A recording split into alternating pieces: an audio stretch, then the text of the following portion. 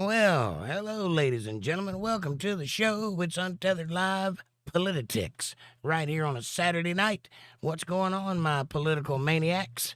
What's happening out there in the real world? What's going on in your mind? Let me know. Conspiracy theories abound. You never know what's going to happen. I have laryngitis, so I'm going to sound like a garbage truck for the remainder of the evening, but that's okay with me. You just hang tight. We'll be right ready. How is everybody? Amanda's here. Looks like she's the only... Oh, Christine's here. Hey, Christine. Amanda, you get the gold star. She says, hi, chat. Good to see you. Hi, how are you, Jake? How you doing tonight? I have laryngitis, so I'm pretty bad. How are you doing tonight?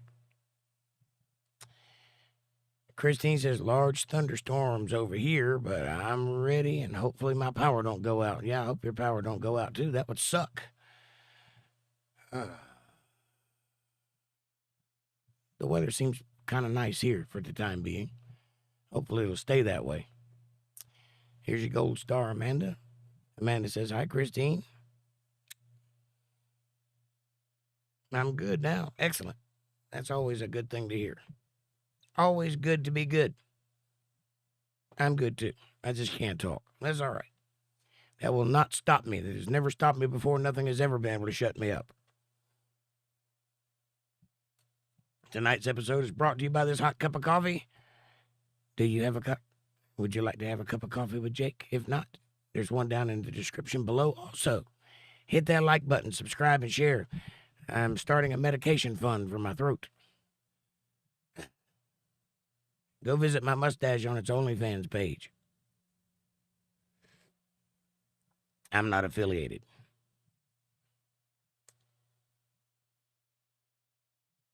Christine says, hi, Amanda. You're always awesome. Yes, she is. Amanda says, oh, thanks, man. Fab Daddy's peeping. What's up, Fab? Good to see you, brother. I'm loving the shirt. Thank you.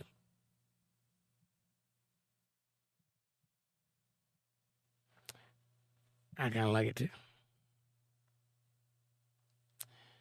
Appreciate it. Fab Daddy says, hi. Amanda says, hey, Fab Daddy.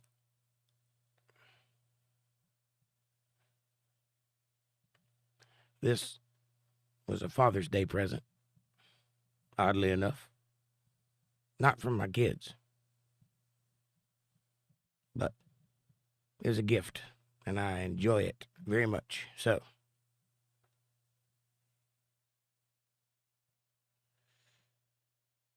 it is, however, it's not thunderstorming, but it is hot as homemade sin right now. Very, very hot. It suits me. Don't I know it?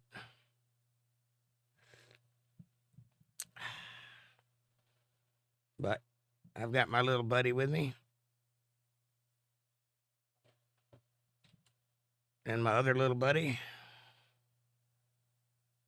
which you cannot see because it's green, weirdly enough. And we'll get through the night one way or the other. So come on in. Take your shoes off. Prop your feet up. It's going to be irreverent tonight. We're going to talk about the Trump-Biden debate coming up in 5 days. Who wins? And also, Louisiana passed a law to put the 10 Commandments back in schools. Where do you come down on that? What do you think about it?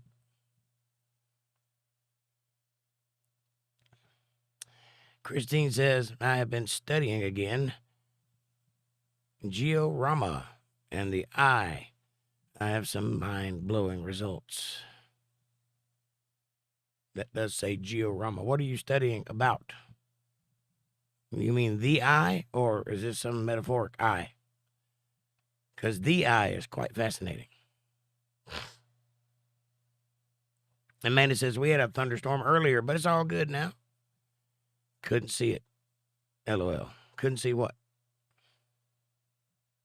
Talk to Christine. She's studying eyes. She can tell you why.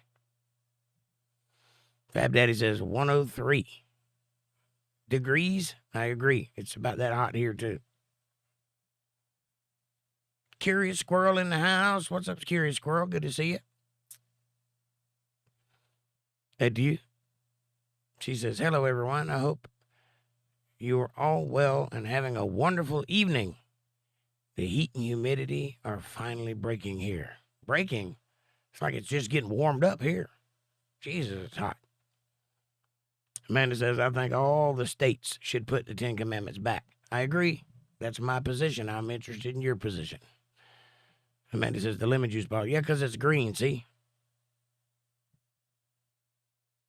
Can't see green things, except for that light right there, which is green.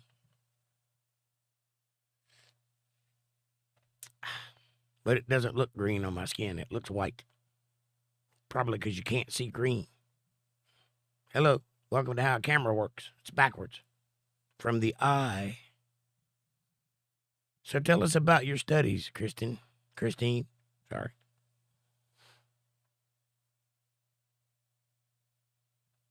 Amanda says, hey, Squirrel.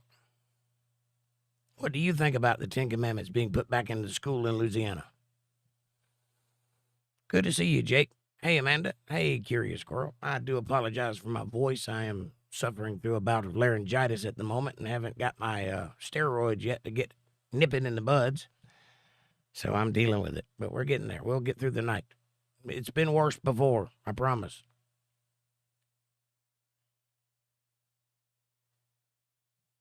Christine says, I think that is a good win in public schools to accept the 10 Commandments. Personally, to re-accept them.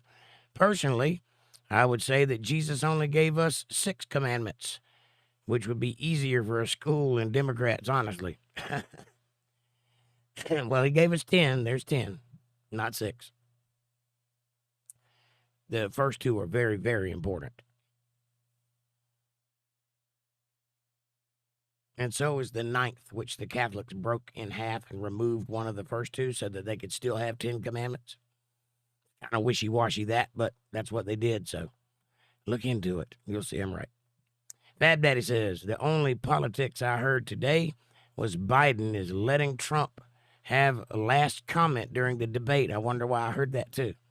I don't know, because I firmly, and yet this is not put, I'm not talking about Republican versus Democrat. I'm talking about man versus man here. Trump is going to wipe the floor with Biden. Easy. Letting him have the last word is the worst thing Biden could do, because Trump's going to say something outrageous and it's going to stick because he's really good at, nicknames and such. And that's something Biden's going to have to live with. I don't know why he would do that. Maybe it was a coin toss thing. Who knows? I don't know how that works exactly. I know who goes first is usually a coin toss. But since it's Democrat moderators on a Democrat television station ran by Democrats supporting a Democrat president, I'm guessing it's stacked against Trump to start with right off the bat. So whatever he can do will be all right with me. Stefan, what's up, buddy? Amanda says, hi, Stefan. Christine says, well, the globe is a different subject than georamas. The real word for georama is an observation post. That is a large built facility, most like who have a map on the inside. Are you talking about like the Keck Observatory? Is that what you're talking about? Or are you talking about like what is it called? Where there's a room in a museum somewhere, and I can't remember what it's called, but they project the solar system onto this spherical room, dome-shaped room, so you can kind of see it in 3 dimensions all the way around you. I can't remember what it's called. Might be another observatory, but I can't remember. Monkey juice. I think that the 10 Commandments in school is pushing someone else's religion on other people with other faiths. Incorrect, sir, and I'll tell you why. I understand where you're coming from. I don't mean to shoot you down immediately, but listen to me. This country was founded on the principles of a Christian belief system. Our laws, all of the laws that we live our lives by, are based on the 10 Commandments. I don't know if you're aware of that or not, but you live in a Christian hemisphere. The Western Hemisphere is a Christian-based culture. That's why all the countries that are Christian-based are considered in the West even though they're not in the West. They're in the Middle East, such as Europe. Anyway, Western culture is based on religious understanding of the law. Now, this is the part where I want you to pay close attention because most people don't realize this. Religion and reality are not the same thing. What I practice in my personal life is my religion. It's a set of beliefs that I run and govern my life by. I also teach Bible on YouTube twice a week. I want you to ask anybody in this room at any time ever, have I suggested that they must adhere to my way of thinking or live their lives by my rules? I have not, nor will I, because I don't teach religion. I teach truth. I teach what the Bible says. That's it. It's not up to me whether you agree with the Bible or not. But I don't give you my opinion unless you ask for it, or unless I'm teaching something and I give my opinion on the subject, but then I make sure you know it's my opinion. The Ten Commandments are not a religion. They are the basis on which our laws are created, the laws that we live by every day. Now, isn't it better to have children learning how to think with those precepts in their mind, learning how to look at the world through that lens, as opposed to atheism, which has got us what we've got today?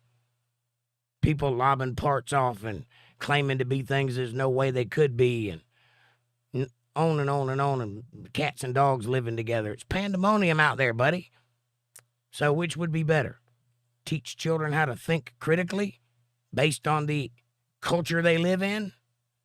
If you're an immigrant and you come to America and you're, say, a Muslim or whatever, you came to America.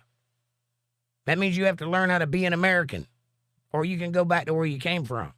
That's called immigration. You immigrate, you infiltrate, you assimilate to the place you're going to. If I moved to Italy, I would learn to speak Italian because that's Italy, not America. Understand? So no, putting the Ten Commandments in school is the right thing to do. It is not a religious statement at all. Putting, say, satanic spells on the walls, that would be a religious statement. Making people be Mormon and wear special underwear to school, that would be religious. Them seeing a plaque with the rules of the world on it, that is not religious. That is purely, simply teaching them how to think real. Tell me what you think about that. I know my chat jumped. Okay. Amanda says, well, Fab Daddy, because Biden can't compete or can't complete a sentence. It's probably why he gave Trump the last sentence. I don't know if that's true or not. They're probably going to have him hopped up on so much drugs that he'll be able to talk circles around Trump. We'll see. Amanda says, hey, monkey. And Amanda says, okay, Joey, a good way to get booted. I didn't even see you, Joey, so you must have been right on top of that one. Send It says, if Trump doesn't insult your intelligence, you never had any. I agree. I agree.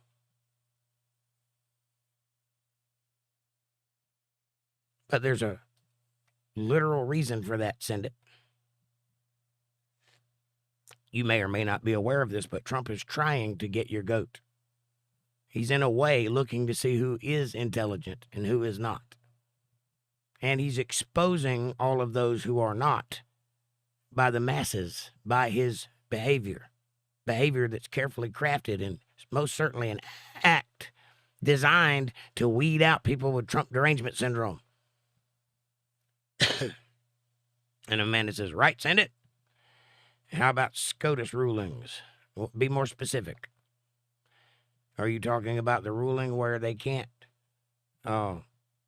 change the basic idea of what a jury is, or the jury has to be unanimous in their vote and they can't do what they did in this case about Trump? Is that what you're talking about? because I thought that was common sense. It's amazing to me that SCOTUS had to rule on that. Yeah, if you get accused of a crime, you should be innocent until proven guilty, not the other way around. And 12 people who are your peers, not peers of a Democratic Party, your peers, people that work with you and know you personally, should decide unanimously that you are guilty before you become guilty and get sentenced with a crime that you may or may not have committed. That's the way the law has always worked, and only now is it not working that way. So that's what I think about that, if that's what you were talking about.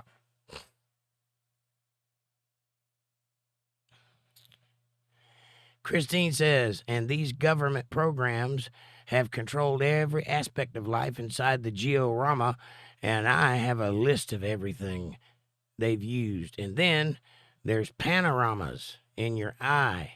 There are ergorama. Oh, I see what you're saying. I understand now what you're talking about, Christine. Okay, that's a little far down the rabbit hole for this discussion. This is a political night, so let's kind of stay leaning that way. However, I will be glad to talk to you about these things because I kind of think something very similar to that, only it's based in science and reality rather than a conspiracy theory. And I don't think that there's a big government organization causing it. I think that that's just the way nature is. I think you have concaved and convexed eyes, and you live in a convex world. Maybe I'm saying the right one. Concaved is this way, convex is that way, right? I can't remember. Anyway, and I think that you see that way too, vanishing points and all. So I kind of think that you're onto something there, but you might be going a little too far with it because it is just the way God designed us to be.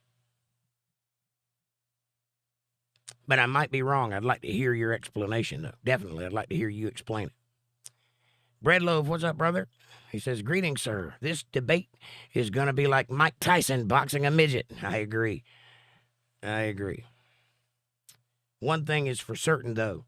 There are two people in this fight, and one of them is wrong. And I enjoy telling them who they are. I think I got grease on my chin. Hang on. Can't tell if that's a shadow or what.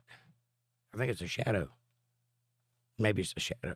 Anyway, I rode my motorcycle yesterday. I probably got grease on my face and didn't even know about it. Yep, it's going to be a title fight, I think, for sure. Amanda says, LOL, Bread. Yes, and hi. And Christine says, Moses gave us the 10 Commandments, the New Testament. Jesus only named 6 commandments, with all due respect. Just go back and count them. It shocked me when I heard it. Well, I can explain that. Because he named the other 2 at another time. All 10 commandments count. God, Almighty God, gave Moses the 10 commandments. He was there personally. It wasn't a vision. It wasn't a dream. God literally stood beside Moses and told him the 10 commandments and then wrote it with his finger in rock for Moses. That was God's handwriting, not Moses's. So, there are 10 commandments. There's a funny sketch in the, what's the guy's name that did Spaceballs? I can't think of his name. Anyway, he did a thing where he played Moses. And he says, these are the 15 commandments of God. And he stumbles and one falls. He goes, 10 commandments of God. It's really funny. You should check that out. That's not true.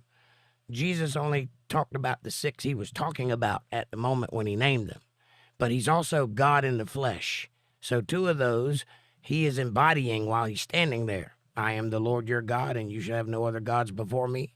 And you should not worship any graven images or statues or sticks or stones. I'm paraphrasing, but that's what they say. So that's probably why he didn't bring him up, because it's him talking. And it would be weird for him to refer to himself in the third person while talking to someone in the second person. That would be strange, which is why it's probably not there. But there are, in fact, from God, 10 commandments. There's actually, in fact, about 256 of them. Last I remember correctly, I might have that number wrong. It might be 306. I can't keep up with them.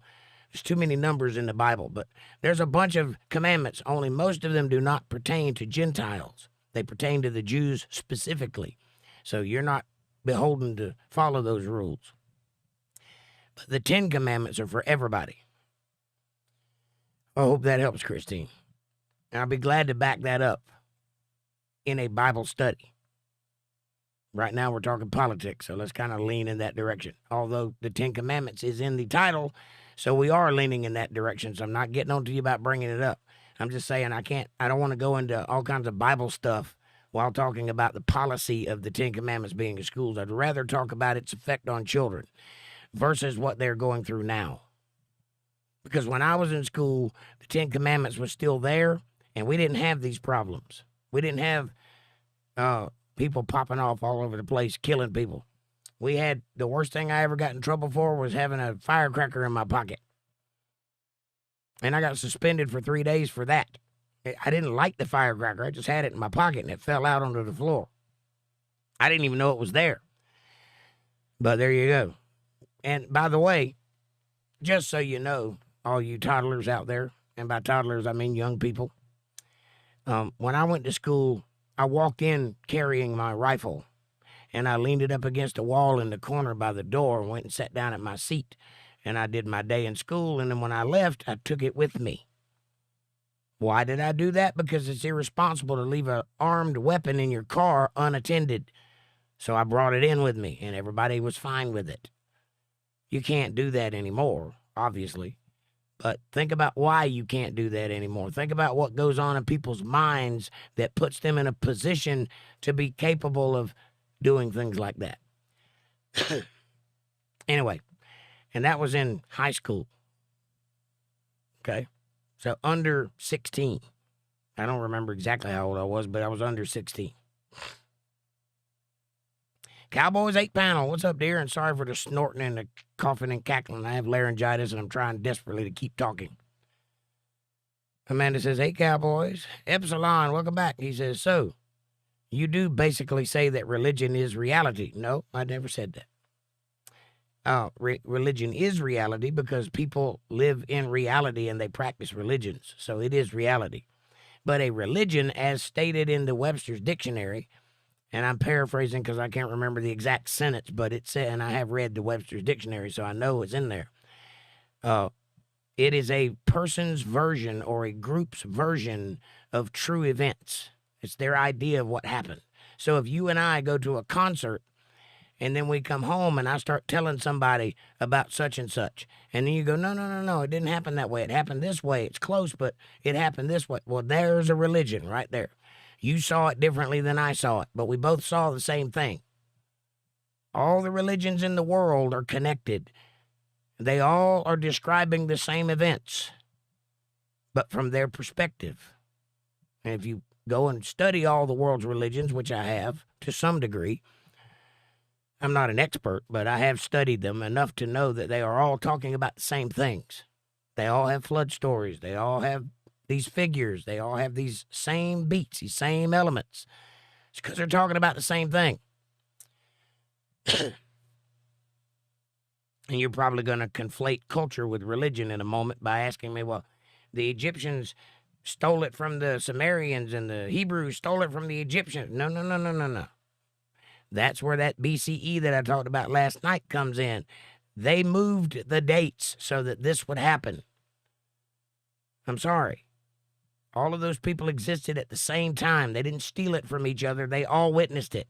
The Epic of Gilgamesh was going on right after Noah, right after the flood. He was of the first generation after the flood. It's right there. Same event. Gilgamesh went to see Noah and asked him for counsel. They called him Utnapishtim, but that's Sumerian for one who survived the flood, or something like that. Anyway, Cowboys 8 panel says, hey, Amanda.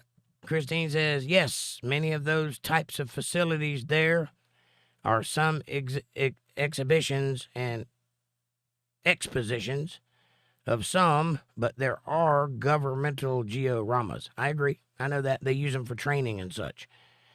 There's also a conspiracy to make you think you live somewhere you don't. Oh, wait, is he fixing to say the earth is flat? Is he fixing to say the earth is flat? No, I'm not. But there isn't a vested interest in making you think that. That is true. There's also a vested interest in making you think it is not flat, globular to be specific. This is what I know to be certain because I've never been out there. I don't have a spaceship. I don't have a tall ladder. So this is what I know for sure. We live on a flat plane in a realm. And no matter how far you walk that way, you'll still be on a flat plane because the earth under your feet is flat. In some places, the whole state's flat. Ask Kansas. Arkansas, sorry. Now, is it actually flat? I don't think so. If I had to guess, I'd say it looks like a piece of gravel surrounded by a sphere of gas. That's what I would guess, because that's what makes sense to me. That's what all other planets are. Why wouldn't the Earth be that way? What? Yeah. The planet ain't round. The gas is. You know, the oxygen and the nitrogen and the argon and the helium and the hydrogen and all that stuff. That's what's round. Think about it for a minute. We don't live on a solid structure. We live on a ground that is covered by gas. Quite a few layers of it, actually. And some even say it goes up past the moon, that there's still layers happening past the moon. I don't know if I agree with that or not because I've never been out there, but it's interesting that they said that. Sexy Cooking says, hamburger helper hand. That's what it looks like, sexy. I'm sexy too, see? Somebody said so.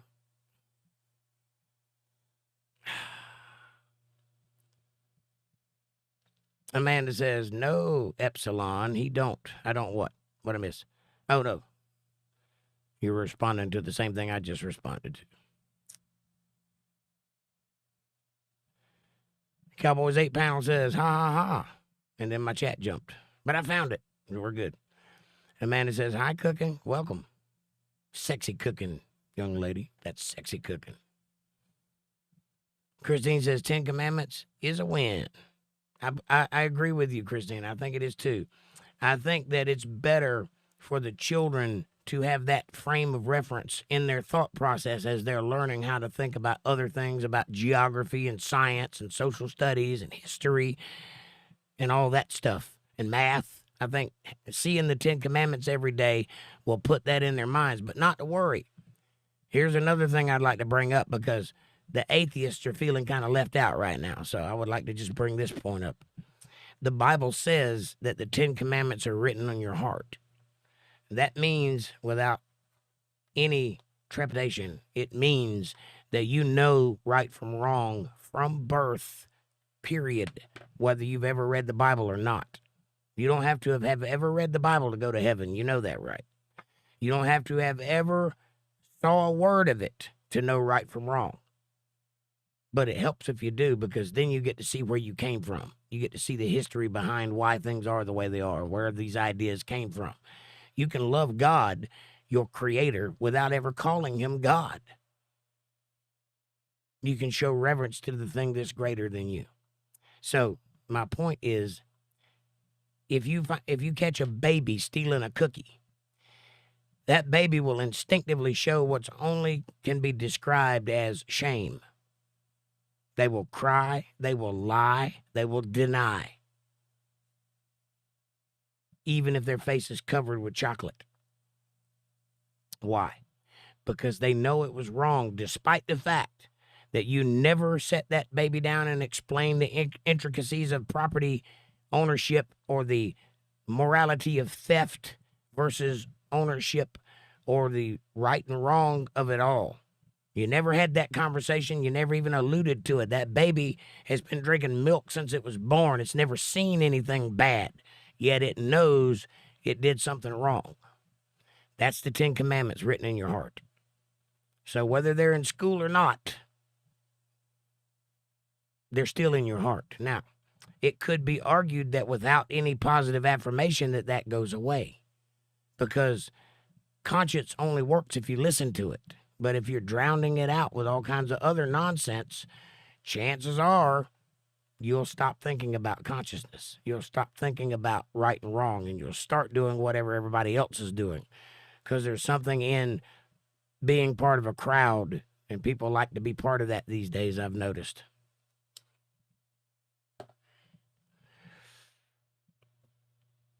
Angelic Spirit, welcome to the show. She says, they should have a series of tests to start off the debate. The first one should be pumping gas. Who can successfully do it? Angelic Spirit, you're not wrong. I think the first one should be a drug test. That's just me. But if they both pass that, I have no problem with seeing if they can do menial tasks like pumping gas. That would be funny to watch.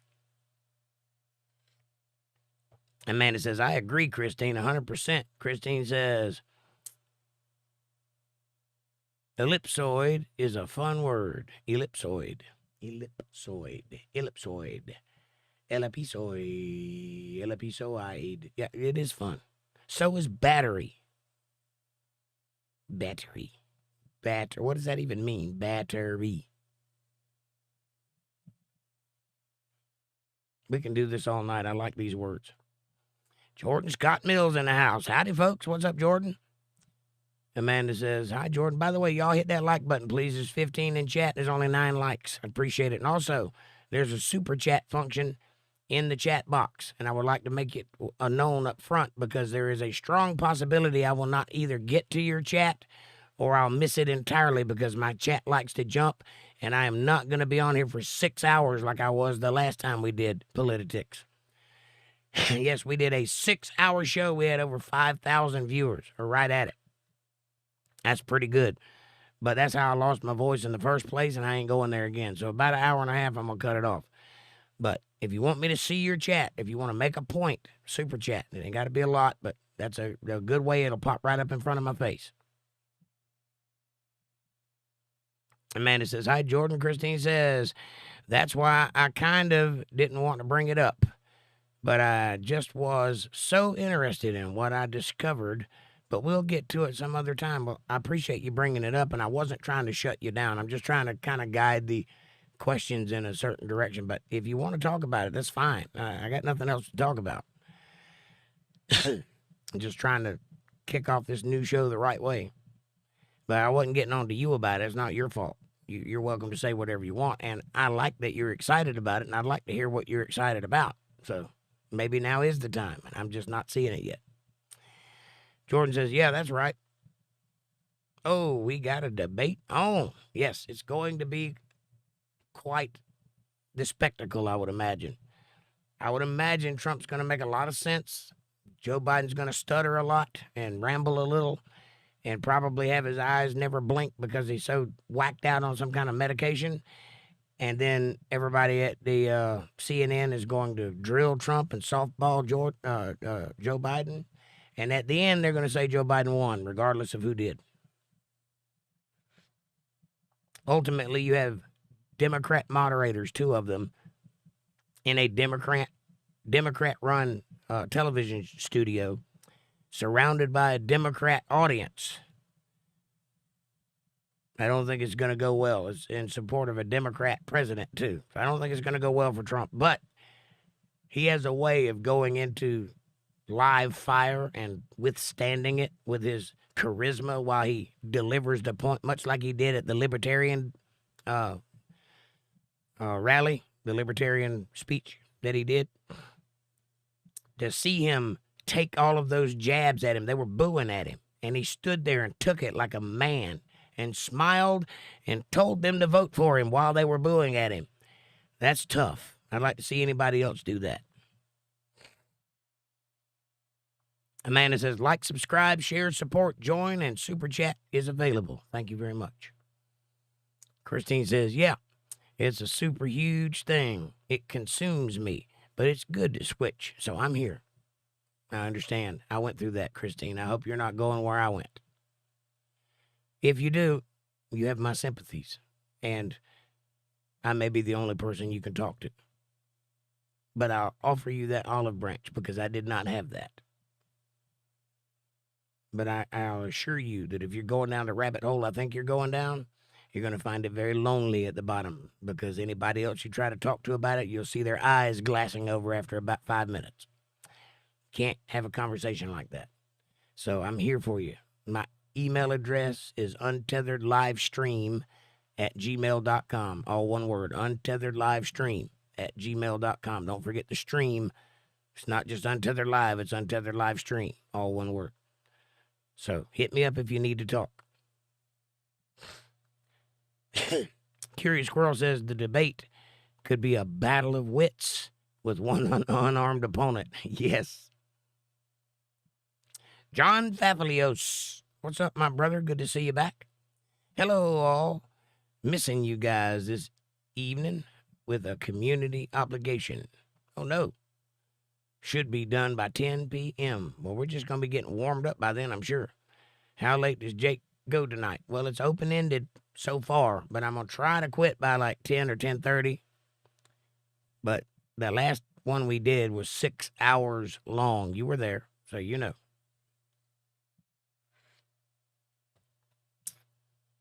But enjoy your community obligation, and I hope it doesn't go too awry for you.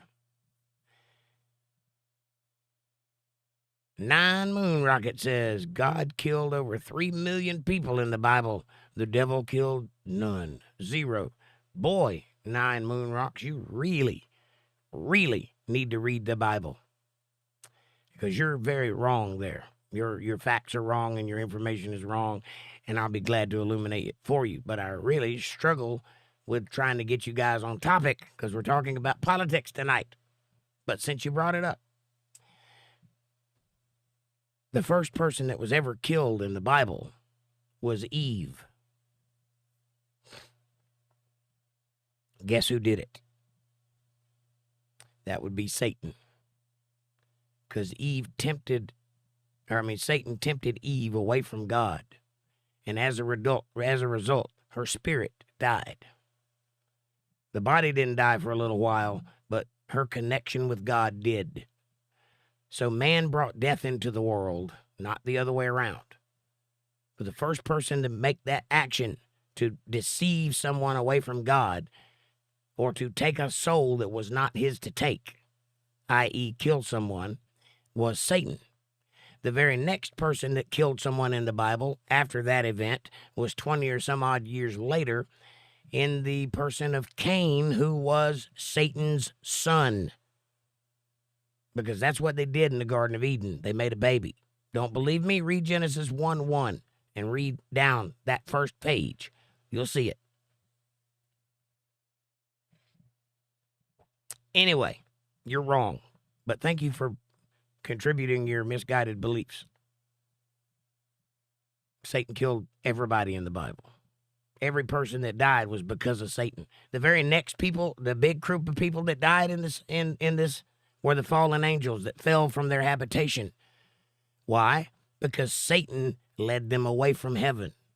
Now, let me ask you something. In the world of spiritual beings, the guy that gives you the spirit and the guy that can take it away from you is the only one that can hurt you, right? Because everything else is just circumstance, pomp and circumstance. Fear not those that can kill the flesh. Fear only he that can take your spirit also, and that would be God. That's murder. But it's not murder because he gave you the spirit. He can take it back if he wants to. It's his rules. You understand? Jordan Scott Mills says, we can't expect God to do all the work. Joshua Graham. I don't know who Joshua Graham is, but I like his statement there. Mel Brooks, thank you, a friend. I appreciate it. I could not think of that name to save my life. Yeah, Mel Brooks's version of the Ten Commandments is hilarious. Wrong, but hilarious. Amanda says, hi, John. And Amanda says, when is Jake going to quit? When his voice gives out, probably. Christine Marshall says, okay, we'll keep it politics today, but we'll have to debate a few topics on your Word of God show on the Ten Commandments was keep the Sabbath day. Do you believe in the Sabbath? Of course I believe in the Sabbath. God said to keep that day holy. That would be the day he rested. And that's the day he appointed for you to rest. Now, the Jews, and I'm using the word Jew as a slang here because I don't want to name all 12 tribes. There are 12 tribes of Jews. I'm using the word as slang. There's only one of them from the tribe of Judah, which is where we get the word Jew from. But I'm talking about all of them. These laws, these statements, these commandments of God were directed at them, their bloodline. Right? It's not for everybody. That being said, the 10 commandments are for everybody. And the Sabbath is one of those commandments. So everybody should observe the Sabbath day, to rest on that day and not try to start anything, try to do anything big. It is a commandment, so it sounds authoritative, and it is straight to the point. Don't do anything on this day. Keep it holy. Christ, who is God, healed someone on the Sabbath day. And when people went and clutched their pearls because he did something on the Sabbath day that was work, he asked them, he said, if my ass falls into a ditch on Sunday, or Saturday actually, we'll get into that in a minute, should I leave it there until Monday? No, because there's some things you have to do. That's common sense. Obviously, keep the day holy, observe it, remember it, know why you're observing it, know what it's about. But also, if you have something you got to do it, because the Bible also tells you to be productive, tells you not to be lazy, not to be ungrateful. So if you got a job to do it. But you should also observe the Sabbath day, as we all do, or should. But yeah, I believe in the Sabbath. It's one of the 10 commandments. The word Sabbath, by the way, comes from the Hebrew word Shabbat, which means to cover, or to, it means refuge or peace or rest or covering, protection, the wings of God, as it were. Interestingly enough. John says, oh my. Well, I'll be back then. Come on back, John. I appreciate you being here, buddy. Marcio Souza says, why are you live? Because I can be. I talk because I can be. I live because I am. There a reason why you're asking? Why are you live? Amanda says, okay, we'll probably be here, John. Enjoy your time. Christine says, I would love to get to the truth of these matters. I was taught that the Sabbath day is a time adultery will debate it in the Bible on Bible day. No, the Sabbath has nothing to do with adultery. Whoever taught you that was incorrect. Adultery is also one of the 10 commandments, but has nothing to do with the Sabbath day.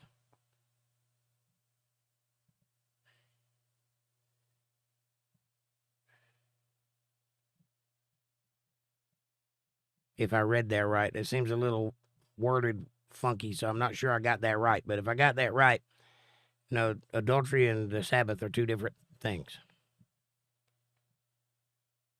And just so you know, adultery means to have sex with another man's wife or a woman with another woman's husband. If you're betrothed, it is not permitted for you to share. It does not mean to have sex out of wedlock. That is a different thing. And that societally is frowned upon, having sex outside of wedlock, but it's not biblical. Matter of fact, the very first words God ever spoke to mankind, you'd think that'd be kind of important, right? The first thing he ever said that we heard was have lots of sex and fill up the earth and subdue it and make it yours. Make lots of babies. That was his first commandment. Think about that. And at that time, you could bang your sister and it'd be okay. You can't do that anymore because once Moses wrote it into law, it became law. And now you can't do that.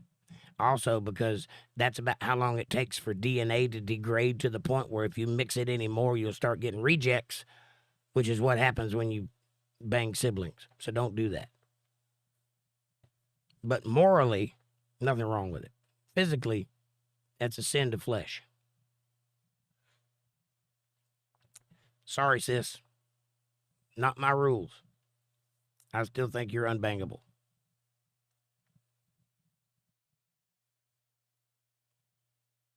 Jordan says, that is such an 80s thing to do, have a firecracker. It is. It was the 80s, too. It might have been the 70s. It might have been 79. I don't remember. Christine Marshall says, I agree. Thank you. Marcia says, do you believe in dog? Absolutely. I've seen dog with my own eyes. He barked and everything. You want to start the Church of Dog? Be my guest. But I don't need to. I've seen him in the flesh.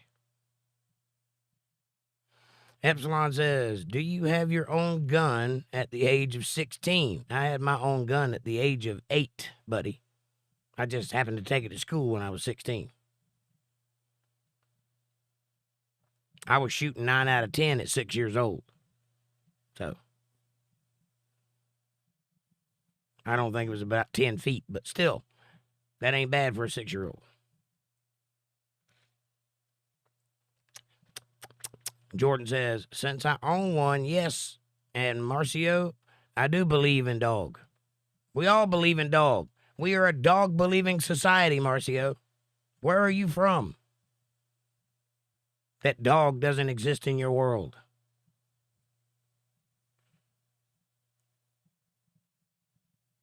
Marcio says, I have an air gun collection. Excellent. Are they good ones or crappy ones? Because they make really good air guns. But they're expensive. Christine says, I don't want to mention this. Please do. But I have a feeling that Biden may bring this up, so I will tell you. Please do.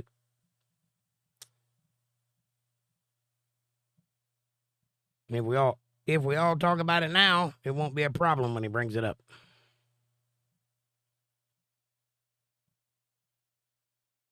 Sorry, my chat jumped. I'm trying to get back up to it. John says, I recall my mother teaching us about Gilgamesh. Gilgamesh was a real person. There's tablets of his exploits in museums now. And some of it, the Epic of Gilgamesh, is quite a good read. Very interesting and very similar to Noah's thing. Now, why?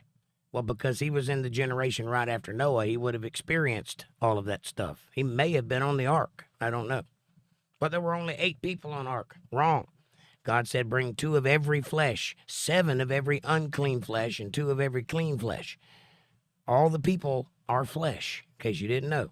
Pinch yourself if you don't believe me. So they were all there too. 2 of all of them.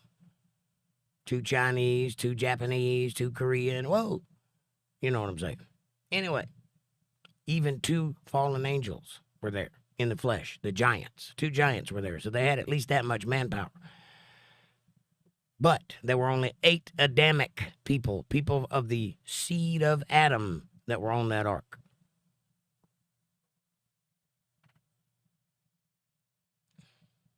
Christine says, Elon Musk revealed Wuhan Labs data that called them and asked them what was the worst issue during COVID. And Wuhan told them that 80% of all the people hooked up to ventilators died by the ventilators, not COVID. Well, I already knew that. That's not a secret. Yeah, I already knew that. From day one, I was telling people, don't you, if you get sick and you have to go to the hospital, don't you let them put you on a ventilator. You will not come off of it.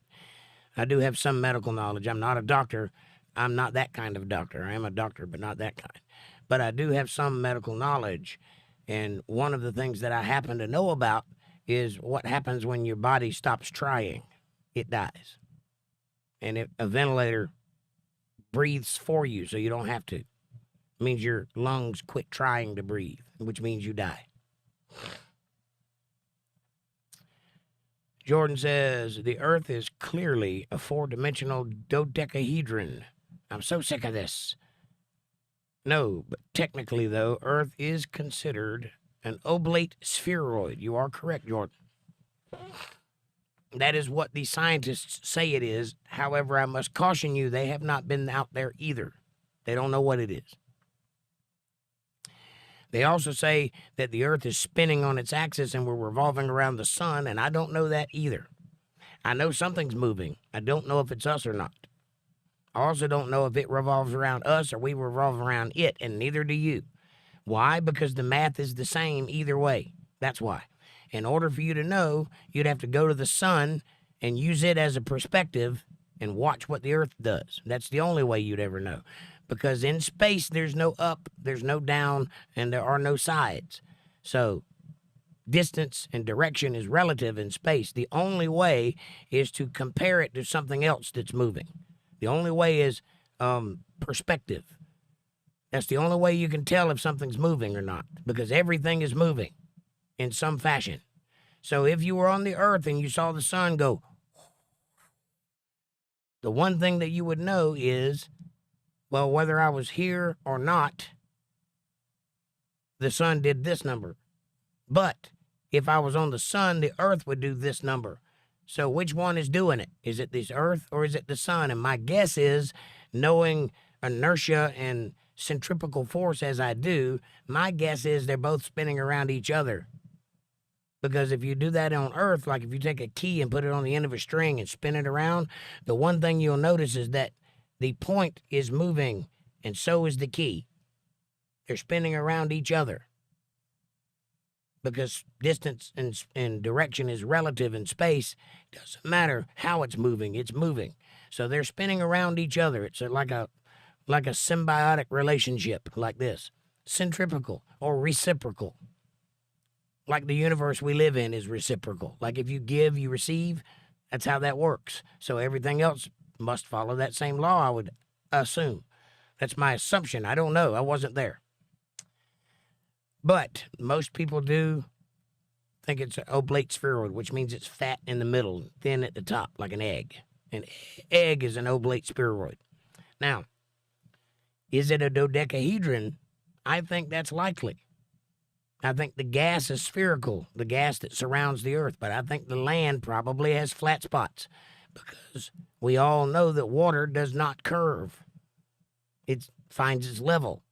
You can't explain that on a round Earth. And the reason you can't explain it on a round Earth is because water does not curve.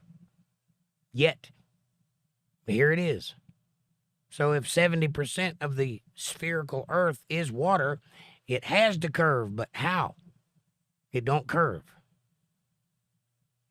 So the only answer I can come up with that makes any logical sense is the ground you're standing on relative to the center of the Earth is flat. And no matter where you are on the Earth, there that ground is relative to the center of the Earth, it's flat. See what I'm saying? Does that make sense? I don't know how big that circumference is. I don't know how far it goes. But I know where you're standing at is most definitely relatively flat.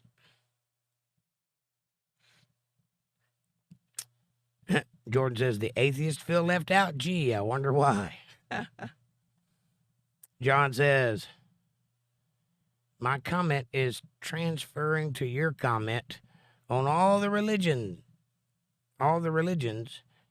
recording the same flood and biblical events. Well, I think they did.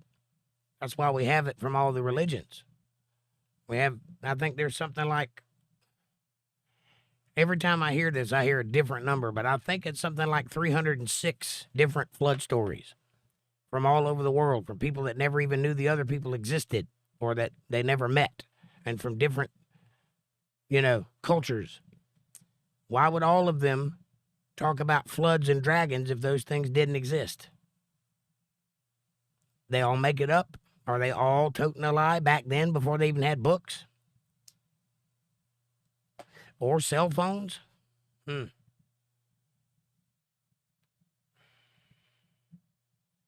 John says, John, thanks for subscribing, Epsilon. I appreciate you, buddy. Christine says, and 8 months before this, Donald Trump scrapped the position and never mentioned it again. King of ventilators. That's a lot of dead people that did not die in vain. We were misinformed. You're right. But here's the thing you might be missing. He was too.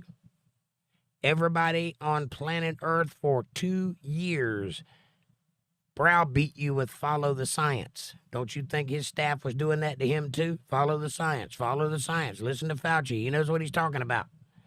I would have done the same thing in his position had I not known any better. He's a real estate guy. He builds skyscrapers. He don't know anything about ventilators. I don't hold it against him that he made them available. Do you? Nate A., good to see you again. He says, good to see you, bud. Glad you're back, buddy. Good to see you. Amanda says, hi, Nate. Christine says, everybody makes a mistake. We were told to make ventilators, and we became the best at it. And what the best quality ventilators we have to learn from our mistakes and keep these people in our prayers. That's all you can do, Christine, is pray and hope that the Lord works it out, because we can't. Obviously, we're flawed. Obviously, we make bad decisions, and we always have. It ain't a new thing. And it ain't specific to any one president. What's up, Caucasian Sasquatch? Good to see you, my brother. Hey, everybody, hit that like button. There's 18 people in chat, and there's only 11 likes. That math don't add up. Come on now. I'm working hard over here, and I'm sick, too, so at least give me a courtesy thumb.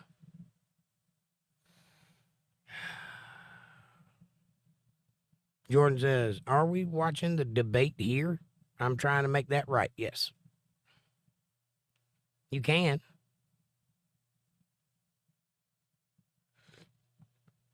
I was going to bring that up a little later. Do you guys want to watch the debate here? Because if so, I'll go full screen, and anybody that wants to join can join. It'll be less crowded in here. And if you want to watch it after the debates, then I can download it, and we can stop it and discuss it while we're going. But if you want to watch it live, I'll just have to put it on and make a comment every now and then. Like Steven Crowder does. Make it hard to understand what's going on when he's talking. But we certainly can. I'd like to do that. I'll be here covering it one way or the other. Amanda says, hi, Squatch. Caucasian says, still alive? Give me a second. Hi, Amanda. You're still going, are you? Christine says, I would totally love an olive branch. You got it. It's yours. UntetheredLivestream@gmail.com. Olive branch. And there it is right below you there. Amanda says, here's the email address. And thank you, Amanda. I will get that on the screen eventually. I have it in my other show, but I don't have it in this one yet. Dennis Bigfoot. Hey, Jake. What's up, Dennis? Good to see you, brother.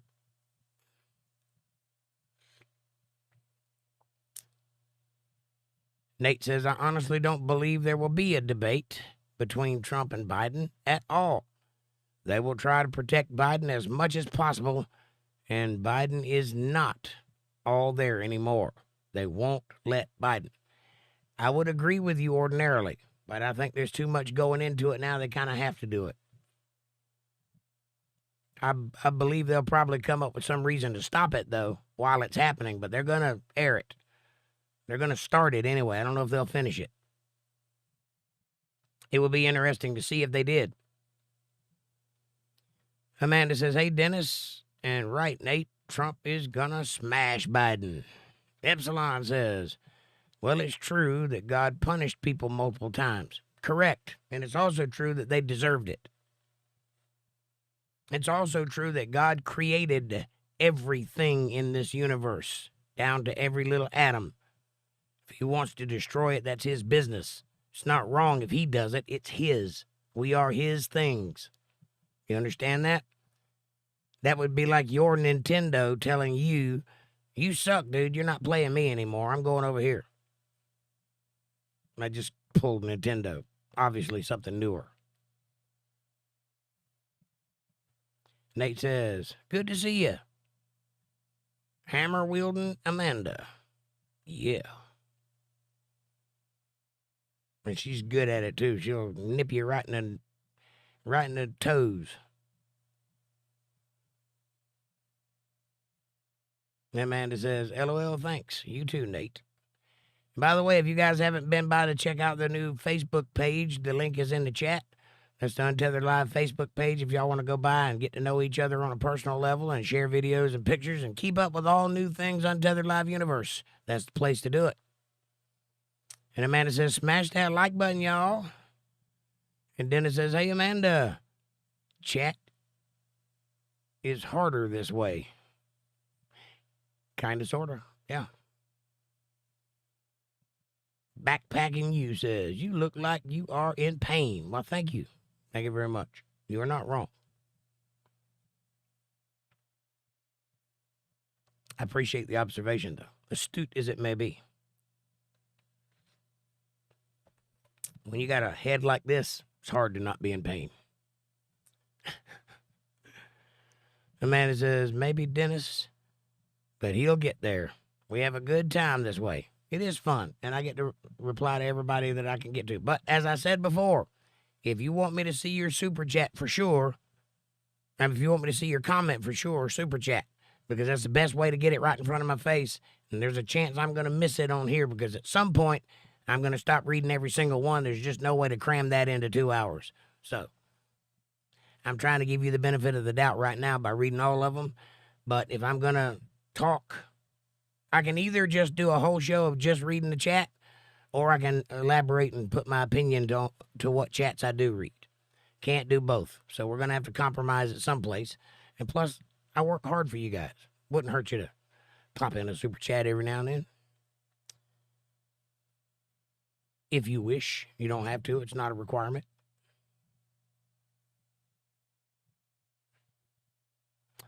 Dennis says harder. Harder. To that I say deeper, deeper.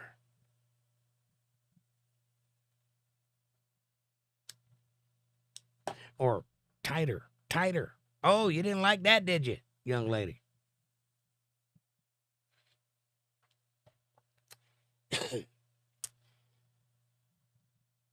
Amanda says, and surprisingly, the chat is moving slow so far. Yeah, it's kind of a slow night. We're only 333 views in at 9:30. Where's everybody at on a Saturday night? Terry, welcome to the show. He says, we are married to God. We commit adultery when we leave God. Metaphorically speaking, you are correct. They use that analogy in the Bible, and they call you the bride. And so metaphorically, you are the bride of Christ. And if you go a whoring around, they use that metaphor too. God punishes you, which is why so many people got punished in the Bible, Epsilon, is because people went to whoring around when God gave them everything. God's a good husband. He gave you everything. You don't have to do nothing except love him. That's it. He gave you everything else. That's why the analogy works. And you are the one that will not commit and do what you're supposed to do. Wash the damn dishes already.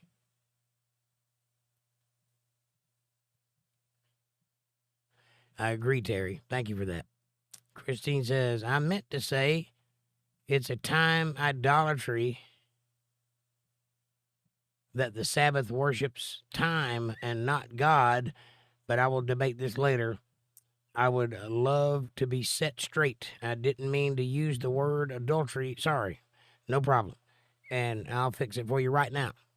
If you can show me in the 10 Commandments where God suggests that you worship time, I will agree with you. Otherwise, he said, keep the Sabbath and observe it. Don't do any work on that day, metaphorically. He did not say to worship it. So it's not time worship, it's just time observance. And there's nothing wrong with observing time. You just don't worship it. Don't make time your God. John says, so in other words, don't bang siblings. Correct. Yeah, it's not a good idea. For more than one reason. Also, it's gross. Just gross. Don't put that finger in there. You don't know where that finger's been. Amanda says, right, John. Chat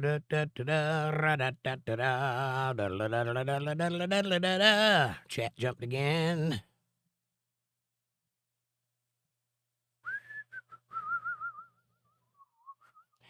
William says, burning the tires. How are you?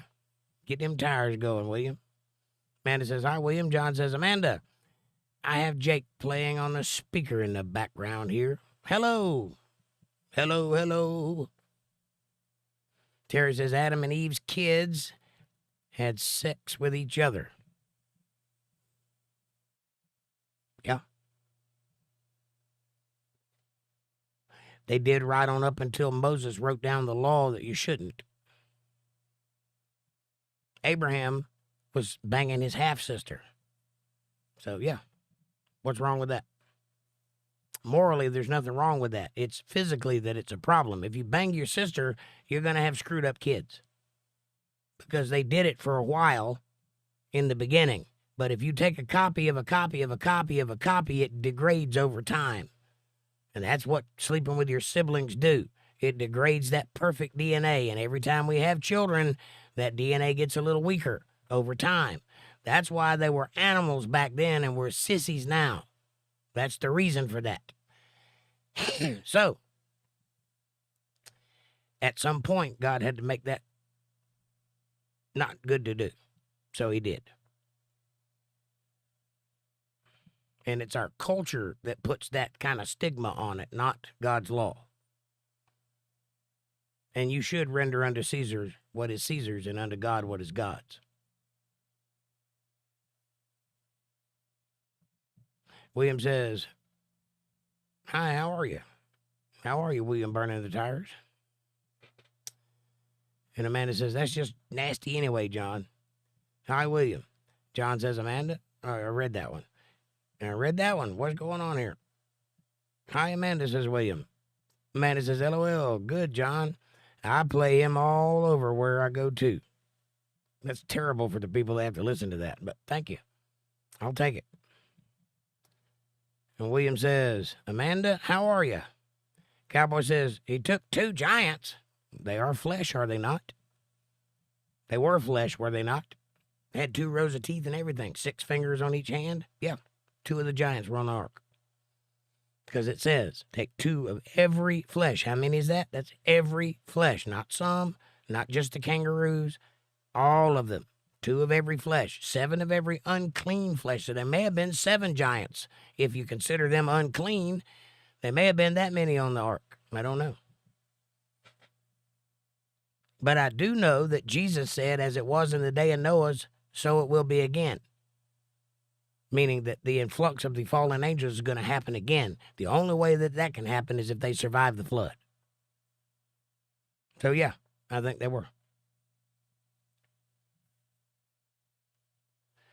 Amanda says, I'm awesome, William. Thanks for asking. How are you tonight? And William says, I'm well. Thank you for asking. Good to hear, says Amanda. Terry says, this world is the hell God is talking about. God never mentions hell. I see gnashing of teeth now. I see fire and brimstone now. You're not wrong there.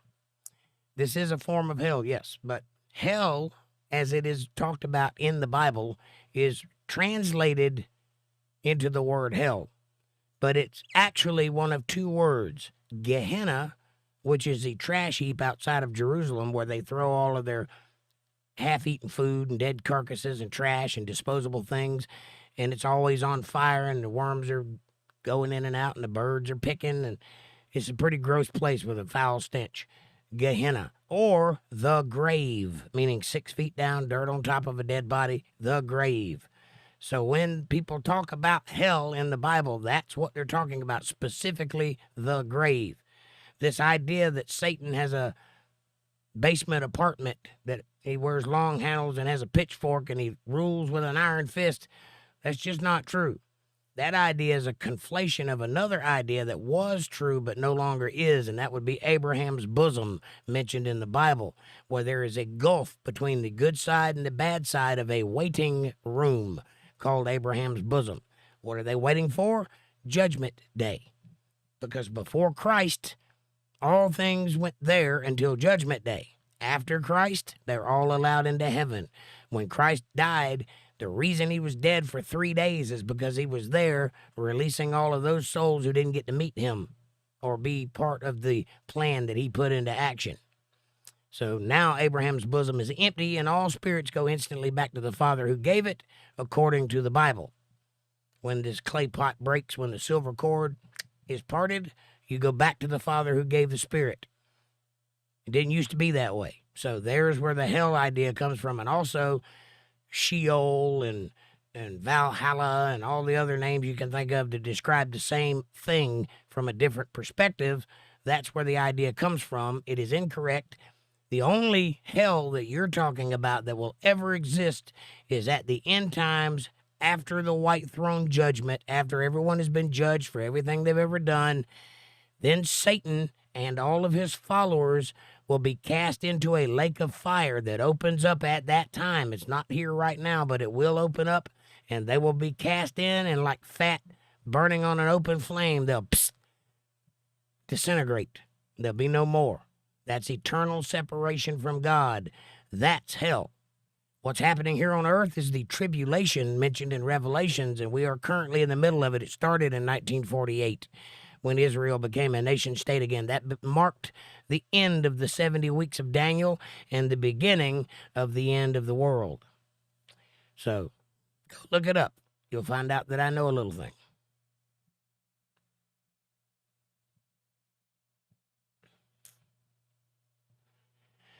But yes, there are weeping and gnashing of teeth right now. But if you think this is bad, when Jesus puts his feet on the ground, you wait and see what people do then. Because then there won't be no more question. They will see him. Every eye will see, every tongue will confess, and every knee will bow to the King, Almighty God. Believe that. I don't know why I don't just have a religious channel.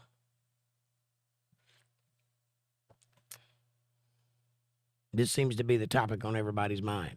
Hell with the debate. Let's talk about God. William says, Amanda, I like your picture. Ooh.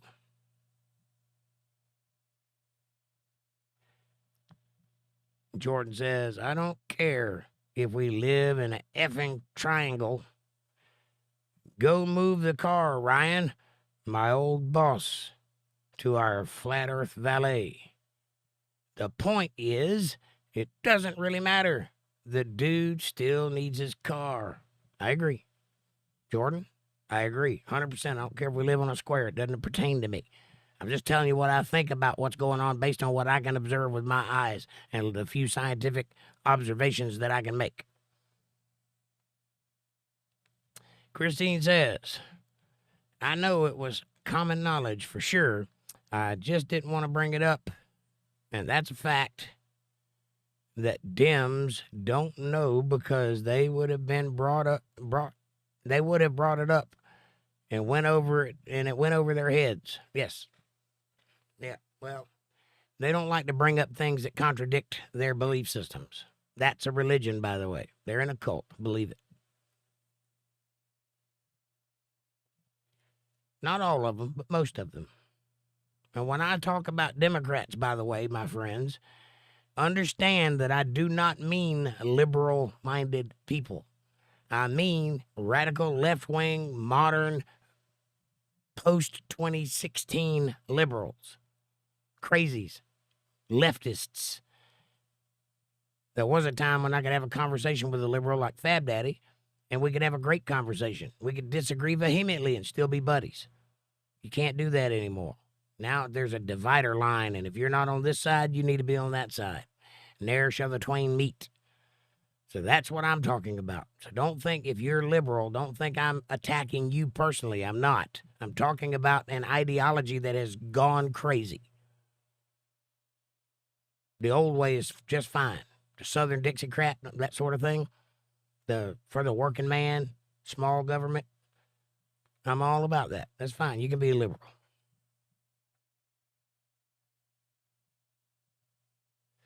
What about God set the foundations of the earth and made it immovable, says Dennis. Well, to that I would tell you to try to move the earth and see if you can do it. He did say that he put the earth upon 4 pillars. What are those pillars? Air, wind, earth, fire. 4 pillars. Now, he also said that I hung the earth in nothing, meaning there's nothing around it, nothing under it, nothing above it, nothing on the sides of it, nothing. And then he said I did that to confound the wise because they can't figure it out either. So, yeah, he did make it immovable, and it doesn't move. It is where it is. That means that according to the Bible, all of that stuff up there is moving around us, not the other way around. We are certainly not hurling through space at 66 million miles an hour. Because at the very least, at some point, maybe the scenery would change if that were the case, and it does not. Amanda says, thank you, William. I do too. And William says, are you single, Amanda? Because I'm kind of randy and I'd like to get up with you. What's your number? I've been really trying, baby. Trying hard to find a way. Get her, William. Put that charm on. See how far you get. Amanda says, Dennis, immovable as in it can't take off its resting spot. I believe. I don't know for sure. Ask Jake. That's why he's talking. And then it says, I knew I heard something like that. It does say that. But I don't think pillars is what we imagine it to mean. I don't think Menzies said it on 4 pedestals sticking up out of nowhere to hold the earth in its flat plane. I don't think that's what it meant.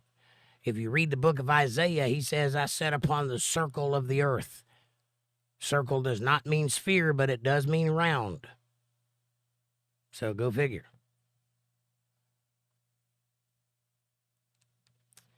And Amanda says, no, William, I'm happily committed. Oh, you shot your shot. Sorry it didn't work out, William, but I appreciate you trying. Thank you. Come again. Hunter Couts says, my dino chicken nuggets just got done. I'll be right back. I remember you, Hunter. You're the guy that put the kibosh on my man and dinosaurs lived at the same time. I remember you well. Thanks for being here. What about dino nuggets? How do you explain that, genius? You got me. I'll give you that. William says, bye. Bye, William. Good luck on your mission. May you get laid soon and make babies. Amanda says, bye, William. Come back now, you hear? This is too funny. Christine says, yep, Donald Trump was definitely misinformed. That's why I said 8 months before he became aware of it, because he stopped right in that moment. Yep, there you go. He did learn. And I think that he learned enough that if he becomes president again, he'll be able to avoid some of those pitfalls. Unfortunately, I think that the corruption goes way deeper than even he thinks it does. And I don't think you can get away with that at all. I think that when the world wants you to do something the way they want you to do it, you're going to do it. Or they'll slide a little folder across the desk with a picture of JFK on the front and say, open that folder, why don't you? And Donald Trump will say, okay, but who are you again? Where did you come from? Oh, looks like I'm going to do whatever the system wants me to do, because that is terrifying. So I think that's how it really works. That's my opinion. I don't know what I'm talking about. Listen to YouTube. They censor me all the time. John says, Jake, the simplest resting state for all matter is a sphere from droplets of water to cells. I agree. It's also the strongest because a sphere is much stronger than any other shape. However, that's also what science says. Do you have any evidence of that? Are there any spherical mountains or lakes or water droplets for that matter? Because the last time I looked, they looked like teardrops, not like spheres.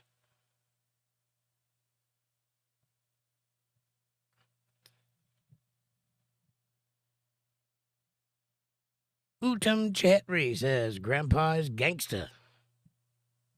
West Side. I'm not a grandpa, though.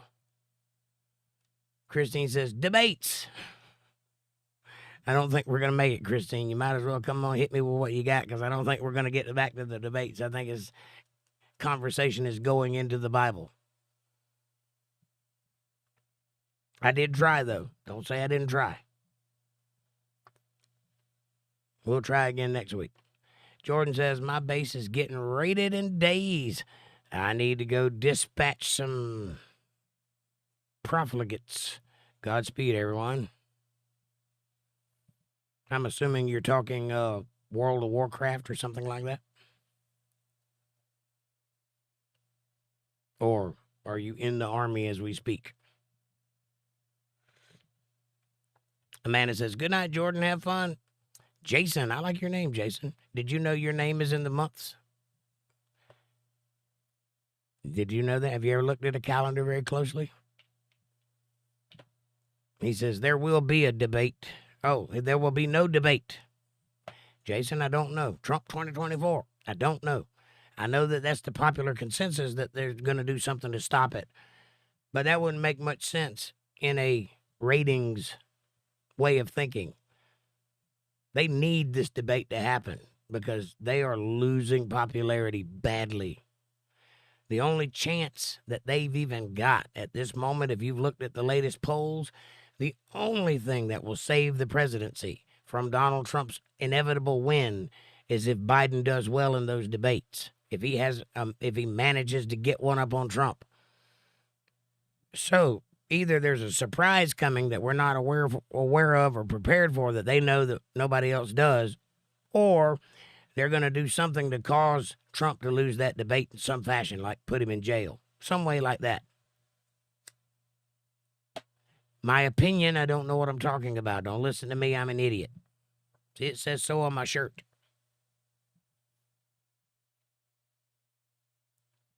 By the way, July, August, September, October, November. Jason. Now you live with it.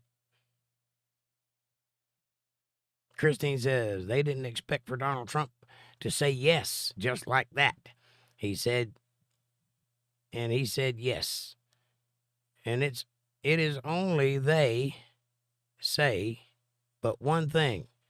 Trump said, all I want him to do is take a drug test, and we'll see how jacked up he is. Yeah. Yeah, they listed a whole bunch of things. It's like, I can't remember now. I said it on one of my podcasts, but I think it was like 14 things that they listed. It might have been 14 pages. I don't remember now. It was a lot, though. They listed a whole bunch of rules, and Trump was like, sure. They were like, what? I didn't expect you to agree to all of this. He said, sure, I'll do it, whatever. Name the place, name the time. But I have one request. They can't say no because he just agreed to all of their requests. So what's your request?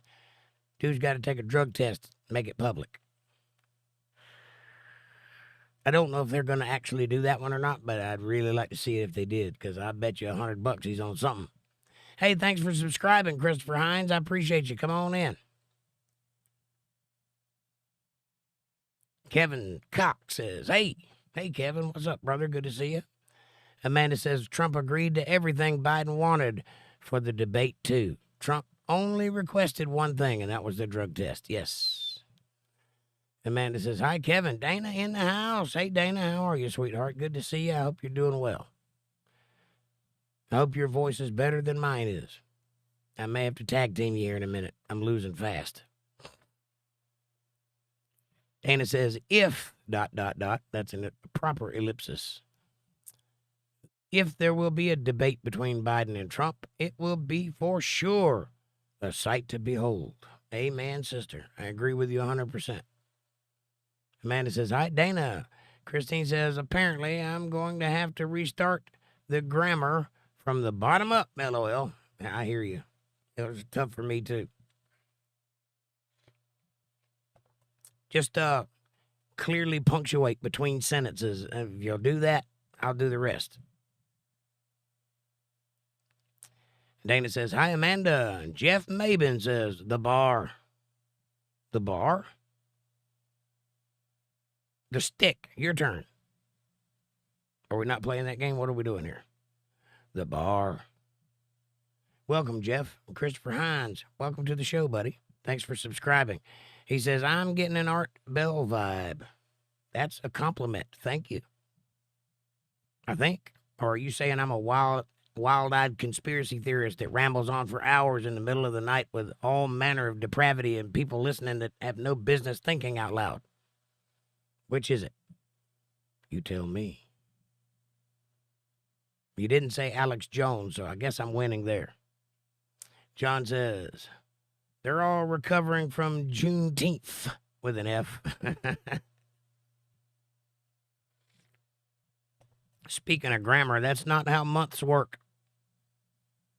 And Amanda says, be respectful, please, y'all. Whoring around, says Jeff. Why, thank you. Don't do that. It's bad for your spirit. Dennis Bigfoot says, it acts weird, too. It just shrank to a thumbnail. I wasn't even touching it. What are we talking about, Dennis? Are you playing with your thingy again?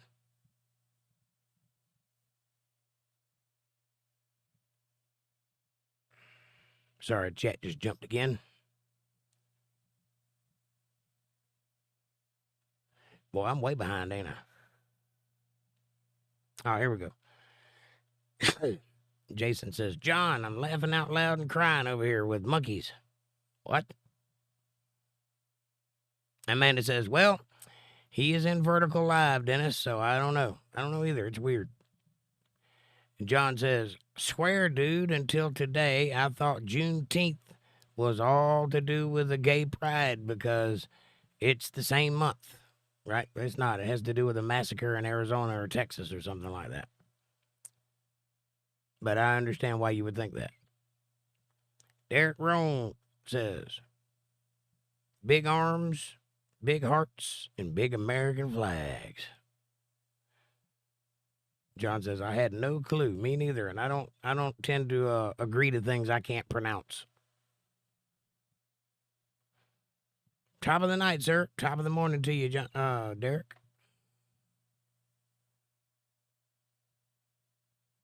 Dennis says, yes, he is, Amanda. Thank you. Amanda says, LOL, John. Hi, Derek. Derek's crying, laughing. Top of the morning to you. Have a cup on me. A cup of cheer.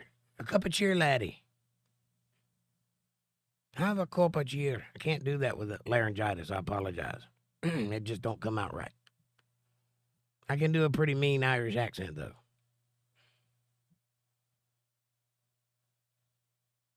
Christine says, my belief is time is an illusion of the devil matrix.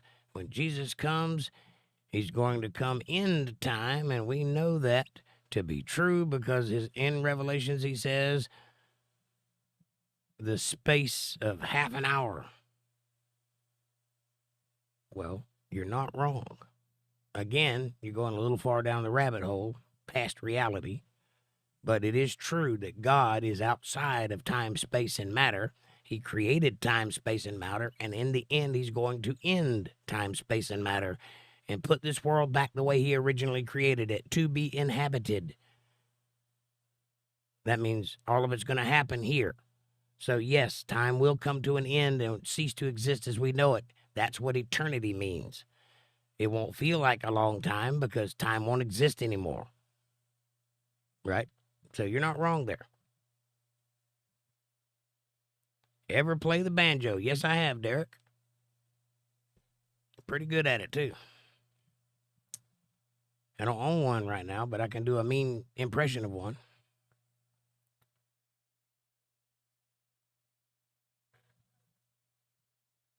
And Christine says he did not say the time of a half an hour, so we know that time ended already. Not true.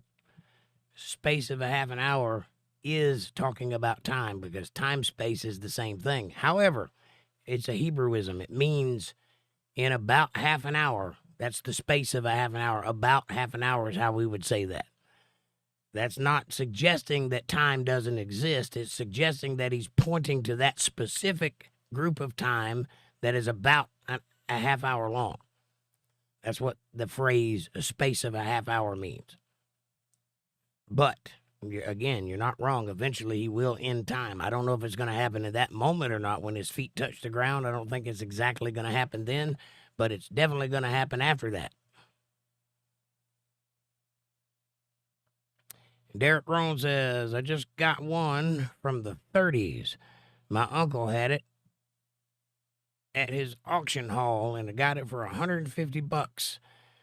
I saved.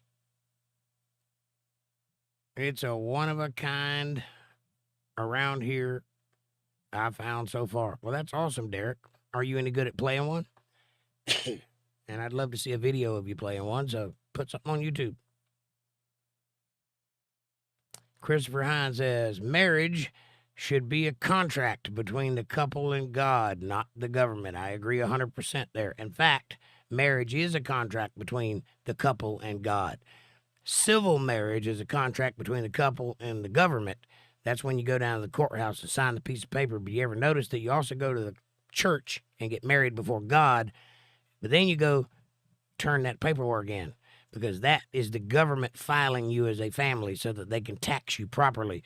And that should not be a thing. I agree with you 100%. But if you and a woman get married in the eyes of God, meaning you make a commitment to one another, you spread your skirt over, you had sex with her, and you've decided that this is the person I'm going to love, you are married. That is your wife in the eyes of God. You don't have to get married through the state. You can do it right between you and God. Of course, she can't make medical decisions for you, and she's not going to get your estate when you die, but you'll have autonomy. You'll be a sovereign citizen with no rights. But I agree with you. Draco, your name means dragon. 7 of the clean. Thank you.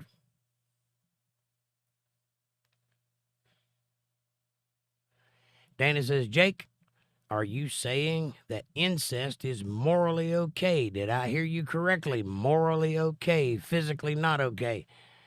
I said morally there's no issue with incest. It's not okay because our culture deems that to be a disgusting, vile act to have incest.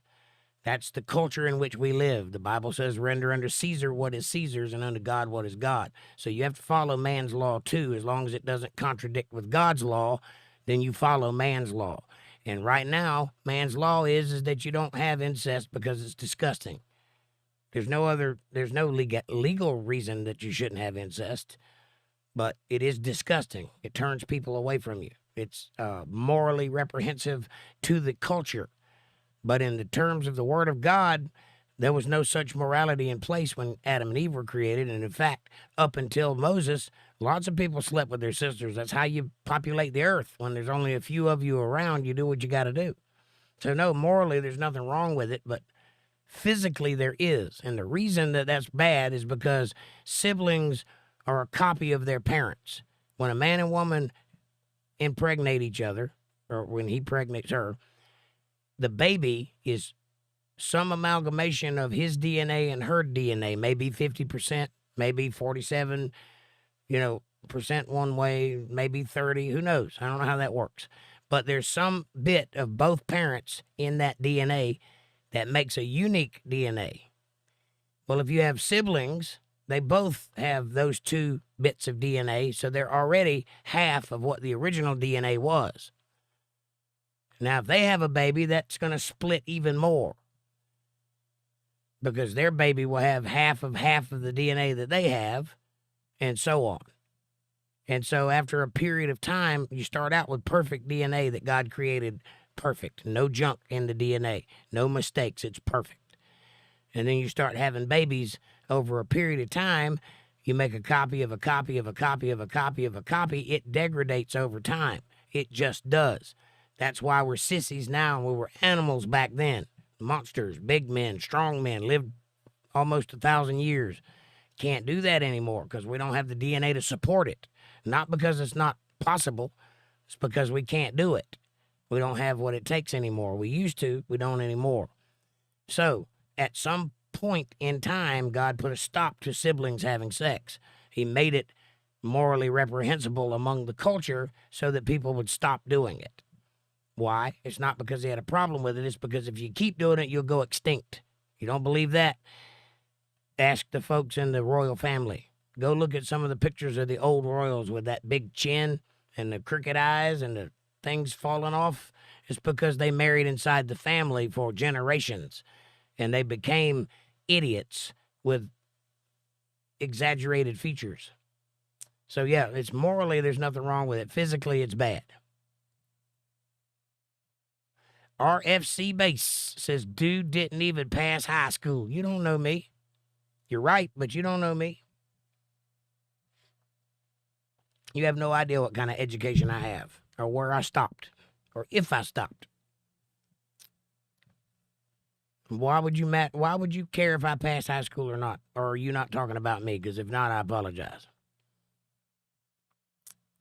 Amanda says, Dana, I think he was referring to biblical times. I'm referring to all times, yeah.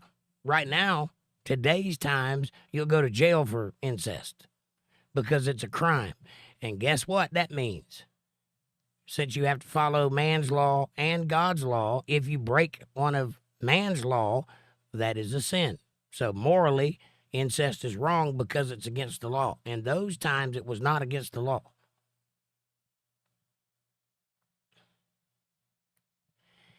Christine says, I also believe that time is an illusion and reality is also a part of the matrix of Lucifer. Well, Lucifer doesn't have a matrix. He's a literal prince over the air. This world belongs to him. And yes, time is an illusion because it's relative.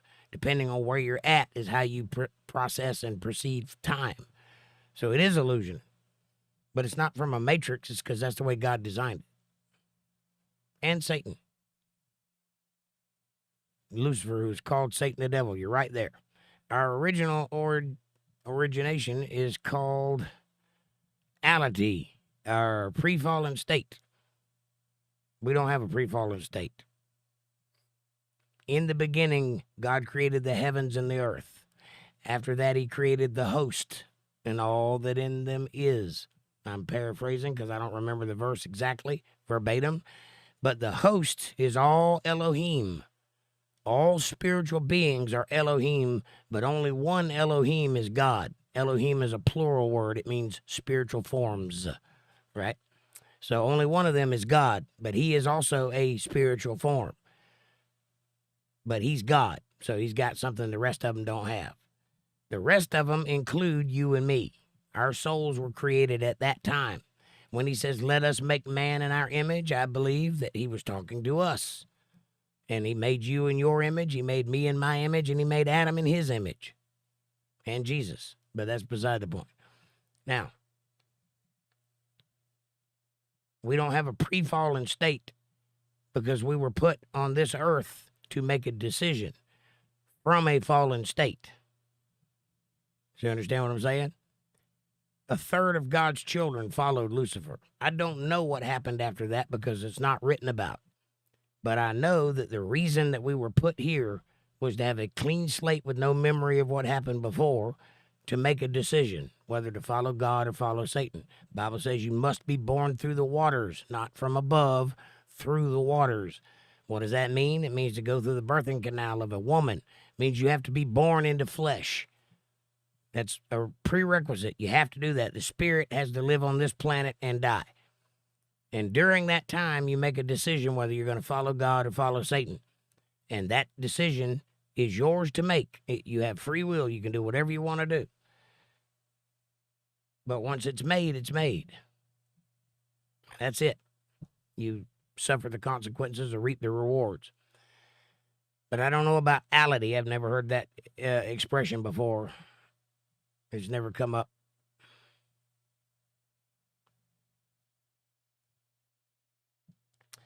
Travis Joe says, truth. Thank you, Travis. Terry says, this world is the kingdom of God. That is correct, Terry. Only It's not yet met its full potential, but it will. New Jerusalem is coming here. God is going to rule from here. Jesus is coming back here. All things happen here. We're not going somewhere else. We're going to be here. Christopher Hines says, Sheol. Yeah, I mentioned Sheol a minute ago. Terry says, this world is the hell God is talking about. No, it's the kingdom of God. The hell God's talking about, if he talked about hell, which he didn't, he's never mentioned hell, but he did mention the lake of fire that will open up in the end times when he casts the devil and all of his followers into it. Now, I personally can't imagine it staying open. I know everybody will see it happening, but I don't think it'll stay there forever, because that wouldn't be very heavenly to watch people burning for eternity and screaming and hollering in pain. That wouldn't be very heavenly at all. So I don't think it's going to stay there. I think they'll be destroyed, and then that'll be that. Be the end of that evil. The evil that free will caused. Free will that is required to love God. So it's all part of a big plan that's been put in action for a long time. Christine says, the world is the kingdom of Satan. God so loved the world, God's kingdom, is heaven, which comes to earth, not the world we have to clean ourselves up first or be cleansed by the blood of Jesus, the word. Well, you're right there. Satan does run this world. He is the prince of this world. And he is in charge down here. But one day, God's kingdom is going to come back here. Now, heaven, notice that sometimes in the Bible it uses a singular word, heaven, and then sometimes it uses a plural word, the heavens. You go through Genesis, it's a good study to figure out where those differences are.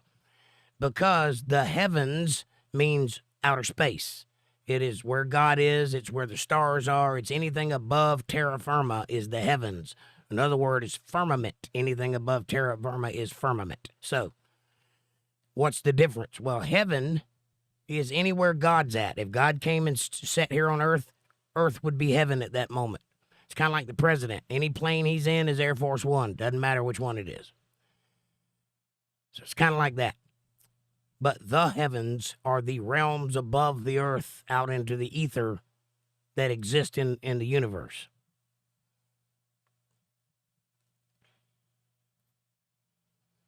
And yes, this earth will have to be cleansed.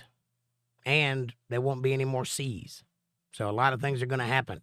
Read Revelations. It's quite terrifying as to the stuff that's going to happen before all of that does. This world will be tried by fire. This world will be pummeled into ash and then rebuilt from its ashes. Metaphorically speaking. That includes us.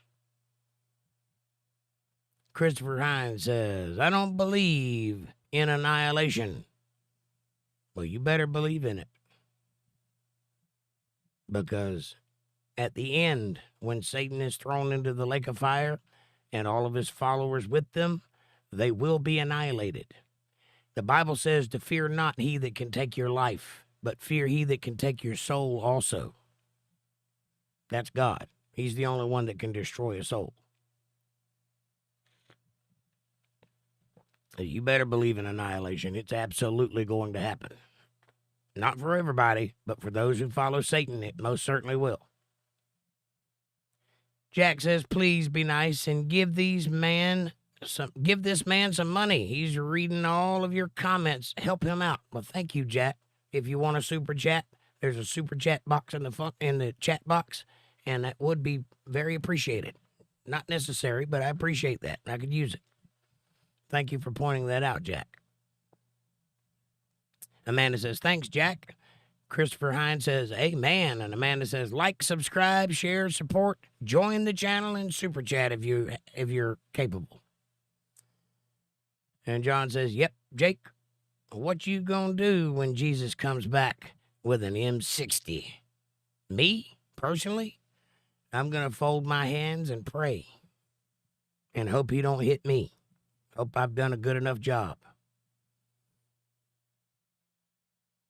I call them Democrats, Jake. Yes, they are Democrats. It's so hot in here, my hair is sticky and itchy. That's better. And Ben Duel says, I agree. 100%. Thumbs up. Thank you, Ben. Terry says, God told me this life is the hell he's talking about. Well, Terry, I would caution you to read the verses about taking the Lord's name in vain. Because what that means is to claim that God told you something that he did not tell you, or claim to be doing something in the name of God when it is not in the name of God. That is taking the Lord's name in vain. And that's one of the 10 commandments. Thou shalt not take the Lord God's name in vain. Don't do that.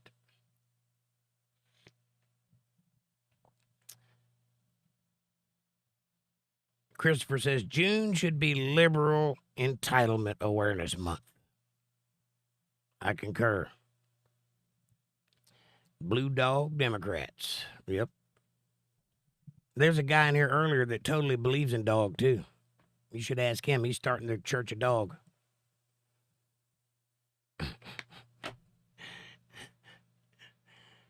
Something about the Latter-day Pants. I'm not sure. Exactly, says Dennis. Christine says, I was always taught paradise was a level of hell, the upper room of hell. You could say Catholic Church says purgatory on the Calvary. On Calvary, the Christ changed this, and there is no paradise put straight to heaven. Well, that is kind of correct. It is not a level of hell. Hell does not exist in the way that we think of it. That is a Catholic invention. That is not real. In fact, I would encourage all of you, if you have any Catholic teaching, purge that from your brain and learn again, because you were taught wrong. Catholics, among other things, are full of idolatry and false idol worship, and you should not pay attention to those people. Read the Bible, trust what it says. That's all you have to do.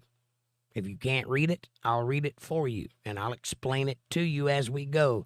Book, chapter, verse, explanation, understanding. That's it. I'll add nothing else to that. But paradise and Abraham's bosom is the same place. That's what one calls it one thing and somebody else calls it something else. Remember when Christ said, this day I'll see you in paradise? He was hanging on the cross. And then he promptly removed all the people from paradise when he got there. Notice that after that, nobody called it paradise anymore. John says, agreed, Christopher. Liberals can't help but be entitled. Amen. Amanda says, LOL, Jake, thank you, come again. Thank you, come again. Christine says, and when God mentioned the shaking of the 4 pillars, the pillars never broke. They are the 4 elements. Agreed. Dennis says, and Enoch looked back at the earth and saw that it was round. Did he say that? I'm pretty sure that it was Elijah that said that, and he said, I look upon the circle of the earth. Circle does mean round, but he used the word circle specifically and not sphere specifically, which is not the same thing as a circle. Just so you know. Christine says, so the word of God is pretty much saying when he shakes a double shaking,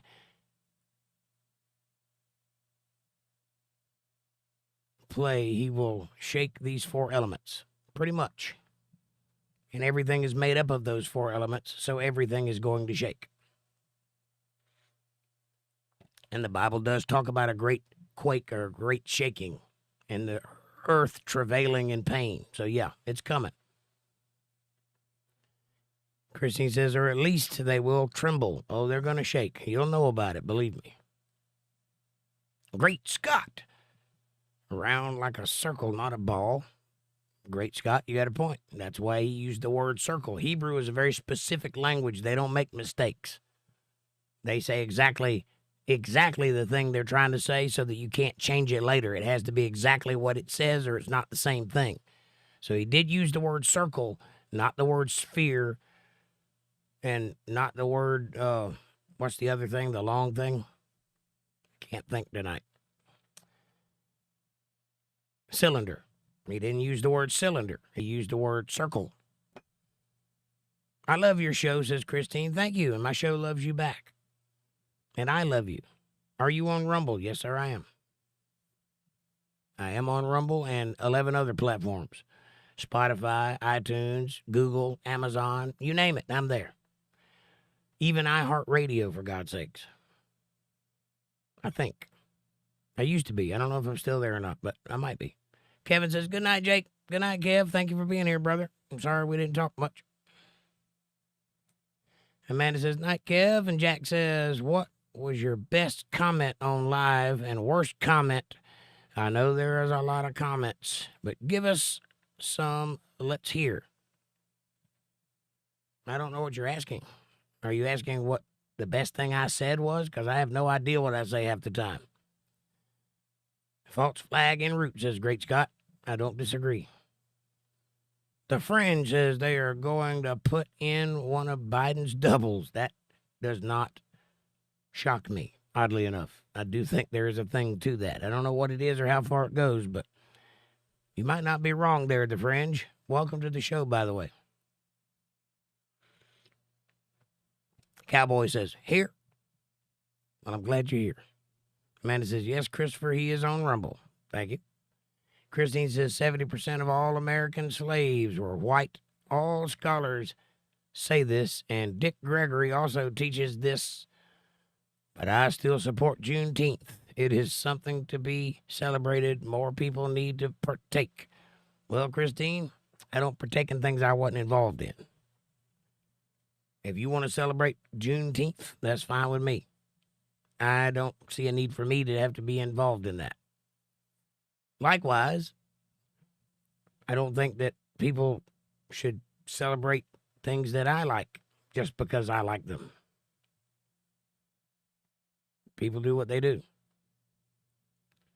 Amanda says, he doesn't do live on Rumble, though. Not yet. I will eventually. And have done before. October is 8, says The Fringe.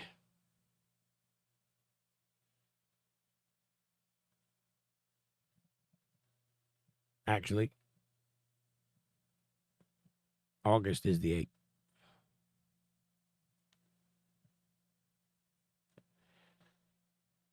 It won't be the real Biden in the debates. He has multiple lookalikes, says The Fringe. Oh, Art Bell was awesome. Well, thank you. I do take that as a compliment then.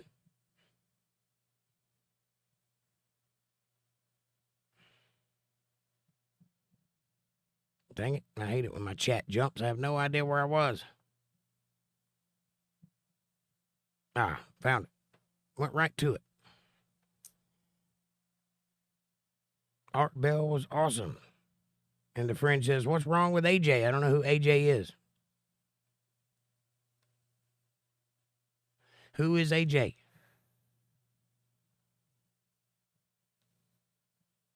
John's laughing. Dennis is concerned. I think that's a concerned look. The Fringe says, Enoch saw it. Was disc-shaped. Well, a disc is round, says Dennis. The Fringe says, a disc is flat. Not necessarily. My pizza wasn't flat the last time I bought one. If it was, I'd have took it back. Dennis says, okay. And The Fringe says, exactly.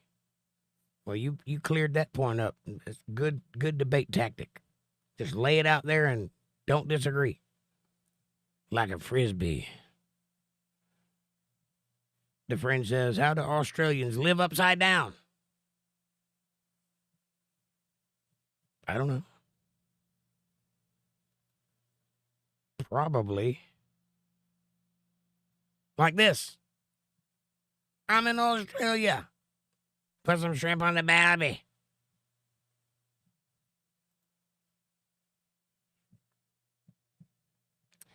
Dennis says, dude, calm down. Friend says, hallelujah. Hallelujah. Do you know what that word means, by the way?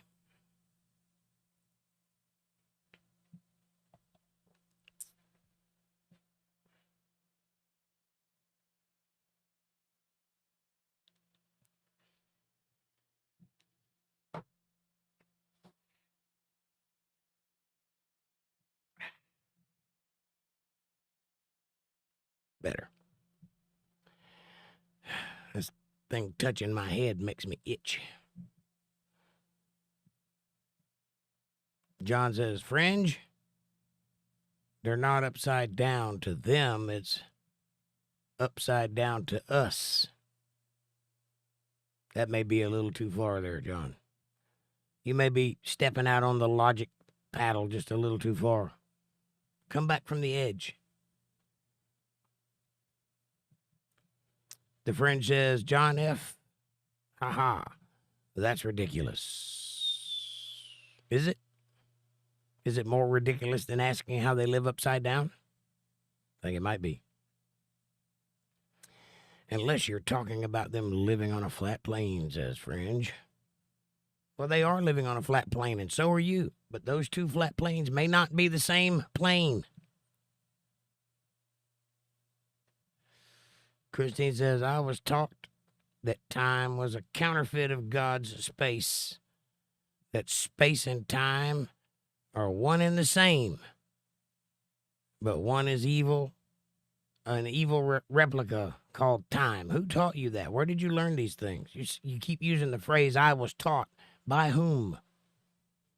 I would like to know the answer to that, because that is both correct and incorrect. Time and space are the same thing. They are the same substance. They're different states of the same thing. Time, space, matter.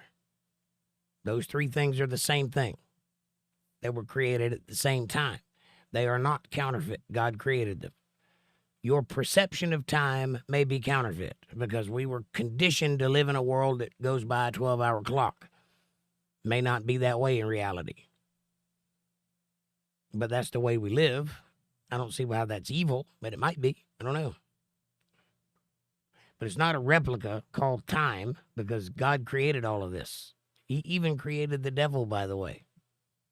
Don't believe me? Read Job. The quote-unquote divine council was having a meeting in heaven. Read about that in Psalms 82. And among them was the devil. He popped into heaven, into the throne room, right up to where God was standing. And nobody freaked out. Do you know why? Because he was expected. That's why.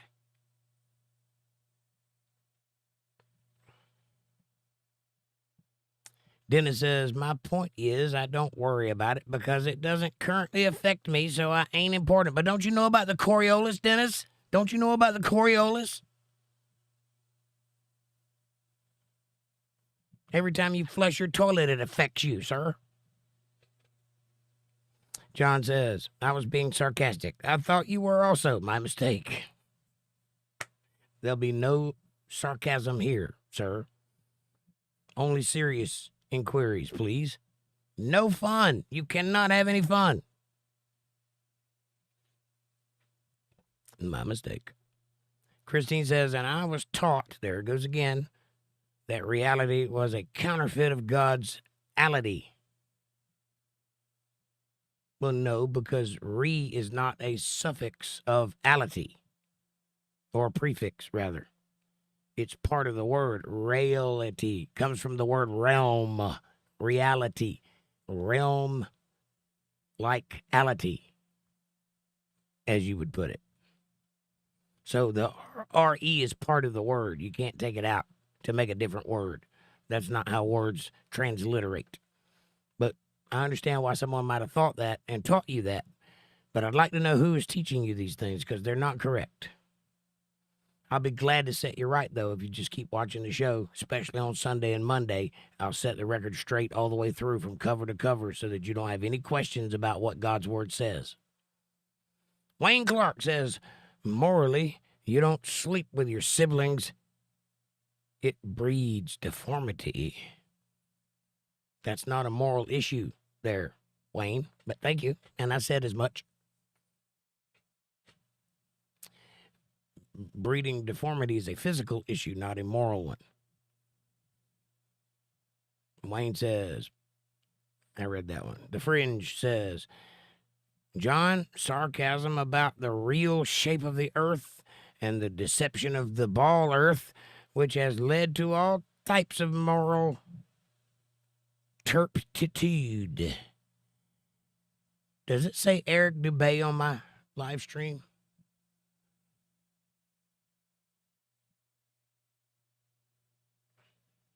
What is turpitude? Coming from a guy with a vocabulary the size of the Grand Canyon, that's a new one on me. John says, yeah, what you said. And Dennis says, God created time because he chose to limit our time to what it is today. Well, if that were true, then he would have had to create time after the flood, because that's when our time became what it is today. And he didn't do that, so that's not true.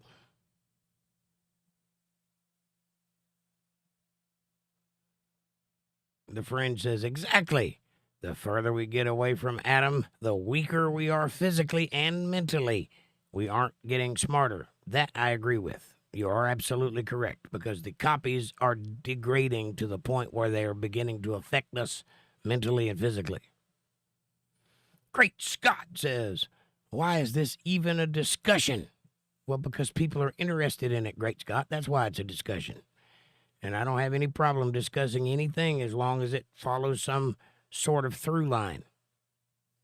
That's how thinkers think. That's how people come to conclusions. They don't all have to agree with me. The whole idea here is to provoke thought from them and from me. That's why I read all your chats, because I'm genuinely interested in what you got to say and what your thoughts are and the world, what it thinks. Why not use this access to the whole world to find out about the whole world rather than ridicule and point fingers and insist I'm right about everything? I am right about everything, but that's not the point.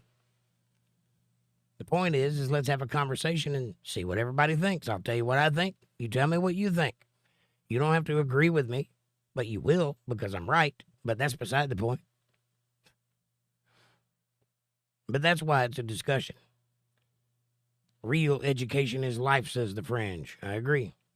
Richard Wilkins, welcome to the show. He says, remember, guys, there's nothing morally wrong with incest according to God, according to this guy. This guy is correct, and that is not what I said. Don't conflate what I said. There is something morally wrong with incest because it's a law that you don't commit incest, and that if you break that law, you will go to jail. And also, our culture deems it disgusting. So if you break the law, you'll be a pervert and go to jail. There is something morally wrong with it. I said, morally speaking, there's no issue with the Garden of Eden doing it. I didn't say anything about you doing it. Don't misquote me. If you're going to ridicule what I say, at least get my words right.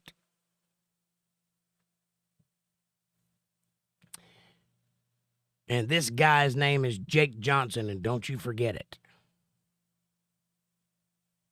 Dennis says, I'll say this, by believing in something that contradicts God's words, then it is apt to be a lie and evil. I agree with you 100%, Dennis. I hope you're not suggesting that I have contradicted God's word, because I have not. There are lots of things that do contradict God's words, though, and those are the things I try to point out on a regular basis. Like the thing that dude flunky up there just tried to catch me on because he obviously thought that I wasn't smart enough to remember what I said.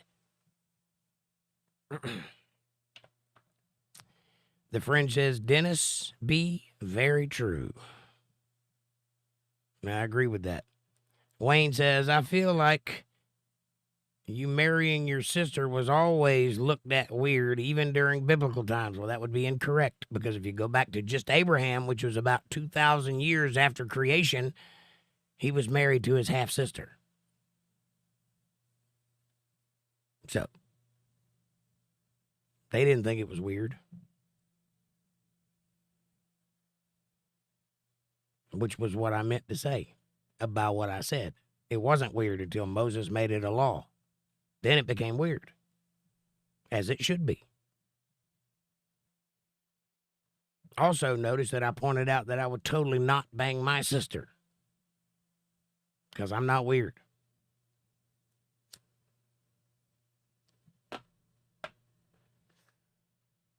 The friend says, Wayne, at one point, I read that one.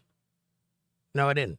At one point, marrying your sister was normal because of population being so low. Right. At some point, you would have had to bang your sister because otherwise we'd go extinct.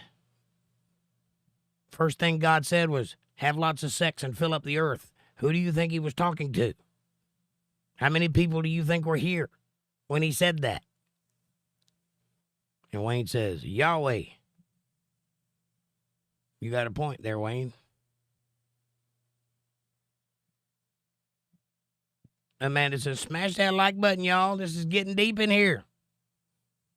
It's very entertaining, and nobody's having more fun than we are. So hit that like button. And by the way, super chat, because I am going to stop reading at some point. It is 10:30 already, and we're only about a quarter of the way through. Walter Davis, what's up, my brother? I will go to 11, though, because you guys are having a good time, and so am I. What's up, Walter? Good evening, dropping and listening. How you doing, buddy? And tell Linda we said hello.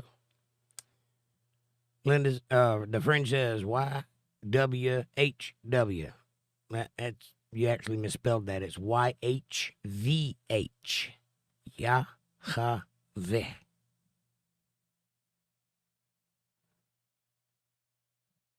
And Wayne says, nah, no, I wasn't. What are you talking about? Who said you were? Christine says, we are taught in the latter days that anything God created good, the devil has corrupted and counterfeited. We believe we are close to the end times, signs and wars and rumors of wars. All right. Again, let me ask, who are we and who taught you these things? Because it is true that anything that God can do, Satan will mimic. He can't actually create anything. It doesn't mean that everything God did, Satan mimicked. There's not a counterfeit of every single thing God created. But there are things that God created that the devil wants, and he can't have it because it's not his. So he mimics it. He makes fun of it. He makes a mockery of it. That's what the upside-down cross became. Originally, it didn't mean that. Originally, it was a high honor to wear an upside-down cross because of the disciple that was crucified upside down because he wasn't worthy of being crucified like Christ was. That's the original meaning of it. Then it was corrupted like all other things are corrupted. So you are right. You're just taking it to a logical nth that is a little too far. Everything isn't corrupted. Only corrupted things are corrupted. All people are sinners. That ain't the devil's fault. That's the people's fault. The devil just opportunistically takes advantage of that. All the devil can do is tempt. That's it. He can't create anything. He can't do anything. He has no power over you that you don't give him. He can do lots of things to you, but you have to give him permission to. If you take that back, if you say, get behind me, Satan, like Christ did, I rebuke you in the name of Jesus Christ, Satan has no power over you. He'll run from you, in fact. And there are wars and rumors of wars and signs and wonders because we are at the end times, because we have gone that far. This is it. We're near the end. This generation is the last generation, started in 1948. There are 3 generations mentioned in the Bible, respectively, depending on what you're talking about. 30 years, 70 years, 120 years. We've already crossed past the first 2 types of generations. There's only one left. It's 120 years. That puts us around 2030 or 2036, somewhere in that area. That's it. Somewhere between now and then, all things will come to pass. I don't know exactly when, but it's close. Believe that.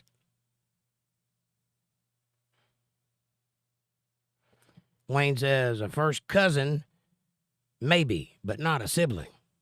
That's our law today. You're absolutely right. It was not that way in the past, which was what we were talking about when I said that. And now people are trying to conflate my words, and I didn't say it that way. Great Scott says, just so you know, Jake takes many comments personal, as if you direct what you say is about him. No, Great Scott, I do not, unless you're talking about me.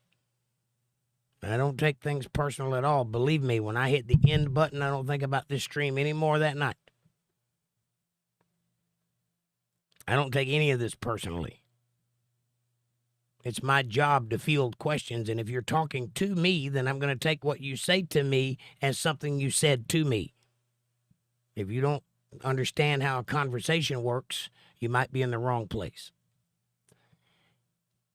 But you're entitled to your opinion. Richard Wilkins, welcome to the show. He says, Wayne Clark, I'm an atheist and you're wrong. Sibling relationships were once normalized in society. See? From an atheist. There you go. Which is all I was saying. Christine says the Bible spoke about the eclipse, which would mark the start of the 3 days of darkness, which happened to be an eclipse on the first day of the 3 days of darkness Egyptians celebration. Interesting. And Wayne says, yeah, it was. It twas. Yeah, it twas, says the French. And Richard W., thumbs up. Wayne says, I don't care if you're an atheist. So am I.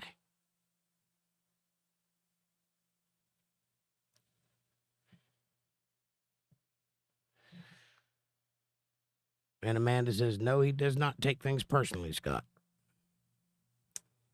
I think it was Richard that said that, but I might be wrong. Chat's getting to my head now. Richard says, I don't think anyone here cares. I'm just saying you're incorrect about sibling relationships in history.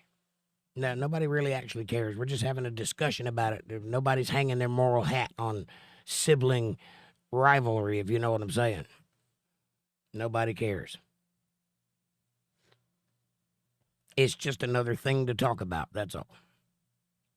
Nobody's suggesting you go do it. Where do bad folks go when they die? To God, the fringe asks. They go to God. When this clay pot breaks, ere the silver cord parts, you return instantly to the Father who gave your spirit. Instantly. There are no such thing as ghosts. They don't go to heaven where the angels fly. They go to a lake of fire and fry. That's not true. Only the ones that follow Satan throughout this world without understanding God's word and coming to Christ. If after all of this stuff happens, after the tribulation, after the return of Christ, after judgment, if you still haven't converted to the way God thinks, then you will be thrown into the lake of fire with Satan, who will also be destroyed at that time. Right now, when you die, you go to heaven, which is where all spirits are. Or do you think your consciousness is contained in your brain? Because the highest person in the field of neuroscience would disagree with you. Also an atheist. That's a great analogy, says the friend. It's not an analogy.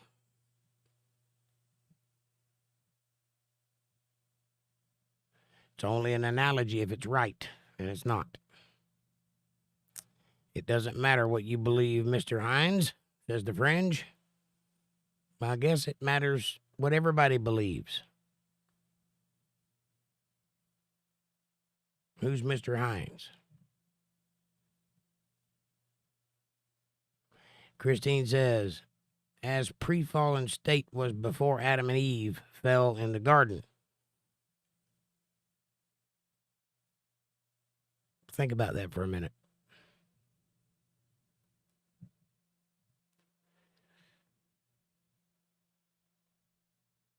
In order for that to be true, there would have to be people before Adam and Eve.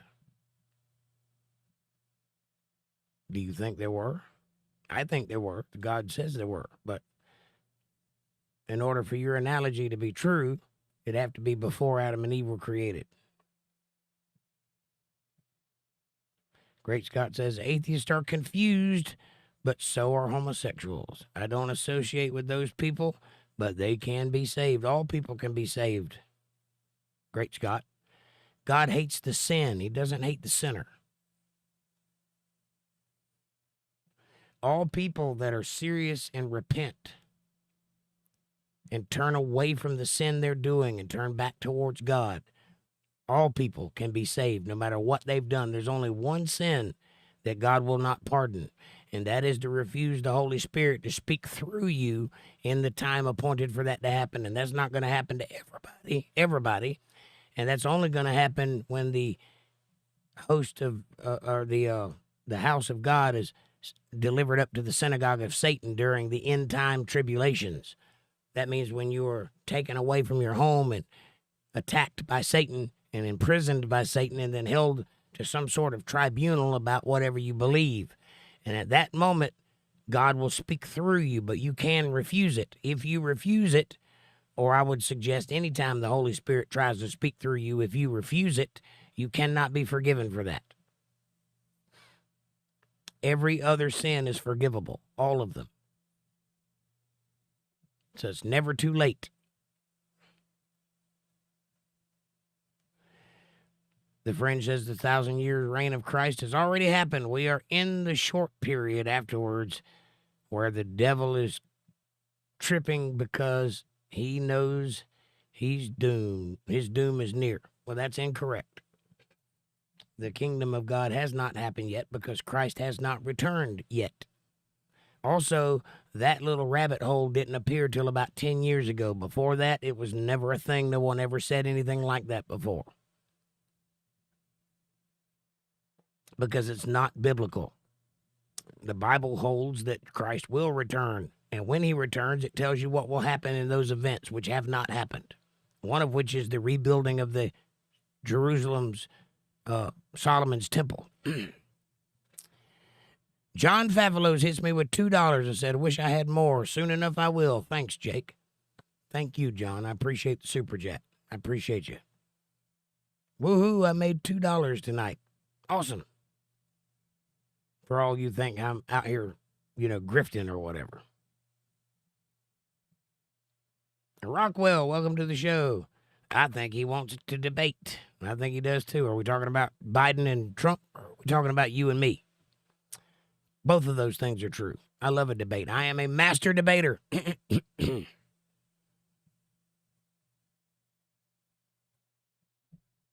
Yeah. Christine says, Eve actually named herself. The serpent tricked her into using masculine terms like Yah and Ye, and she did all the work like gathering, but she's seen herself as the head of the house against God's order. That isn't true. None of that's true. Now you're stepping outside the realm of the Bible. That's not true. That's not what was said, Christine. You're wrong. This I disagree with you on. Now you're wrong. Eve was called Eve because she's the mother of living people. Why is she the mother of living people? Because there were 8 Adamic souls on Noah's Ark. And through those 8 people, we repopulated the world along with all the other people that were there. That's why she's the mother of all living. Now, all people on earth are related. Before that, there was more tribes here than people. Now, what she did in the Garden of Eden had nothing to do with her being the head of the household or making decisions. The only decision she made that was wrong was listening to a snake, in which he said to her in no uncertain terms, much like what you're saying to me now, yea, hath God said. Do you believe that in the day you eat thereof, the tree of knowledge of good and evil, that you'll surely die? Because that's what God told you, and that's not true. That's what the devil said. And she believed him. And she says, well, it does look nice. Maybe I'll try some. And then she did. Now, what are we talking about? It's not a literal tree. The tree of the knowledge of good and evil is Satan. The tree of life is Jesus Christ, who were both present in the Garden of the Eden. Now, what was the great sin? Well, judge her by her actions. She sewed fig leaves and put them over her private parts. Now, if she had ate an apple, wouldn't she have put a fig leaf over her mouth? What do you do with your private parts? Why did God say to her, I will put enmity between thy seed and her seed? And he was talking to the snake when he said that. Why did he say that? Who's her? There's only one her in the garden, and that's Eve. What seed are we talking about? The apple seed? You think God is that petty that he would punish somebody for eating apples? Or do you think maybe Eve did something she shouldn't have done, like have sex with the serpent, and then included Adam, and Adam, knowing full well what he was doing was wrong, did it anyway? Eve was at least seduced. Expatio in the Hebrew, wholly seduced. Greek, sorry. Wholly seduced by the serpent. They had sex, and then Adam joined in and they had sex. Eve got pregnant. 2 different sires, same pregnancy. That's called a paternal twin. Look it up. It's also called some form of parthenogenesis. Look that up, and then you'll understand. It's the same reason that Mary could conceive a child without having sex with a man, because sometimes DNA does weird things, and in this case, she was able to be pregnated by 2 men. Their semen converged, and she was impregnated with twins. Twins. Paternal twins. Same mother, different fathers. There's a reason there's a phrase called paternal twin and maternal twin, because sometimes it's the other way around. Anyway, Adam and Eve and the serpent did bad things together. 9 months later, she gave birth to a son, and she said, behold, a son from God, meaning the gift from God, because she still didn't quite understand what she had done. And then again, she bore Abel. Again means to continue. So she had both babies at the same time. Also, they were around the same age, the age of offering. 18 years later, they both began offering to God at the age of 18 or whatever it was back then. They were the same age. And what did Abel offer God? Was his first fruits. It was the best that his crops could muster. It was his best foot forward. What did Cain offer? Roots and sticks and anything that he could get away with. It wasn't his best. He kept the best for himself. This is a selfish act. And then he saw that God favored Abel because of his offering, and he became jealous.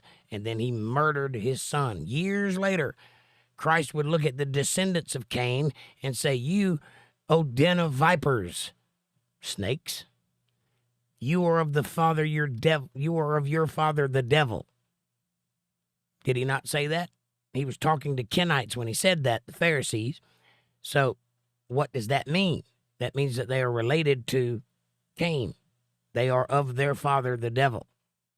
He also called them a den of vipers, which are snakes. See the comparison? Now you know why he used that language. Maybe that helps. But I hope that situates the Adam and Eve thing for you.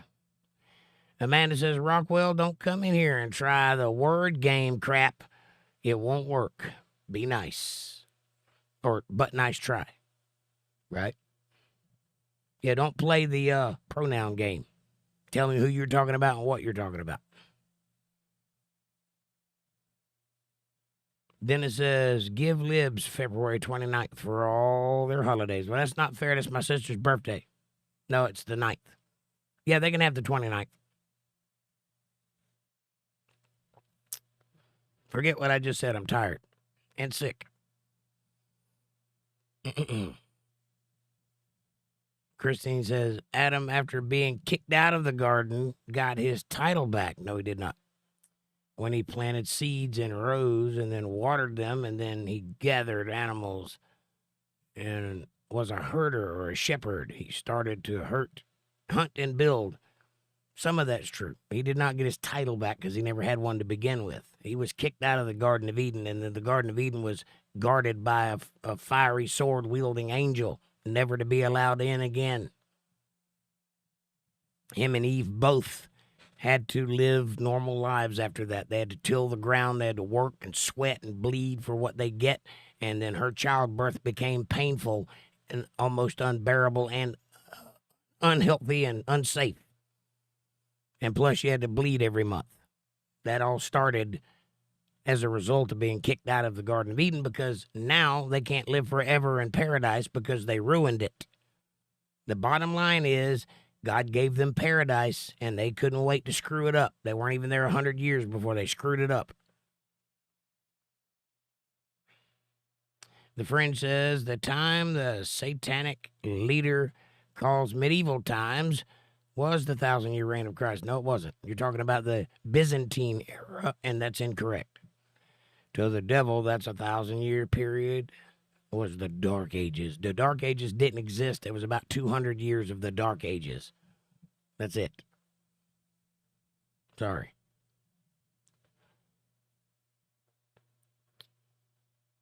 Christine says, women of this world are almost reaching this level of entitlement in their minds again, and are taking some of our highest positions. Maybe this is how it goes. We are pregnant for something new. That's not how it goes. Women are vastly entitled in their own minds. Not all of them. Some of them. But they've been lied to for the last 25, 30 years. Of course. They believe the smoke, the hype. They will soon find out it's incorrect. But that's society doing that, not the devil. Well, he might have a hand in it, but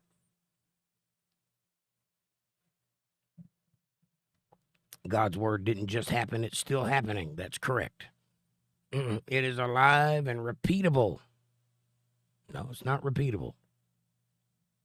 A verse today is different from a verse tomorrow, as in 10 years from now. Well, it is true that the Bible is pregnant with knowledge, and the more you read it, the more you learn from it, and you can read something you've read 1,000 times and see something you didn't see before. That's true. But it didn't change. Your understanding changed. The Bible says what it says, and it is infallible. Read the last page of the Bible if you think I'm wrong. You're not to change or add to any part of it. This is the word that God inspired. This is what he wants left on the world, and no one can change it. If they do, they suffer the consequences. All right, it is 11 o'clock, and I'm almost to the bottom, so I'll go a little bit longer, but y'all stop. I got to go. If you really want to say something, super chat it, because I'm going to quit when I quit. My point exactly. Round, says Dennis. Christine says, God used his word as an M60. When it came to Iran, he obliterated them. Half of Iran was converted to following Jesus to Christ. That is a miracle. That is a miracle. Then it says, he could have looked at a sphere and seen it was round. I'm just saying. Well, he could have, but then he would have used the word sphere. Circle, disc, which is flat. Discs aren't necessarily flat. They can be, but they can have a dome. And there are 4 of them in every direction, making it round. Rhino says, hey, Rhino, I work with a lot of liberals, and they have so many preconceived ideas about Republicans and conservatives that we're racists, bigots, homophobic, etc. I don't know any hateful conservatives, nor do I, because they're not hateful. This idea is a talking point that the news propagates. That's not real life. Stop watching TV, go outside and touch some grass, and you'll see that it ain't nothing like they're painting it on TV. All TV is fear porn. That's it. Stop watching it. At some point, you got to vote with your dollar. Stop giving money to those places. Stop watching their shows. Support the things you love. If you like shows like this, support it or it'll go away. But if you want it to stay here, get behind it and it'll stay. And not just me, anywhere. If you learn from somewhere, if something is valuable to you, support it. Stop supporting things you don't like. Stop supporting old, antiquated systems that are not doing you any good, like broadcast television. They don't even make good shows anymore. Why keep paying for it? The friend says, Dennis, bruh, or huh. Dennis B, huh. The friend says, thank you. Glad to be here. I'm glad you are here.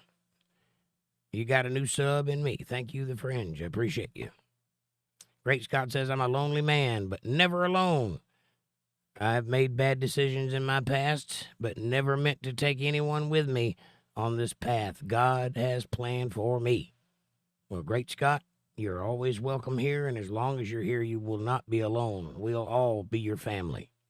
Every one of us. As long as you're doing the same for us. Exactly, Jake, says John. Thank you, John. Dennis says, my chat just jumped again.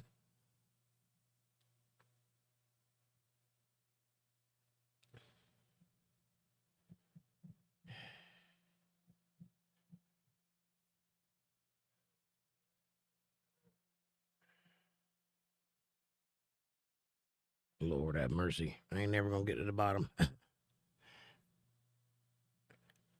I'm just going to start right here.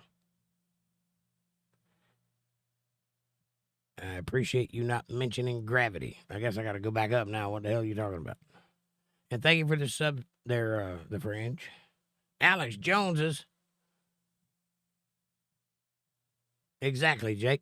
Bigfoot says, when you look at a ball, is it round? No. It's spherical. It has shape. It is not round. It is round. Both mean the same thing, but one has shape and the other one does not. A circle is specifically two-dimensional. Specifically. Like I said, if he'd have saw a ball, he would have said ball. He didn't say ball, he said circle. I'm not saying it's not round. I am saying that's the language he chose to use, and it's specific. That's all I'm saying. The friend says he said circle. Right. Octo means 8. Correct. Unless you're talking about October, and that means Octavius.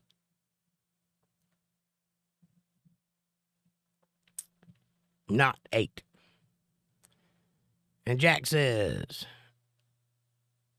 can you have a study with the Bible with us, please? Yes. Tomorrow night at 8 p.m., I'll be right here and I'll read the Bible with you. I saw the light, says. Who you rooting for, Trump or Biden? Isn't it obvious? Trump. Alex Jones is what? Amanda says, Jack, Sunday Bible study, Monday 8:30. Sunday at 8, Monday at 8:30. Bible study nights. That's 2 nights a week I'll give you. And Dennis Bigfoot says, no, we're still at it, Jake. The fringe likes to be right. I hear you. The fringe says, ha, ha, ha, ha. LOL, Jake, upside down. That's how far back we are. Great Scott, the fringe gets it. The friend says, how plain is a plane? How plain is a plane? A plane is a horizon. We use the word horizontal. We use the word horizon, which means horizontal. We use the words sea level. We use the word planet, which is a small, confined plane, or feminine plane. Sorry, my head's itching. I don't have lice, I promise. Great Scott is right on, says the fringe. Great Scott says, I appreciate you not mentioning gravity. Gravity? You mean density? Electromagnetism?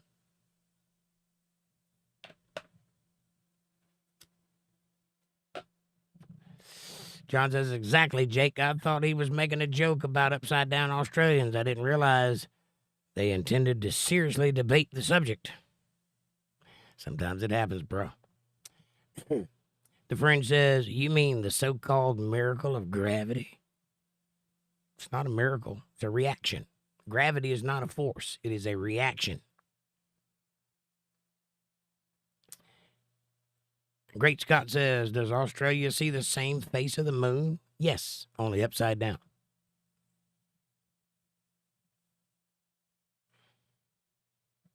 Everybody sees the same face of the moon because the moon does not rotate around the earth. It rotates around the sun. We're just along for the ride. Think about that for a minute. That'll break your brain. Promise you I'm right. Dennis says, to clarify, what I have my memory is round, not disc. Correct. Circle.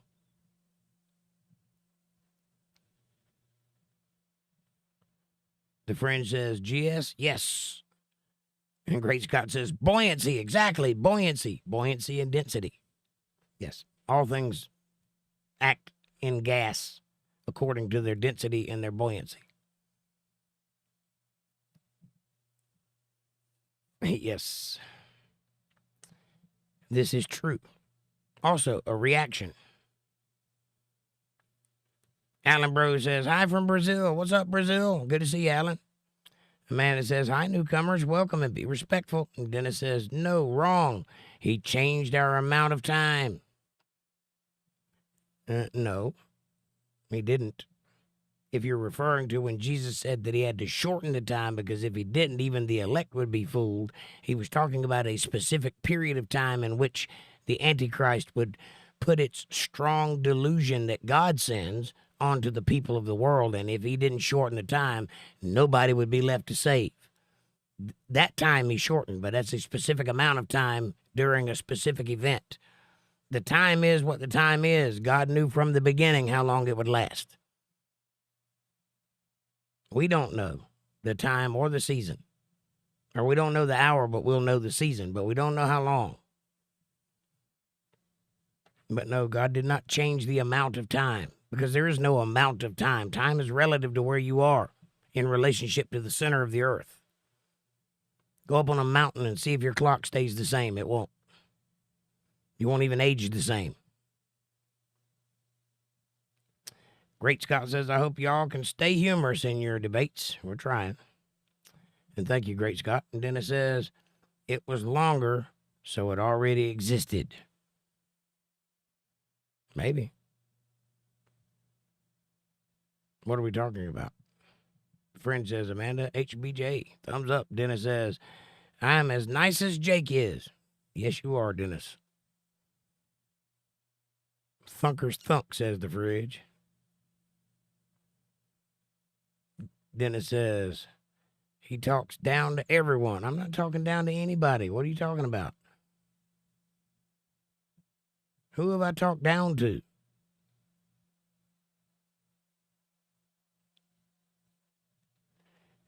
How many times have I got to tell you that the whole reason that I read the chat is to get your opinion? I want your opinion. I'm just responding to your opinion. If responding to your opinion is talking down to you, I'm sorry. If correcting your mistakes are talking down to you, I'm sorry. I can't help that. I'm not talking down to you. Right is right and wrong is wrong. I didn't make those rules. I just learned them. So can you. You know how I learned them? Somebody told me when I was being an idiot. I didn't consider that talking down to me. I considered it an education, which is what you should be getting now. And Amanda even says, what are you talking about, Dennis? And the fringe says, Dennis, if you don't like it, you don't have to listen to him. Amanda says, who are you talking about, Dennis?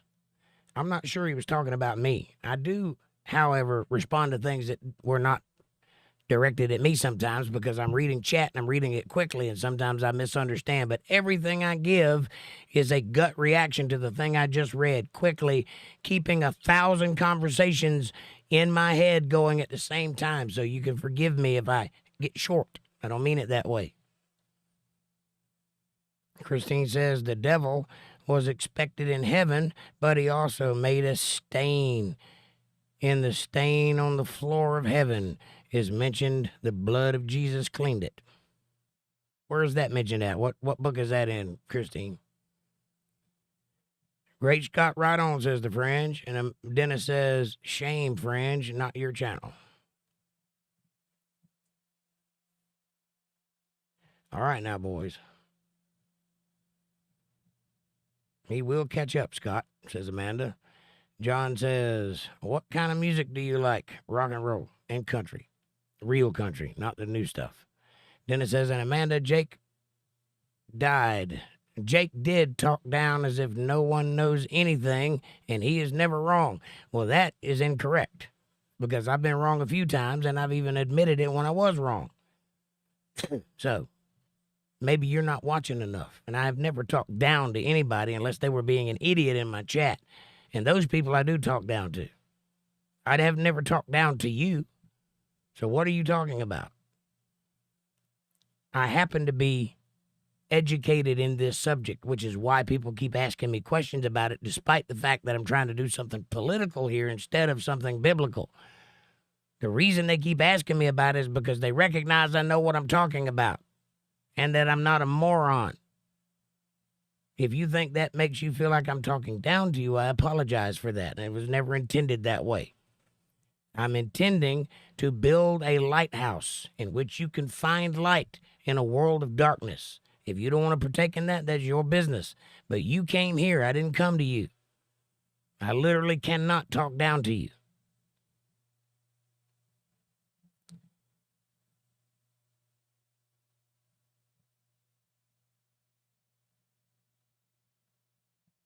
Dennis says, not every time or everything, but if a person feels it is real, that don't make it real. No, it don't. Facts don't care about your feelings. How many times have people said that in the world in the past 10 years? I apologize if you being incorrect makes you feel bad. I understand. I've been incorrect most of my life, which is why I'm as smart as I am now, because I've learned from my mistakes, as should you. Now, what point do you come to a person who teaches if not to learn something? I teach. I'm very clear up front about it. Hell, if you come to my Bible study, it says right there on the front page when you come in, pastor. That means one who teaches. If you don't want to learn, you've come to the wrong place. Is that talking down to you? I don't think so. I am giving you free of charge what I've spent a lifetime learning. Is that talking down to you? I have asked those that are capable to pay back a little bit if they can, but that's a decision they have to make. I never put a dollar sign on it. I never make them feel bad if they don't do it or anything else. If you think I'm talking down to you, I'm afraid you have misread the situation or your hierarchy in it.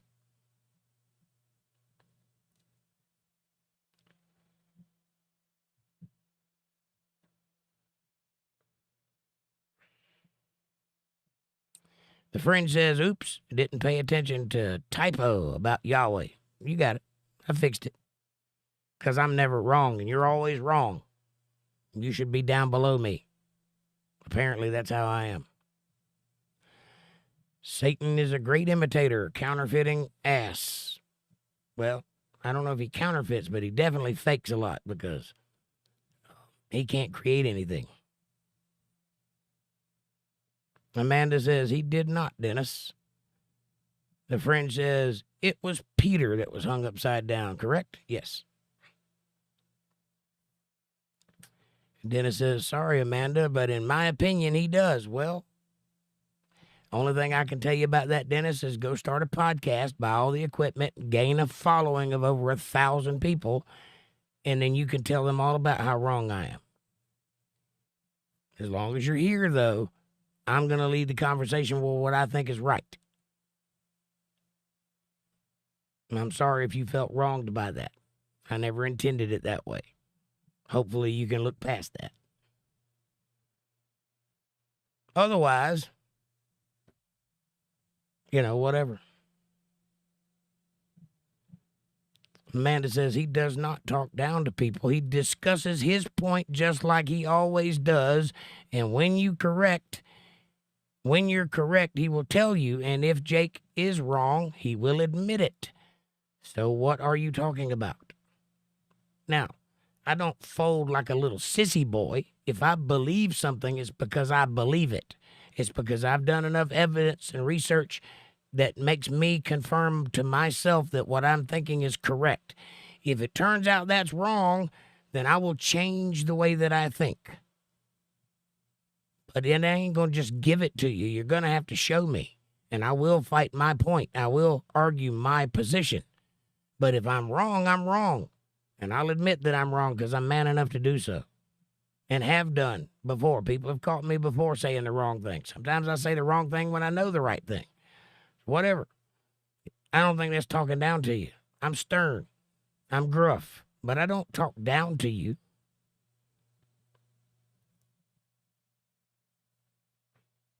Odd Unit, what's up, brother? Amanda says, hi, Odd.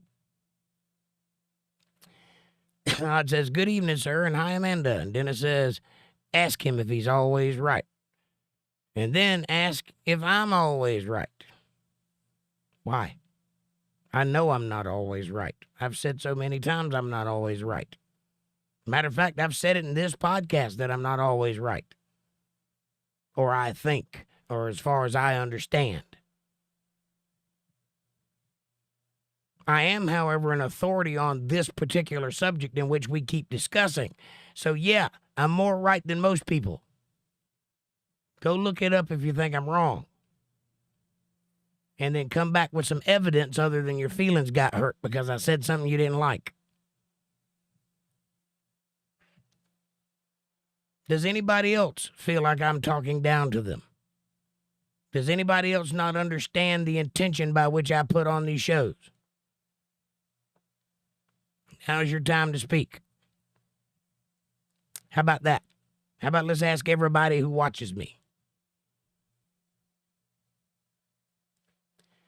Odd says, I'm a pastafarian. You like spaghetti that much?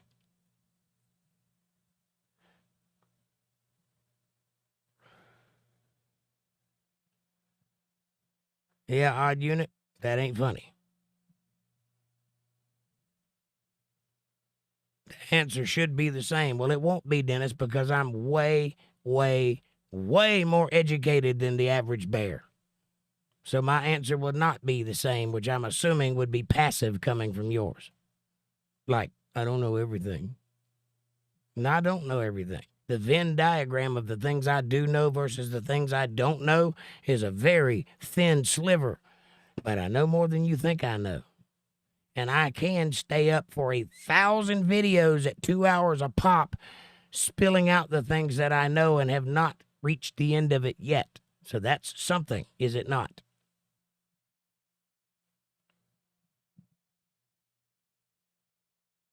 Amanda says he speaks what he believes and knows. He's not always right, and he will admit it, but 99% of the time he is right. I'm just saying. And if he don't know, he will tell you he don't know.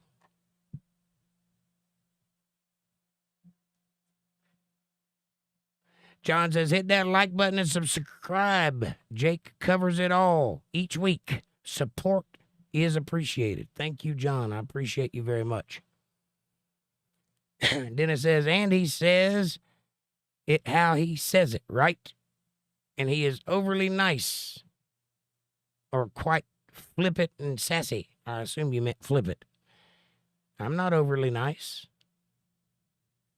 I have never claimed to be nice. You've never heard those words come out of my mouth. I've never once said I was a fun guy to hang out with. I have never once claimed to be emotional or caring about how you feel. The only thing I have ever claimed to you is that I understand the Word of God, and I will read it to you and explain it to you and help you see a way to find your way to the truth. And I've also said, let me guide you, but you pick up the book and find out for yourself whether it's true or not. Don't listen to any man, even me. I've said that before on many, many, many podcasts. I have 1,000 videos you can go back and reference. I've constantly told people, I'm just trying to get to the truth here. That doesn't make me right. I might have it the wrong way. I might not understand what I think I know, but this is how I see it, and this is what I teach. And if you want to be part of that, I even use the phrase drink my Kool-Aid or make your own Kool-Aid in my ad at the end of the show when I shill for money. Is that not enough? You want me to be nice too? Do I look like the kind of guy that can be nice? I'm as serious as a heart attack and mean as a rattlesnake. Who do you think you're talking to? I'm also apparently on an order of magnitude smarter than you are. That's talking down to you. See how that works?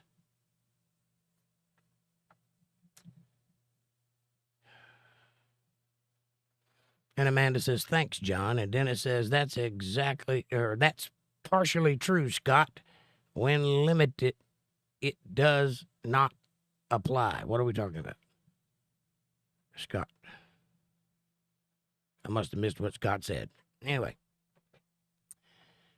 Amanda says, thanks, John. And Dennis Bigfoot says, I read that one. Christine says, Jake is the man. It's always so fun how you put things too. Ain't no one exactly hanging their hat on it, LOL. I like that one. See? That was a quote. Ain't nobody exactly hanging their hat on it. Meaning, it's up for debate. But thank you. I appreciate that, Christine. And Amanda says, he's Jake. And if you take him being himself wrong, then that's a you problem, not a him being a hateful or talking down to people problem. He speaks what he believes, period. And he tells you to check it out. Or check him out. Or prove him wrong. Because he's usually right. And you know it. So how can you say that about him? Thank you, Amanda, for being my champion and having my back. Apparently, if you try to bully me, you're going to get the band hammer. But I got it under control, darling. But thank you for saying those things, and I appreciate that. And those things are true. I am assertive. I am brash. I am straight to the point. I don't sugarcoat or beat around the bush. But I have never talked down to anybody unless they'd had it coming. And I always give the benefit of the doubt in case you haven't had enough time to watch me do it. I always let people say 2 or 3 things against me before I go off on them. Just to let them know that you can't just push me over, that I will punch back. If you're not okay with that, I don't know what kind of man you expect me to be, but if we were standing face to face, you'd have said that once. And then you'd apologized for it. And thank you again, John, for the $2 super chat. I appreciate you very much. Amanda says, woohoo, thanks, John. And Dennis says, Amanda, will you let it go? I'm here enough to know how he is. I don't need you clarifying it. Well, between the two of you, one of you has known me for 35 years. Is that you? Perhaps you do need her clarifying it because you have me wrong. And not only do you have me wrong, but you're spreading it to other people. You didn't come to me personally and tell me a problem you had with me. You're telling it in front of God and everybody. These people listen to me. You understand that? You understand what kind of responsibility that is? I don't think you do because nobody's listening to you. But if you did know, you'd know that I take it very seriously. And I try very hard to say things that are correct. I don't just fly off the cuff, even though it seems like it. Believe it or not, I've got a pretty good memory. And I do a lot of study to talk about the things I talk about. I don't just say things because they sound good in my head, rattling around in there till they find their way out of my mouth. But you watch how you talk to Amanda, because she works her ass off to keep this chat clean, and that includes you. So I appreciate it if you apologize for that misspeaking to the lady who's holding the hammer.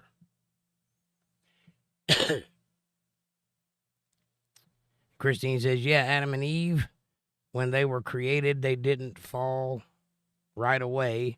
There was a space and a period of time between being created and the time they fell. Evangelists call it pre-fallen state. Well, I don't really know what evangelists call it, but I guess you could say that, but they didn't fall. They screwed up. They sinned. They were punished for it. They're not angels, so they can't fall.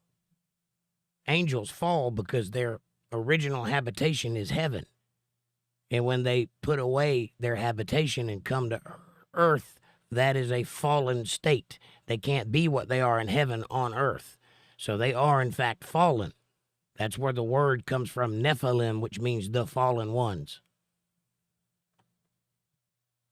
I hope that helps. Which is another thing I often say, which means I don't know if it's helpful or not. I'm just telling you what I know to be true. L smells funny, says Great Scott. Yeah, M is kind of quirky too. Amanda says, then don't talk shit about someone unless you clarify it. I'm just saying.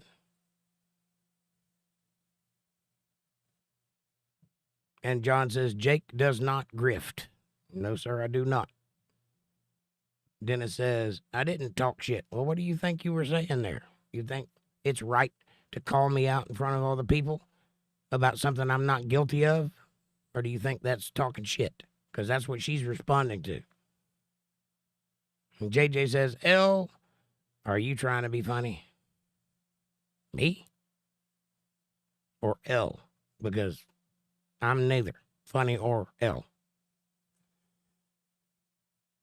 And Amanda says, L, you're about to get the boot. And John says, bye, L. See ya, L, says Amanda. LOL, John, right? Okay, Dennis, says Amanda. Christine says, God made Adam from Adam's rib. He made woman. Her name was woman. In the garden, she named herself Eve, and the serpent tagged her, they say. She didn't name herself at all. Eve is a name that we gave her, or the people who wrote the book about her gave her. So I would probably say that was Moses or Adam who wrote that book.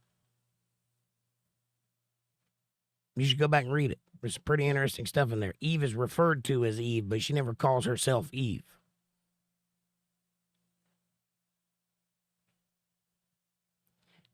I would caution you all to not just listen to things other people say. Go read the book for yourself. Get the information yourself, first-hand knowledge. That way you don't have to question it. Think about it. Ponder on it. Study on it for a while. Look the words up in Hebrew.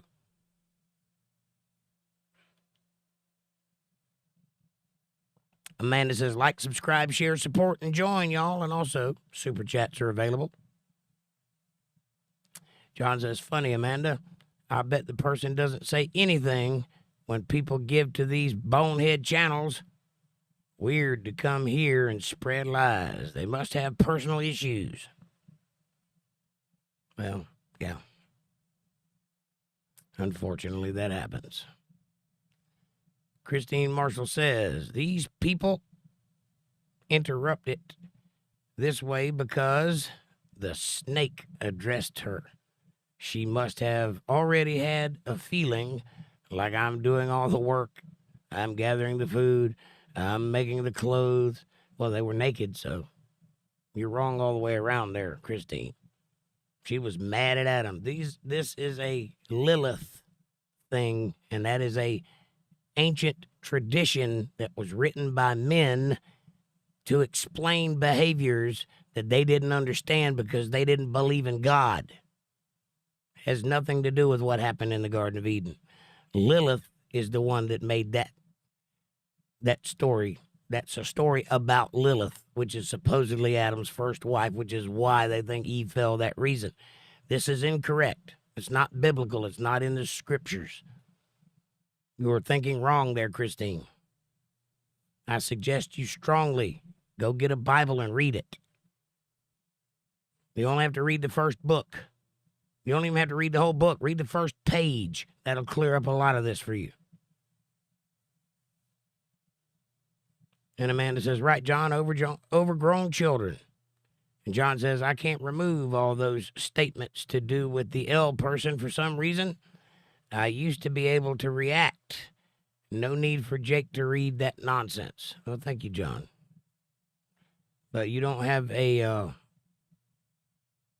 wrench, is why you can't remove them. And John says, can you please, Amanda? And Amanda says, when I booted him, it removed them.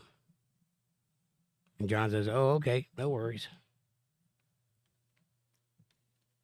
I appreciate your concern for me not having to read that nonsense, John. Unfortunately, it comes with the territory, and regardless of how I cut it, I'm going to be here for a while. So, either that or I'm going to just have to stop reading chats. And I did promise to read them all, so I'm trying. Christine says, and so she took the masculine role because she ate. All right, I'm going to say this again, Christine, and I'm not going to read any more of those. This is not right. Read Genesis. This is not Eve's motivation. She was not angry at Adam. That's not why she did what she did. She was tempted. She was wholly seduced. She was tricked. Adam went along with it because he loved her. He knew full well what he was doing was wrong. Eve was tricked. Adam knew what he was doing. That's why they were punished together. That's why they were banished from the Garden of Eden. Has nothing to do with this Lilith nonsense. So that's one more I'm not going to read. Matt says, so, do you think Neanderthals are fake? Genuine question. Never seen your content before. Matt, welcome to the show. And no, I do not think Neanderthals are fake. I think people lived in Neander Valley and died in Neander Valley, and we found some of them. If I think Neanderthals are monkey men, that'd be incorrect. No, they're just old people.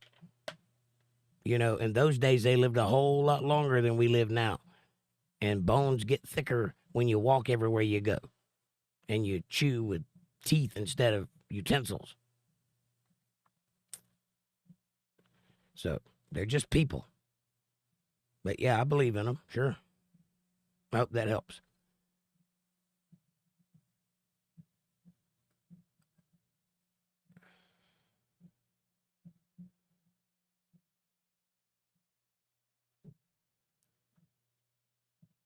Superfecundation is 100% true, of course.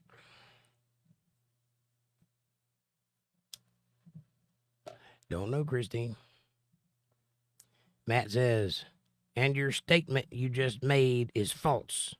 No, it's not. The Bible has been changed. Books have been removed. This is a fact. So how can you say it can't be changed? I did not say that. I said the Bible says that you should not change the Bible. I didn't say it couldn't be done. I said that if you change the Bible, you'll suffer the consequences, which we have done. Now, if you're referring to when the Bible was actually edited, it happened in the Council of Nicaea, where the Pope Athelstan gathered all the people together, all the different religions, and locked them in a room and said, we have to agree on canon because everybody has their own version of the Bible here, and it's getting kind of wacky. So we all need to agree. So nobody's leaving this room until we agree, and that's what happened. Some things got taken out, such as the Book of Enoch, the Book of Jasher, so forth and so on. Some books were left in. And then they walked away from that meeting with a canonized Bible. This is the Bible. They didn't change anything in the Bible. They just decided what they were going to teach, right? So everything that remained in the Bible has to do with salvation. Anything that was taken off was things like the book of Enoch, which gets a little esoteric and talks about angels and stuff, really doesn't have anything to do with salvation. So they took it out. You can still find a Filipino Bible that has that book still in it, and the book of Maccabees and all the other books that they took out, which is only about 5 or 6. Anyway, if I believe that the Bible was inspired by God, the inerrant word of God given to men to write down in the form of scrolls that were then later collected and put into a book unbeknownst to all those writers who didn't know about each other, didn't belong to the same religion, and didn't even understand that anybody would ever read their writings except for the person they were writing to.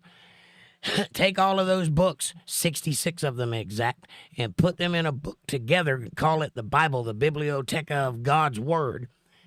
Why would I have a problem with him editing it? So no, it was not false. Take what I say in context. Don't just assume you know something when you don't.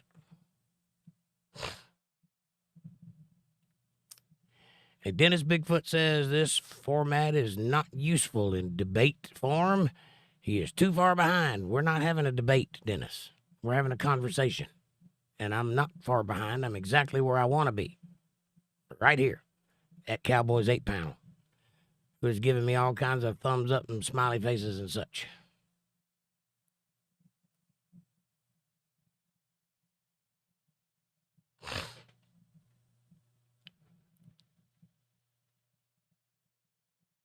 Then it says you have to constantly pull the chat back and forth without flipping the page. Well, every time I stop for a few minutes, it jumps to the bottom, and I have to go back and find where I was so that I can read all of your chats without missing any. So yeah, it takes a minute, and I get behind. I'm working on that. If everybody would super chat, I'd see their chat immediately, but it's not going to work out that way for now, so I'll just keep reading because I have no problems paying my dues and doing my job, even if it takes all night. Even if the people that chatted have long since left the chat. I promised I'd read it, and I'm trying to keep my word on that. And Dennis says, this format is not... I read that one. And I read that one. Rhino says, agreed, Dennis. Anything he says that we respond to won't be seen by him for another 20 minutes. Well, isn't it amazing that I have the memory to keep 1,000 conversations straight in my head and respond to them as if they are happening all at once? Isn't that something worth listening to? Can you do that? But I'm talking down to you because I point that out, right? And I am working on that, Rhino. As soon as I figure out a way to do this where everybody gets to be satisfied, where everybody gets their point across, and I can too, then I'll do it that way. But right now, this is my 3rd video. Look at the number. It's episode number 3. We're still figuring this out. There's 940 people that have chatted. John says, great idea for a channel of your own. I felt the same way, Dennis. Now I'm on board this way. It's Jake's show. Well, thank you, John, but it's your show too. And I don't like it either. I just don't feel the need to complain about it every 5 seconds. I'm trying. I'm actually doing something proactive.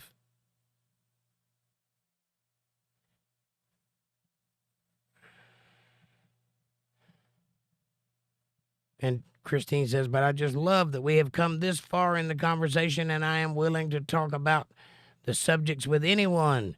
But with you, it's much easier. Well, thank you, Christine. And the only reason I said I wouldn't read any more is because you were saying the same stuff about the same person. And I already got the idea. And I know where it came from. And I answered that. So that's why I said I wouldn't read any more of that. But if you say something new, I will read it. I guess I didn't say that, and I should have. Dennis says, bullshit. Well, you know what, Dennis? You can take a long walk off a short pier while kissing my ass where it looks like a fig. That's all right with me. I'd rather you didn't, but bullshit is not a question or a response or an argument. Matter of fact, it's you losing the debate since you're having a debate.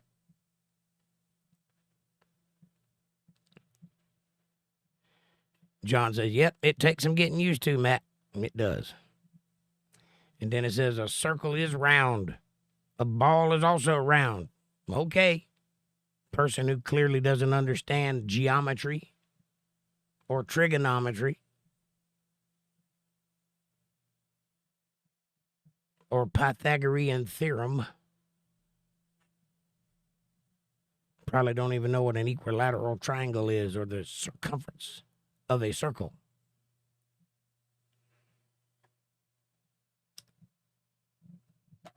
Amanda says he is building the channel, doing it this way. Correct. I am gaining subscribers and views by doing it this way. So it does help the channel. It really ain't good for having a good time, having a good conversation between a couple of people. But it is making us grow, and I am making a little tiny bit of money off of it. Not much. And by little tiny bit, I mean in the cents, not in the dollars.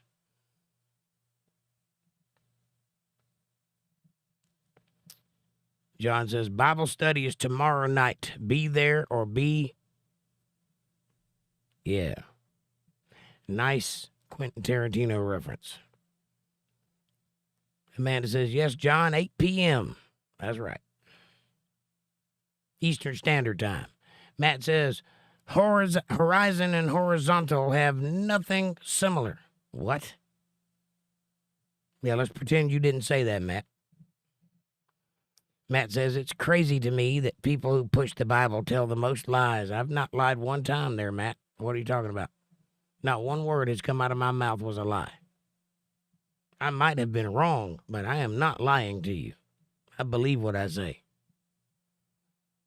Dennis says, I am aware of that, Amanda. I am also aware that this is the way it is. The value of growth is worth how much? A lot in the long run.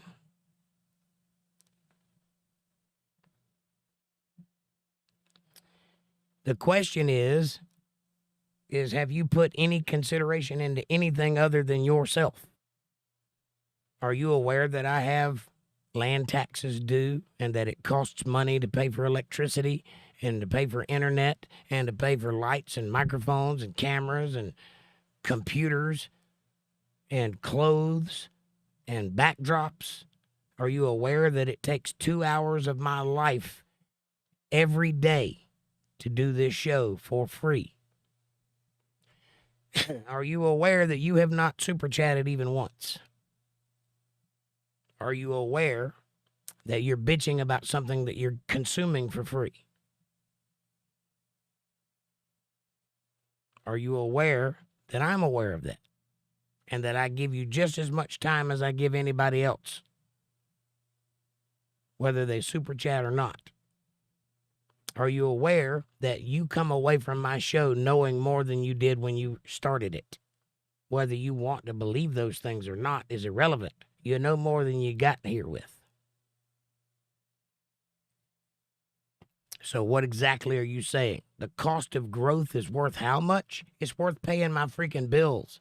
You know, I have a day job too. This is my second job.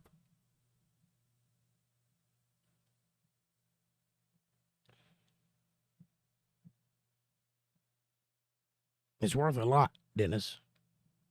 And the education that you're gaining from listening to me caterwaul is priceless because you won't get it anywhere else. Nobody cares enough about you to teach you anything correct. That ought to tell you something. You haven't figured that out yet, though.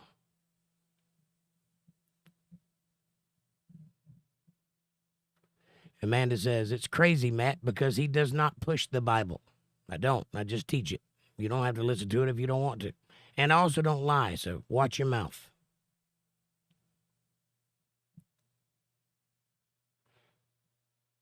Which is pushing it as well. No, it's not, Matt. You came here. I didn't come to you.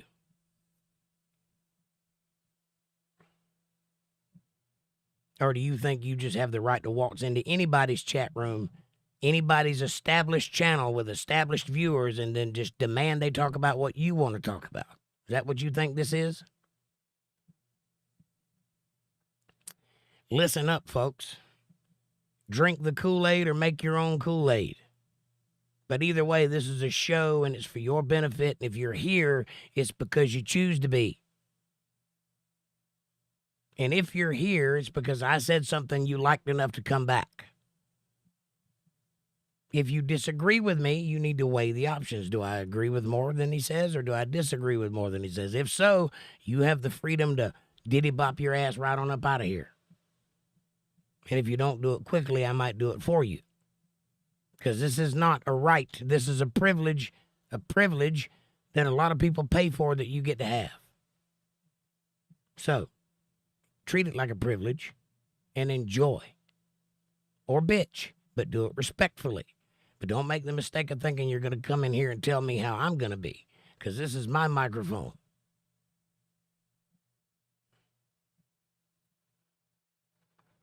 Amanda says, I don't know what to tell you, Dennis. It is worth him having a good channel. Correct. Dennis says, is this why it's bunk? Is it bunk? What have I said that you disagree with to the point you think it's bunk? I'm waiting. I hear a bunch of adjectives coming from you, but I hadn't heard you say anything factual yet.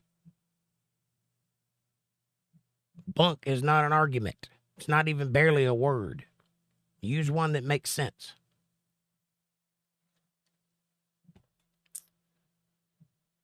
And Amanda says, no, it's not. He can't make anybody be here. Correct. Believe it or not, Dennis, you and everyone else here came here because they wanted to. For whatever their reasons were. And I've been working very hard for the last 7 years of my life to give them a place they could come to because they wanted to.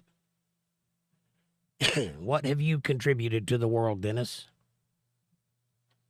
Where is your placard of things that you've achieved? Because I'm sitting pretty good right here.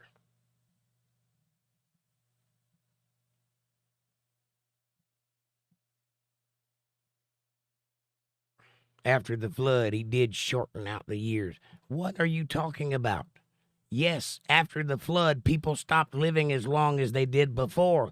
But it's not because God shortened the time. It's because the atmosphere changed. You can't live that long anymore because the atmosphere and the food sources changed. The whole world changed. So, yeah, God caused that. In that way, he shortened the time. Not because he intended to make time shorter. It's not all time. It's time relative to you because you don't live as long as you used to. And that, if you read the Bible, it took a couple of generations for that to actually start taking effect. The first people that came off the ark still lived a long time. It was their children that started dying younger. Why? Because it takes that long for an environment to affect you. What are you talking about? I didn't say it didn't. Matt Rayner says, Scott, you were never a monkey, but you are an ape, just like the rest of us all. If you think you're an ape, I feel sorry for you. I'm not an ape. I'm sorry you think you're a monkey.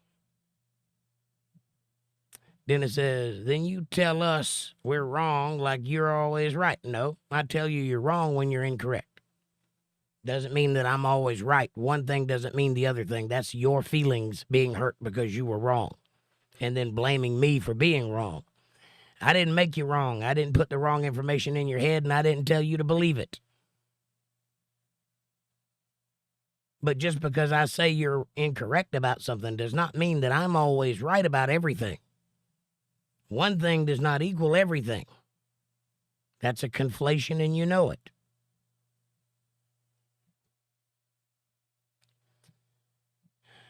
Like right now, you are confusing what I'm saying and then telling me I'm wrong. I'm not confusing what you're saying at all. Matter of fact, I ask you what you meant. What the hell are you talking about usually means, what the hell are you talking about? That's not confusing what you said. I read what you said. I can read. I guess I'm right about everything because I can read.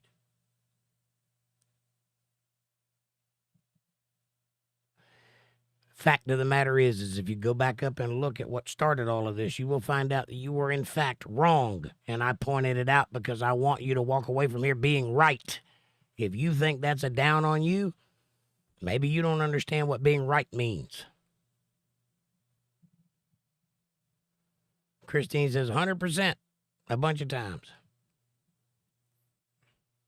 Amanda says, we already had this discussion, Dennis. He is about to tell you the same thing, right? Dennis says, you want me gone, Amanda?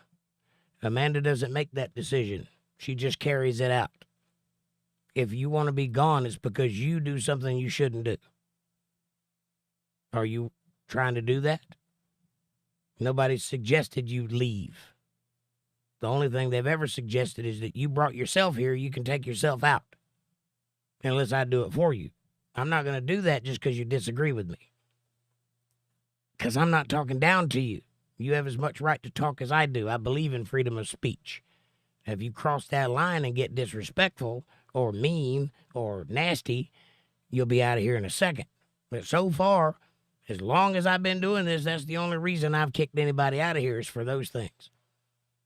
If you think that being angry and saying stupid shit like that is going to make it happen quicker, you'd be wrong. John says, yes, Jake, hopefully you have to learn something. Some have other intentions. Hopefully you're here to learn something. Thank you. I misread that. Amanda says, I'm not going anywhere.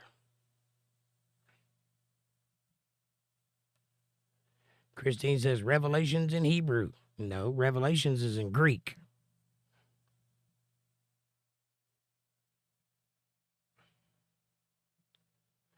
Then it says, you want me gone. Again, nobody suggested that except you.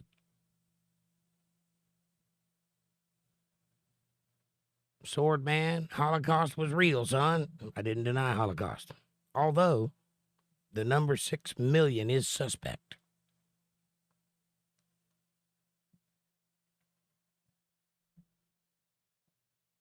This person can be gone. See how that works, Dennis? That person's getting kicked out.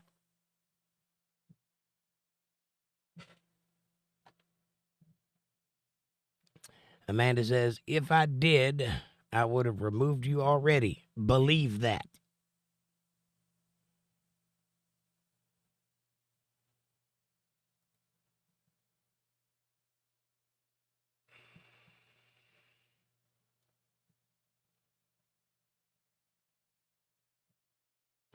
Great Scott says, I've said crap that could get me blocked, but my intentions were good. Hold the ground, Amanda. Amanda, he's talking to me, and as soon as you get this message, kick him out. Amanda says, okay, Dennis, if you say so. He's just saying exactly what we're arguing about. Right. And to prove it, I have not gotten personal, and you're trying to. So, Mr. Slaw says, what if we just enjoy our company, your company? Exactly. That's fine too, Mr. Sloth. I enjoy your company as well.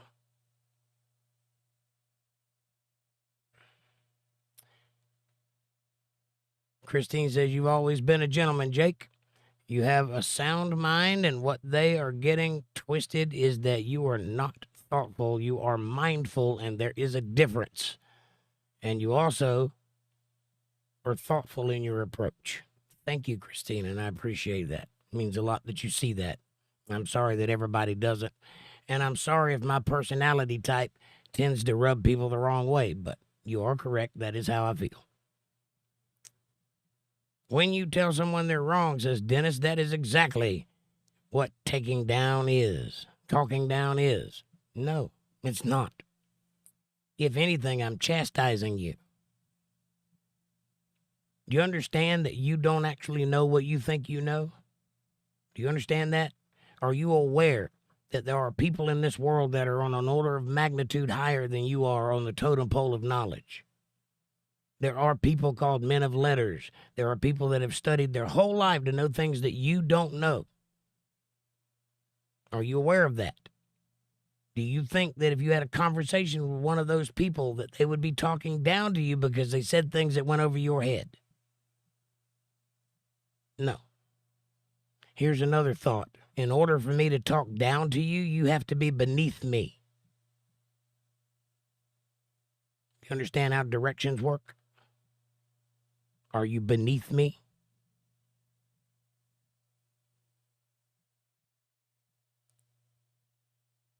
Amanda says, nope, it's voicing his opinion. That's how arguments work.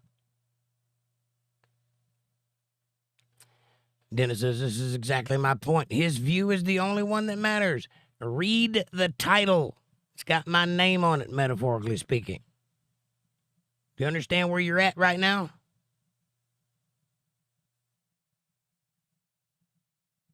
The whole reason I have a channel is because I'm espousing my opinion. Do you think I shouldn't? Would you rather me sit on my hands and listen to what you've got to say? Would you like a camera? Do you think there's any value in the things I say? Do you think there's any worth in knowing something you didn't know to start with? Do you even care? Are you even thinking? Or are you just feeling? I have a channel. I have a show because I put one together. Why did I do that? Because I was led from a higher power to deliver what I know to everybody else. Because I know something that everybody else doesn't know. Generally speaking, some people know it. And those are the people I'm talking to. Now, is that wrong? Can you point a channel to anybody in the world that has a channel, that has a show, that is a spokesperson, a public orator, that is not espousing their opinion? I'd like to meet that person.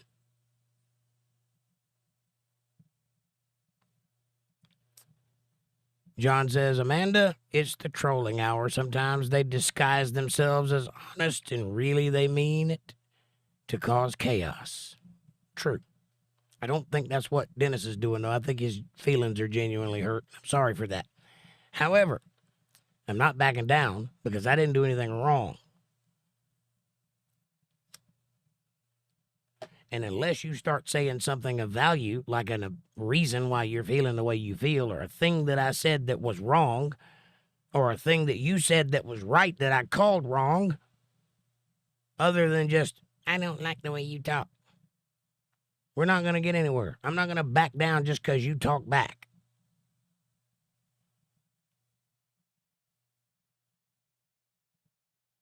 Amanda says, oh, geez, Dennis, please, like you don't have strong opinions. Oh, Dennis, please, like you don't have strong opinions. Sorry, I misread that because there's no commas in that sentence or capital letters or any other indication of a structure. But you got the ellipsis right. That's a start. So you're not completely wrong.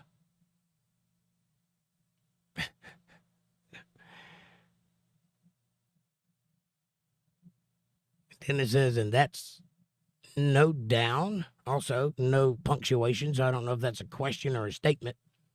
But no, it's not bad to tell someone when they're wrong. If you're wrong, don't you want to know you're wrong?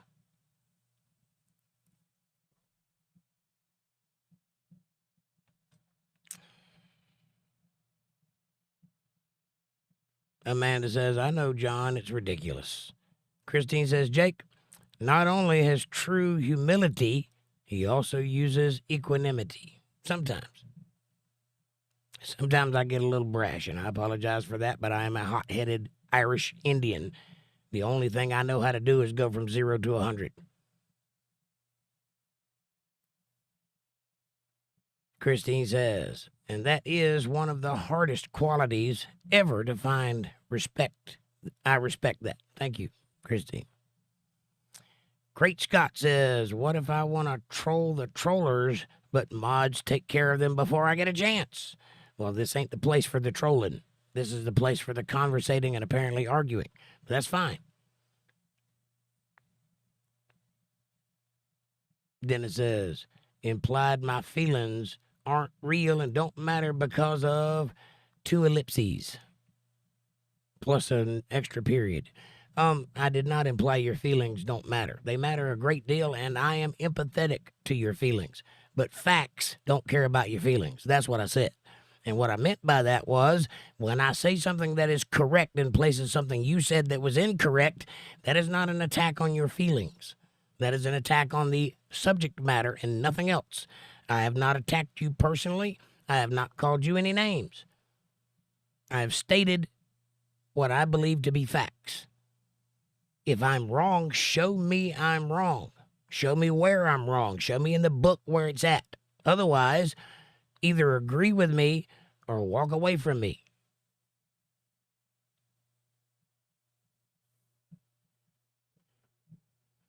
John says it's painful to watch. You try in earnest to handle people fairly. That's all, Amanda. Some don't deserve that much attention. Sometimes it's painful to watch, John. It's also painful to watch so many people that have no intentions of bettering themselves, no intentions of enlightening themselves. They call this the enlightened society. This is the dumbest generation that's ever lived. Hands down. It's not even close. That's painful. Amanda says, because you're being a jerk for no reason and talking shit for some reason, says Amanda. Yeah, there's no reason for that. I didn't even say anything against you. So what are you upset about?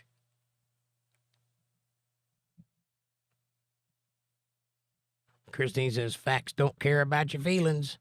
You know that's an old saying going around. It's intended to strengthen us. Right. It is not intended to put you down. It's intended to make you go, oh, maybe I'm overreacting. Maybe I should pay attention to the subject matter and not be such a nanny butt. Maybe I should eat some Wheaties and stop being a baby.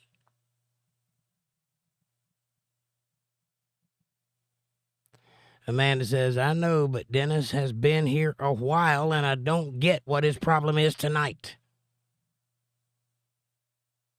I made one statement and you jumped me for it and won't stop. You made one statement directed at me suggesting that I was wrong in front of the people that listened to me and that I made you feel bad for being wrong. I won't stop because you keep standing on your position when you are incorrect still. I'm not gonna stop until you stop. That means I win the fight. I'm not gonna win because you get tired. I'm gonna win because I'm gonna prove I'm right.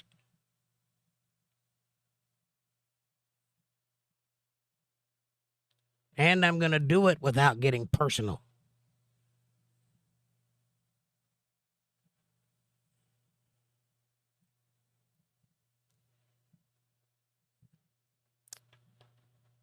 Because, in case you haven't noticed, you do not have the moral high ground. Mr. Slaw says people believe what they want to believe. We can either choose to accept it or not. Correct. But there is a third option. You can espouse your beliefs and hope someone will listen to you, which is what I'm doing. The third option. I don't choose to accept my fate. I don't choose to just capitulate because the majority believes one thing. I look at it for myself, and if I see something different, I start saying it out loud to other people and hope that somebody will see what I saw.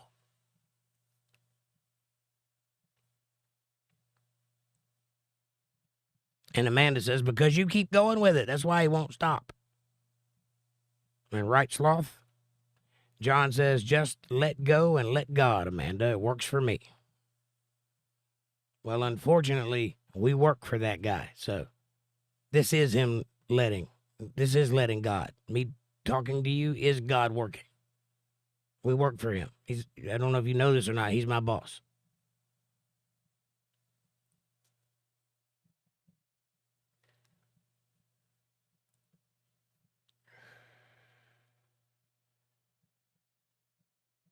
Dennis says, because you keep at me until Jake caught up, and now I'm fighting both of you. Why? Well, because she is a moderator. She has a wrench by her name, which means she handles things that I cannot.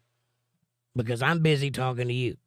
And if she's defending me, it's because you're saying something that's incorrect and more than one person sees it.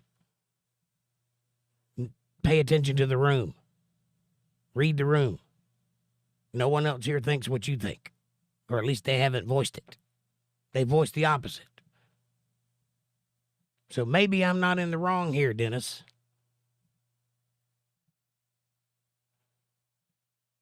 And I'll ask it again just in case nobody heard it the first time.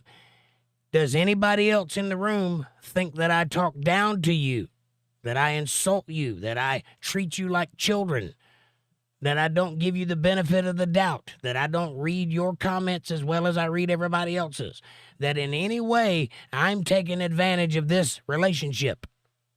Does anybody else think that? Now's your time to speak. You will not be judged for it.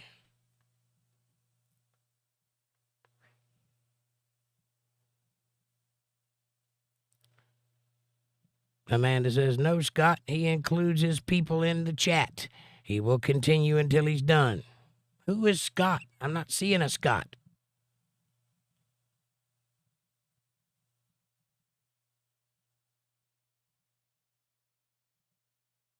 I also don't see an ST.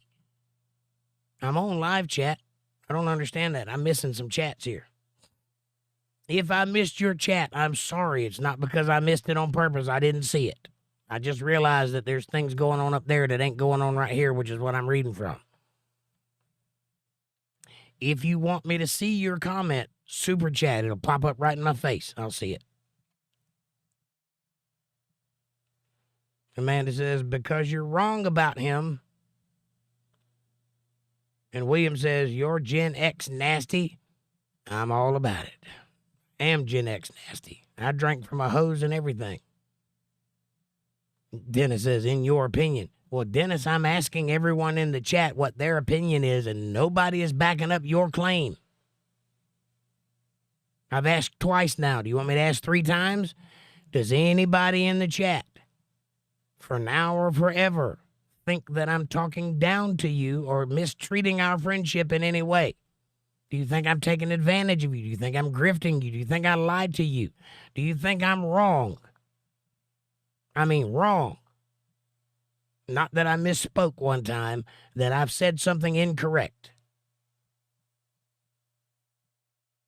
Dennis, let's see what they say.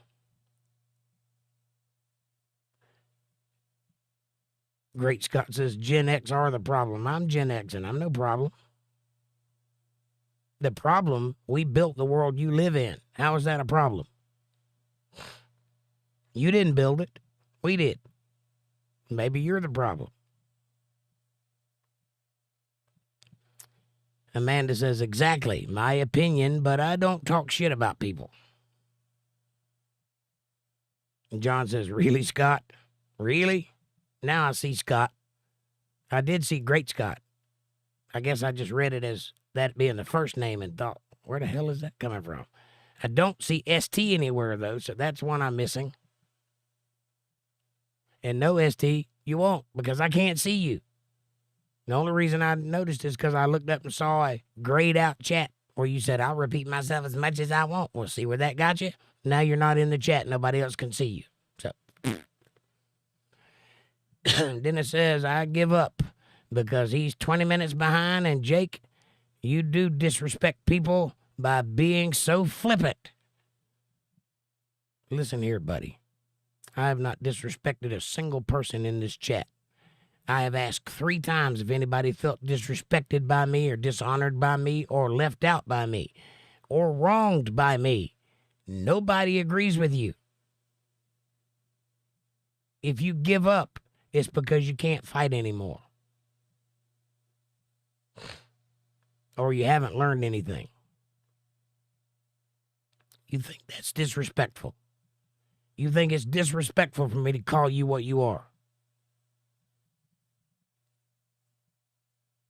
I think you might have an antiquated idea of what respect is. Respect is earned. It's not given. And Amanda says, well, wait till he catches up then. Well, I'm trying. And Dennis says, I'm nothing next to the great Jake. Does anybody think that I think that?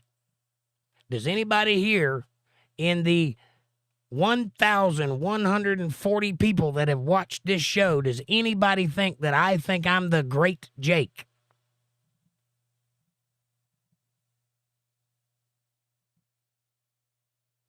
Amanda says, for connecting on what you said, for commenting on what you said, right?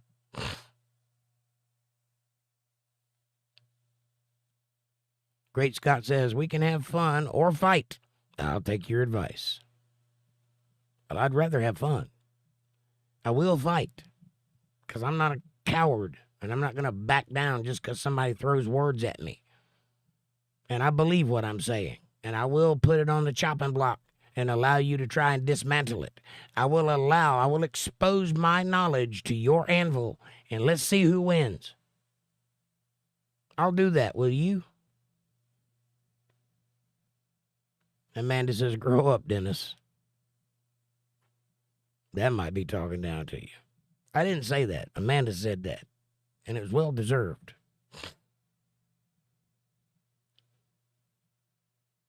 Kurt Hope says, hello, sir. What's up? What the heck kind of name is that? Oh, never mind.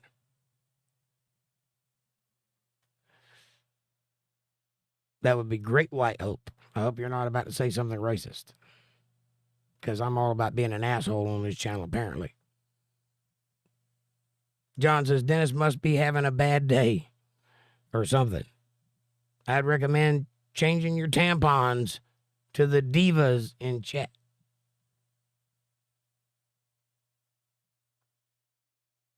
Damn. Damn, Dennis. Is your tampon dirty? I'm sorry, I'm not usually sexist, but that was funny, and you know it. If you can't take a little ribbon, you ain't a man.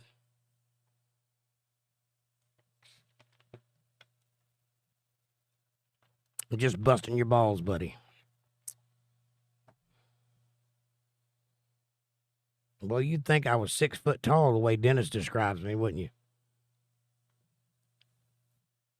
Christine says the Bible states they fell away from God. Satan fell from heaven, but he also fell away from God.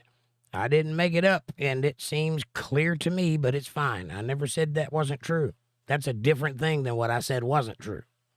Yes, Satan fell from God. Satan started out as the leader of God's choir, and then he was promoted to the cherub that covereth. That means he protected the mercy seat that God sits upon, the throne of God. So he was very highly regarded at one point. And then he fell. What I suggested was that God created him for the reason that he is now doing. And he did. That doesn't mean he wasn't given a chance to do something different. Mr. Slaw says, I like people who are passionate about their beliefs and opinions. I find them interesting, and I am eager to listen to what they have to say because it's engaging. Thank you, Mr. Sloth. I appreciate you. Dennis says, one statement that has got drug here by the two of you. What statement? What are you talking about? You said that there was a statement drugged by the two of us, but you didn't include the statement, so I don't know what you're talking about. Try including the statement so I know what you're at least mad about. Monkey Juice says, Amanda is good people, and she'll let you speak your piece. See? And Great Scott says, happy Saturday, everybody. Well, apparently we made it to Saturday. Thank you, Great Scott. Happy Saturday. Walter Davis says, well, I made it home. Walter, you want to jump in on this one? Apparently, I talk down to people and I'm quite an asshole. Is that true?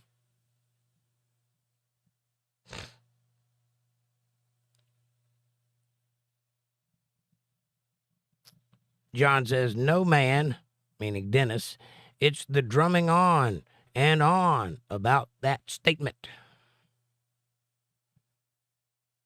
But I still don't know what statement. Unless I missed it. I don't see it anywhere.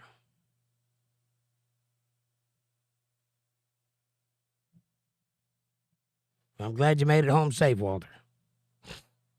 Get you some rest, buddy. It's midnight. Amanda says, thanks, Monkey. I don't usually get involved like this, but damn. Defending myself, says Dennis. I'm not attacking you, Dennis. Not once have I attacked you. How are you defending yourself? Nobody's attacking you. Amanda is defending me, her fearless leader. And you are attacking me, the guy who's supposed to be teaching you something you didn't already know, which is the reason you came here. And if it ain't, then you came to the wrong place.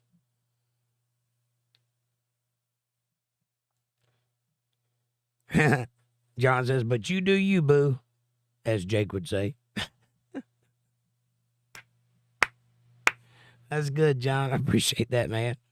I didn't realize I was popular enough to have Jake-isms, but thank you. Made my day.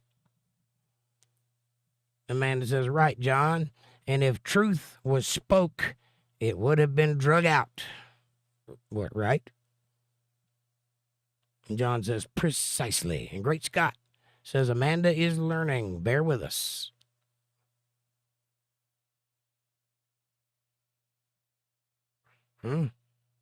Dennis says, I've never had a crossword to anyone in this chat till tonight.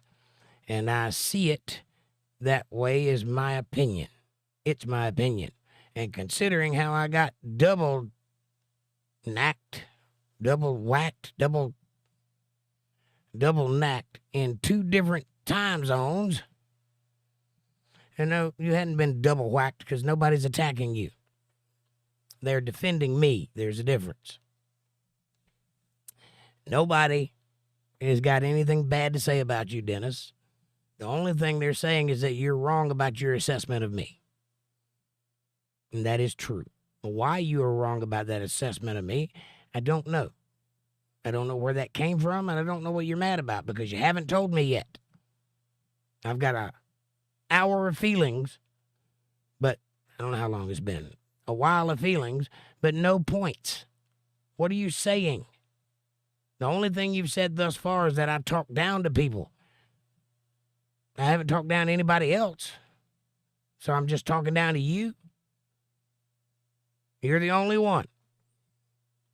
And until you said something, I didn't know that you felt any differently than anybody else here did.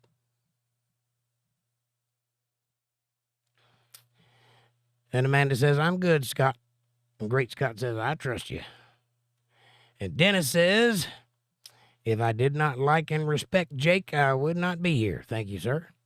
I am not a child or a troll, although I felt like I was being treated like I was trolling.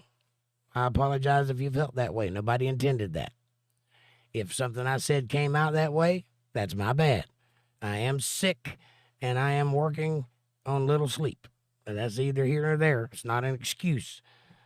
I don't talk any differently to you than I do anybody else. I may attack an idea. I may say an idea is stupid. I might even make fun of it. But I would never attack you personally, and I have never done so.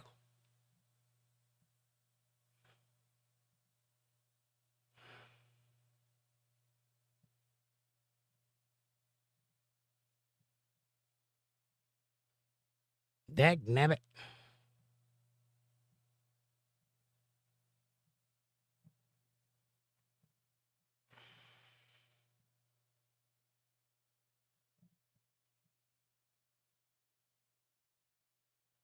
Chat jumped again, and I don't know where it was.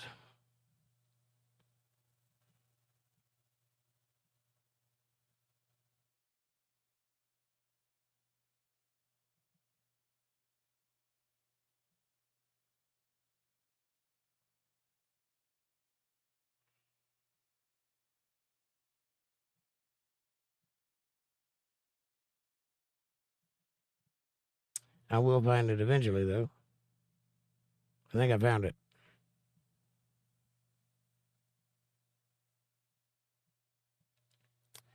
Rain Man says, what are y'all talking about? Right now we're talking about what a terrible asshole I am.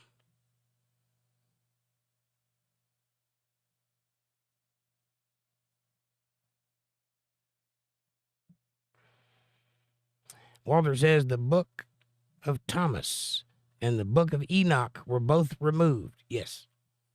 There were a couple other books too, like the book of Maccabees.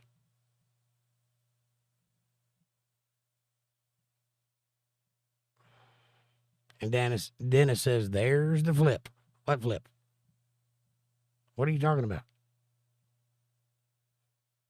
Are you talking about that my character has ebbs and flows, that I go up and I go down? That's called being a speaker. My personality hasn't changed. It's just my voice. I don't know what you mean by the flip. Roger says, we are from Brazil. Hello, Brazil. Then it says, yes, exactly. There, Amanda, did you see it?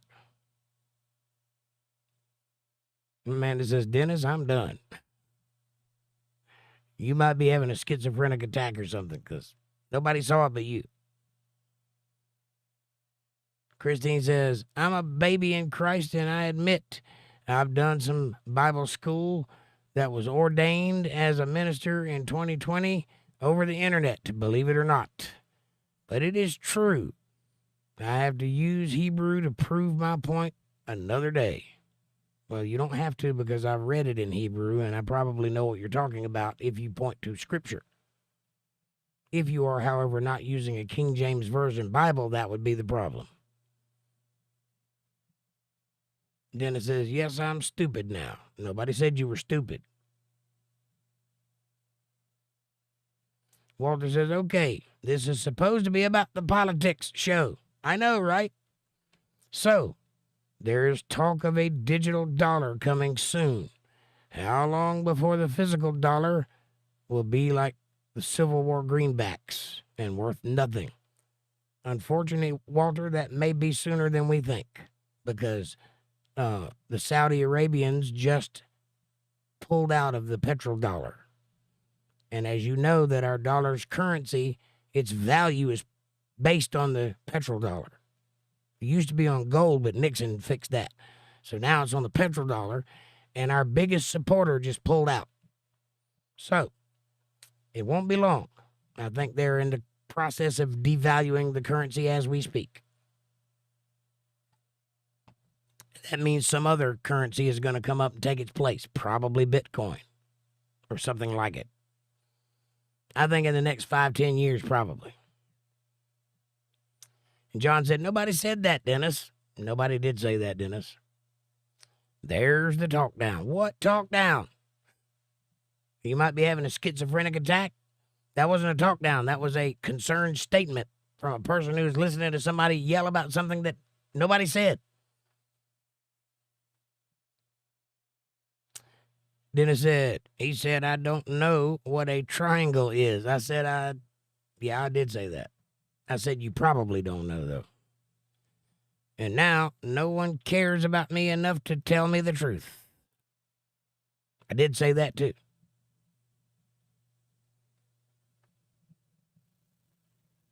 But if you'll take those two statements in context with what we were talking about, they don't mean the same thing you think they mean when you put them together. Pay attention. I jump around. So, what I said, I bet you don't even know what an equilateral triangle is, was in response to the earth is triangular. That was the comment that I was responding to. That was not you that I was talking to, unless you're the one that said the earth was triangular, but I don't think it was you. And the part where I said that nobody cares enough about you to tell you the truth, I was talking to everyone, because that's what I'm doing here, telling you the truth. The you in that sentence is the royal you. It means all of you. It doesn't mean you personally, because I'm a face on a computer screen. I've never met you personally. I don't know who you are. So I'm not talking to you as a person. I'm talking to a room full of people. Do you understand the difference? Everybody else here seems to get this. You seem to think I'm talking just to you.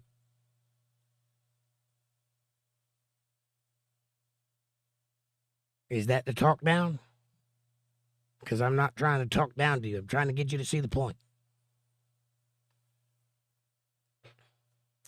So those two sentences were from two completely different conversations in completely different places on the chat.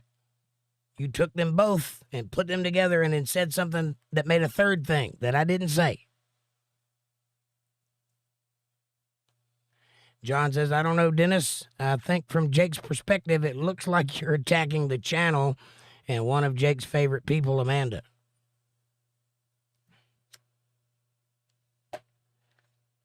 What are you talking about? I don't even like Amanda.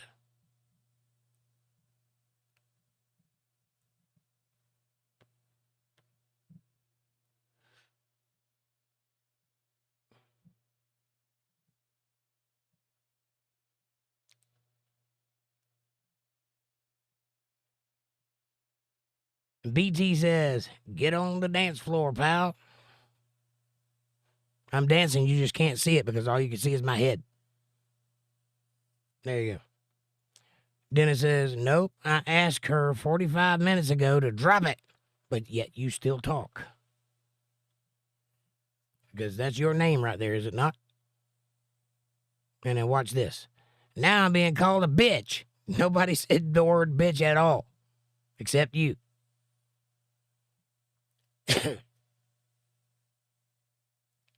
And yet, is that not your name? Talking right there about this subject. That ain't me bringing it up. That's you bringing it up. You see how that works? You typed it. I respond to it. See how that works? I don't respond before you type. What's your favorite Ted Nugent song? Stranglehold. Dr. Fletcher. Mr. Slaw says, Stormtrooping. Hebrew says, concerned face. Dennis says, the talk down again. Really? I can't help you, buddy. You might be unhelpable. Walter says, the great white buffalo. BT says, cat scratch fever. And John says, Jake doesn't seek to demonize anyone, so I can only look at it from what I've seen from Jake so far. Demean anyone, that's what that word is. Jake doesn't seek to demean anyone. I'm not trying to demean anyone. I only attack when you attack me, and I hit harder than you do. It's not my fault.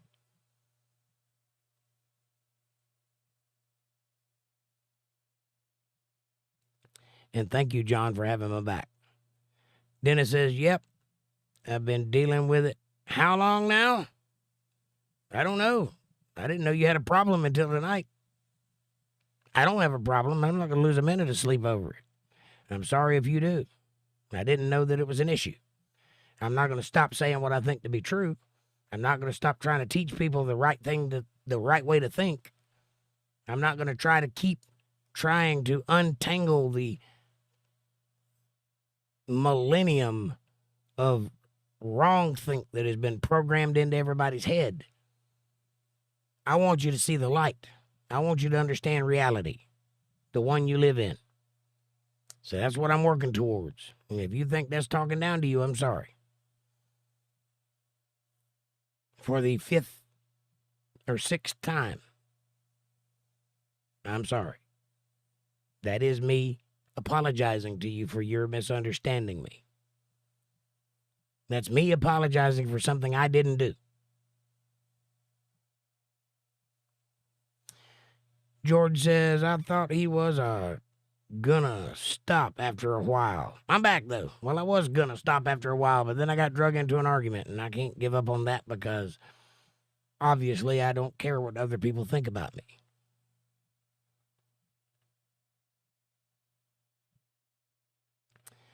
And he's raking me across the coals now. If there are any coals being chipped, buddy, it's you that's chipping them, not me. Why? Because you're a non-believer, Dennis? Is that what the problem is? I don't know. I think he's mad because I said he didn't know what a triangle was, but I didn't say that to him, and I didn't say that exactly, but that's pretty close to what I said. And I just ain't figured out why that would make somebody mad. Maybe he don't know what a triangle is. I don't know. Ask him.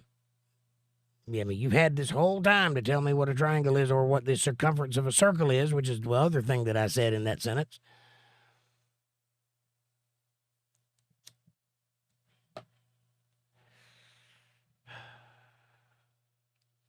John says, no. See, you got it because of the original argument. And now you're getting the delay, so it feels extended. You might be onto something there, John. Yeah, remember, I'm 20 minutes behind, so I'm catching up to these thoughts that have already been passed. Walter says the moon also came into orbit, and that is shortened days and the reason we have tides. How about that?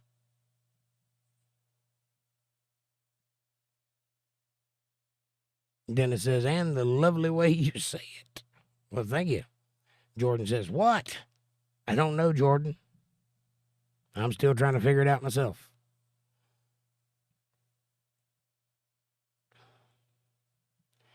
Dennis says, does anyone know which thing he is referring to? Well, I've been pretty clear about what I'm saying, including beginning with a subject and ending with a preposition, and in the middle, there's the object.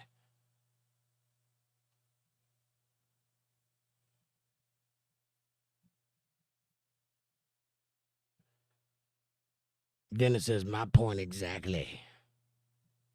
Your point is not making the point you think it's making, Dennis.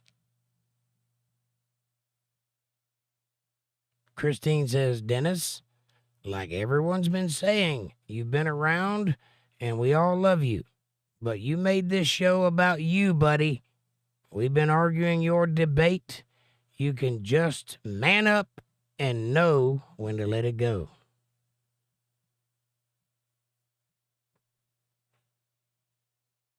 And John says, seems to me people see what they want to see. I give up trying to explain it. I know, John. I've been kind of tasked with that job, so I have to, but I don't blame you a bit. And Dennis says, I should have because I'm right. Now I'm giving you a southern accent. Does that make it even worse? I'm sorry. It just came out that way because it sounded that way in my head. In my head. Bo York says, damn, finally someone that believes in hearing opinions, even if he doesn't agree. And this is how he gets treated. Not even sure what he supports, but I gotta respect.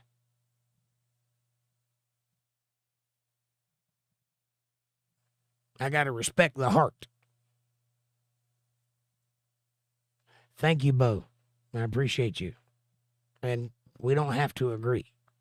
I will hear your opinion as long as you don't get nasty or disrespect somebody in the chat. That includes Dennis.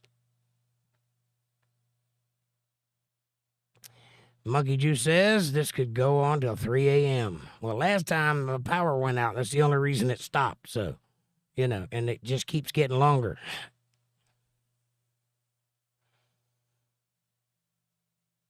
Walter says, Dennis, I was driving and I missed what you said. What was it?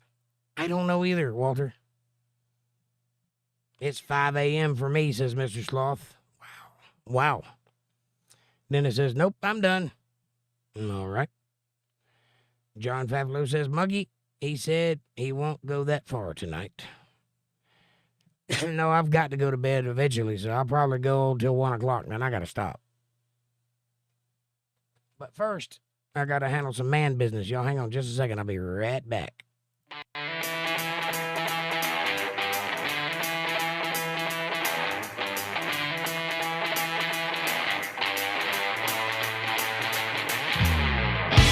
Yeah, I told you I'd be right back. Then it says, not once have I got personal. You have I? In what way? What did I say that was personal, Dennis?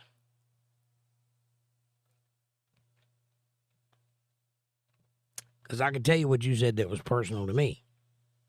Can you tell me what I said? Burns says commies have been uprising, usurping the family for 70 years. True. I don't know if it was commies, but somebody has been for sure, Burns. Dennis says that's talking down.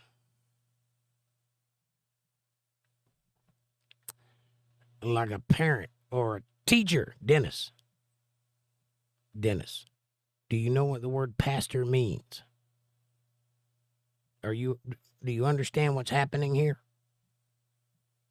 Hey, I say it in every podcast. I am a teacher. I teach people that don't already know something, what they don't know. Do you not understand what pastor means? Why do you think people keep asking me biblical questions while I'm trying to have a political conversation, which involves everybody and their opinions that we all disagree about? And yet it keeps coming back to my field of expertise because they like how I teach. They want to know more. They want to question. They want to find out answers that they don't have the answer to. That's what I do. If you don't understand that, I don't know what you thought was happening here.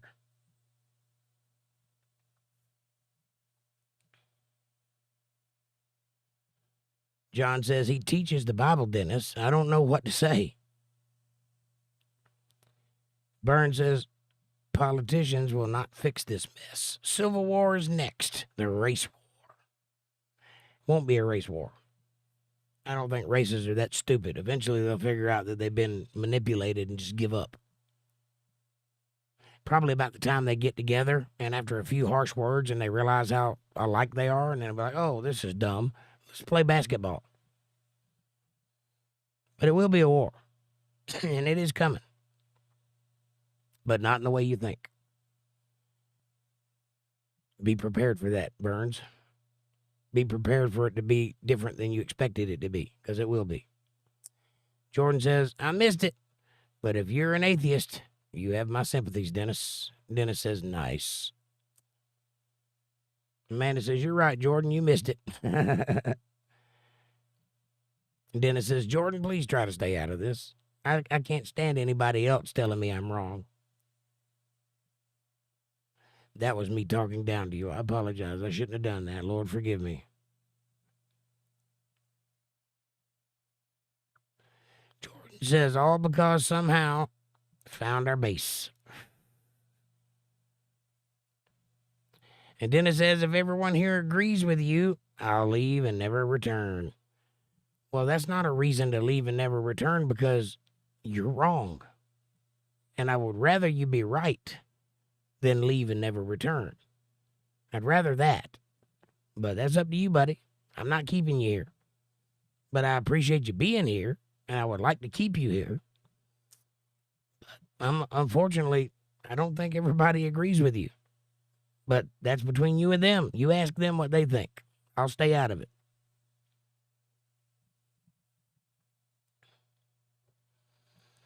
Jordan says, I don't always agree with him. Ask Amanda how I started out here. Amanda says, LOL. And Dennis says, Jordan, please, I'm a Christian. I believe you're a Christian, Dennis. See, I'm still getting it by both people. Nope. There's more than two people in here, Dennis. There's 1,414 people here. There's 1,414 people that have been here tonight.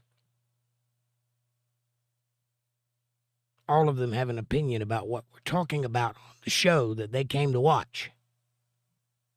You have to expect that. If they're not in your corner, that's not my fault. I didn't talk to them previous to this and tell them to all gang up on you. You picked this fight, so fight it. Or be wrong and learn to be right. Jordan says, Amanda timed me out for like a while. Amen, Dennis. And John says, I recall, Jordan, And Jordan says, if you're referring to Amanda, she's literally laughing at me and how I came in here.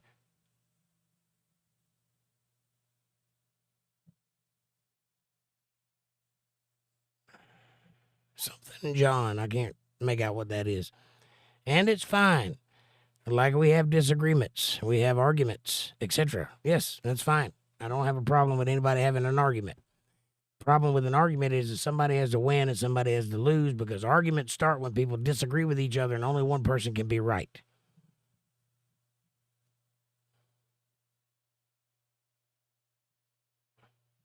So Dennis says, so when he gets caught up, we all need to vote, please. Well, how about this, Dennis? Let me see if I can do it.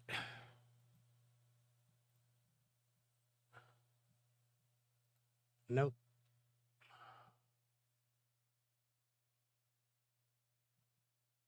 Hang on. Here we go.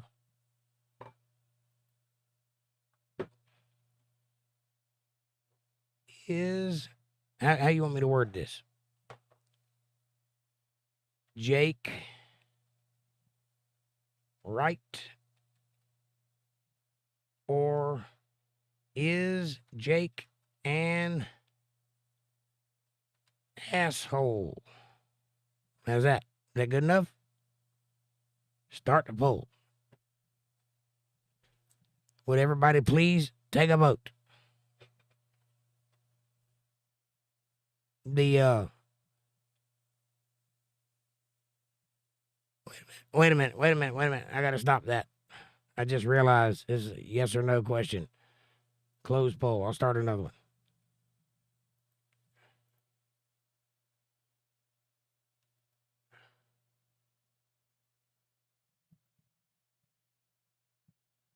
Here, this is better.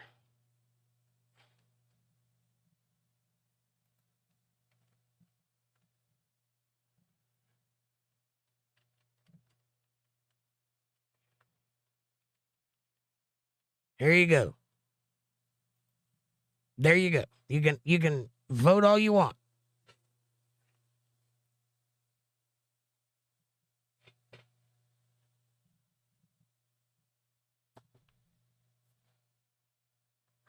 Sorry, the first one, I realized I asked 2 questions and it was yes or no, so that wouldn't have worked. So I had to fix it. I'm tired. Forgive me. And I can't talk anymore. But while we're talking, everybody please vote there.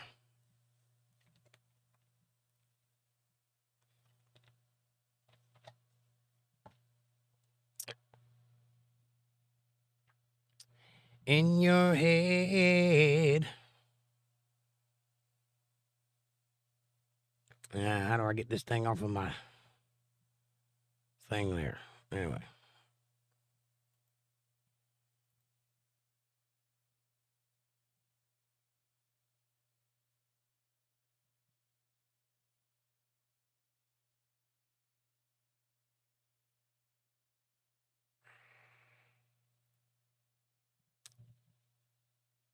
Amanda says, I ain't said shit, Dennis. And Dennis says, you said exactly that.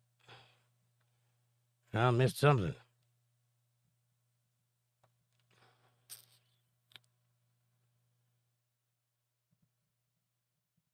Frank and Pinky says, what is this? It's a vote. Yes, Jordan, a vote. Vote yes or no. Vote Dennis or Jake as to who you think is in the right in this conversation. This is a positive vote. Jake is right or Dennis is right. Whichever one gets the most votes wins. This ain't about wrong. It's who's right. Dennis says, my feelings don't matter. Oh, I hope not. Mine don't. This is me getting roasted. Not really. I've been a little snippy, but only just a little, and only because I like you. Believe me, if I was indifferent to you, we wouldn't be having this conversation. Because I really don't give a shit about anything other than what I give a shit about. Jordan says, your feelings don't matter, Dennis. Don't say that. They just might not matter here at the moment.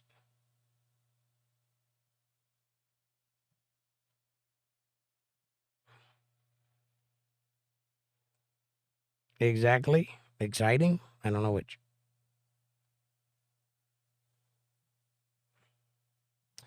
John says, Franken, it began as a Bible study. Oh, okay, bye. Yeah, can't win them all.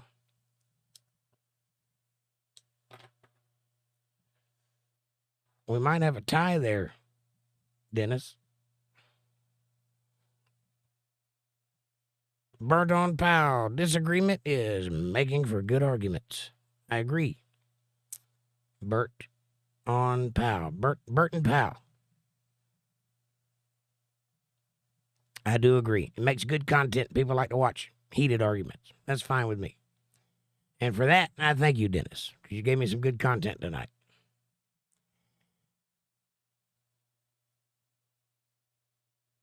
John says, now Jake's going over each comment in chat history. Dennis says, I tried to 45 minutes ago. You tried to what? Oh, give a good comment. The new generation is being trained, not taught, says Burton Powell. I agree. I think we should stop that. I think Louisiana did a good job putting the 10 Commandments back in school. That's a start. That ain't going to fix it, but that's a start. Jordan says, how did this start? Can anyone tell me the details? I think I said something about a triangle, and Dennis got mad about it. I don't really know. ST says Supreme Court is compromised. Why? Because there's Republicans in it? That doesn't make any sense. Dennis said, not what I said. That's what you said to me. I said something about a triangle, and then I said something some other time that didn't have anything to do with the previous conversation. And you got mad about it. That was your evidence. That's what you gave me. Amanda says, drop it, Jordan. Jake has to get to the bottom of the chat. John says, don't even know anymore, Jordan. That's how silly it is. It is kind of silly. And at this point, it's all worthless to me, says Dennis. Well, if you get mad that easily and destroy a friendship over something so trivial, probably wasn't a very good friend at all. I hope you're not that guy. And Amanda says, you can go back and read it later if you want to, Jordan. It's there. It'll remain there.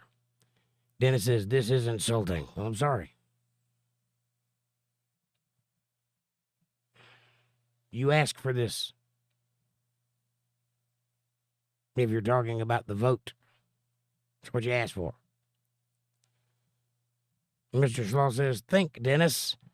I think Dennis felt like his opinion wasn't being valued, but I'm not 100% sure. It seems like that, but I've read everybody's chat that I come across. I don't understand how an opinion couldn't be valued because I disagreed with it.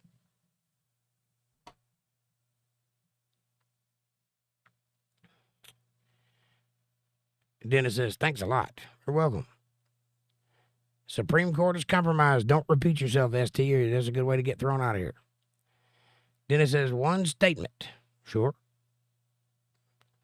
Amanda says, okay, ST, don't keep repeating yourself. John says, hey, Dennis, at some point, you're either going to get a clue or keep pretending to be the center of attention after the fact. He is responding to your previous statements. Dennis says, thanks, John. That clears up everything. Well, I am. I'm trying to get there.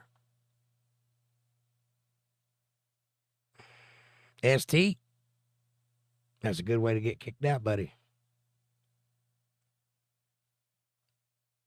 You have all the free speech in the world when you're on your own time. You're on my time right now, and that's not free.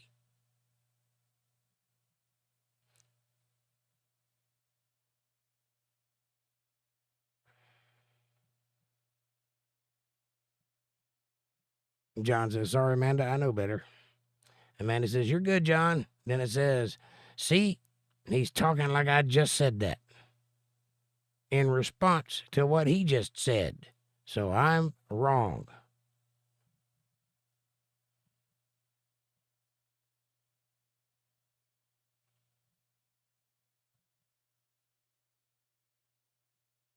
Well, so far, Dennis, according to the poll, it looks like I'm wrong. The conversation doesn't reflect that, but you might be winning this one.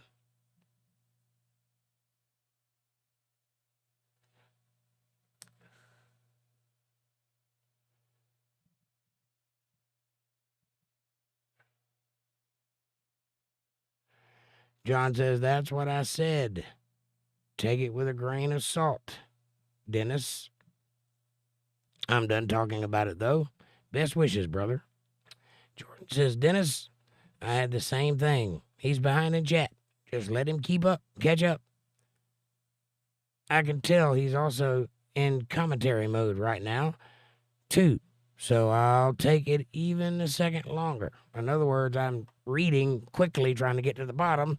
I may not say things as tactfully as I should. That's all right, ST. It won't hurt my feelings. Then it says, he told me, what did I have to compare to his channel? No, I asked you, what did you contribute to the world? That's what I said. I didn't say compare it to my channel. See, you are conflating ideas. You are adding things that I didn't say. I said, this is what I've got. This is what I do. What do you have? What have you contributed to the world? That was a question mark at the end. You added the talk down to you-ness to it and then repeated it to me. I didn't say that. I didn't ask you to compare yourself to me.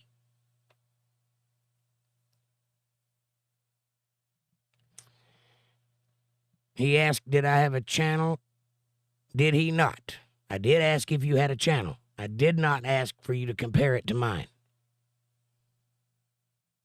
And basically, what I asked was, what have you contributed to the world? Channel was just one option. Could be anything. You could be a street preacher. Who knows?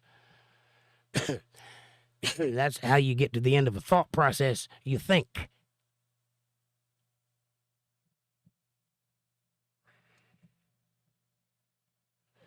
And then compared it to his putting it down. I did not do that. That is incorrect. Yep, I'm a fool. And even in the end, I'll still be wrong. Well, actually, it looks like you're in the right according to that poll up there, so you should probably stop talking while you're ahead, because you're winning. You can attribute that to whatever you want to. It's not going to hurt my feelings either way. You could say that trolls are saying I'm an asshole because I'm me. You can say that you're right. I don't care. I just thought it would make you feel better to see you being right.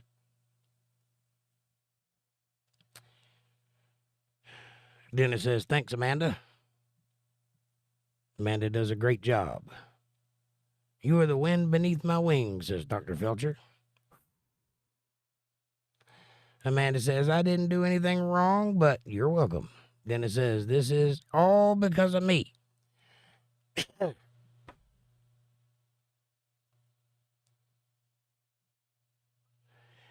Jordan says, all righty, guys. I just kind of don't know what's going on, so I'm a head out. I hope to see you back soon. Dennis has a great Bible study. Dennis, he has a great Bible study tomorrow. Good night, and God bless you all, everyone.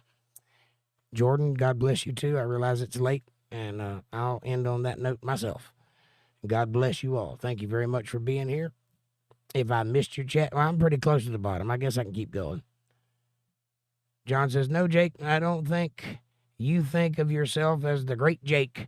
I think sometimes a fox tries to get in the hen house occasionally. It'll aggravate the farmer or the shepherd every time, as it well should. Thank you, John. That's very astute of you to say that. I appreciate you very much.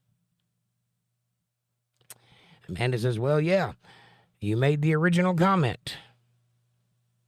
That was in response to the question I didn't answer because I was giving it a chance to blow over. But yeah.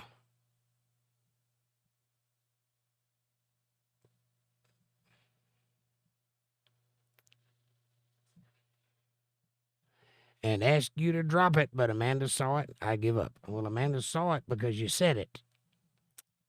And Amanda is a banhammer wielding moderator who it's her job to defend me while I'm unable to defend myself.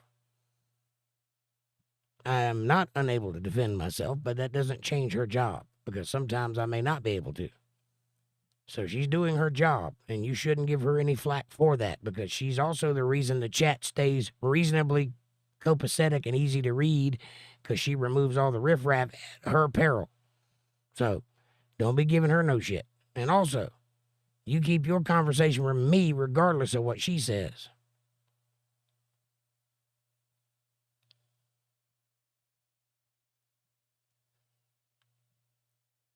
And Amanda says, I did a long time ago, but look who keeps talking about it now, or going on now. Jake is just responding to the previous comments, which I will do till I get to the bottom. If you keep talking about it, I will keep reading it.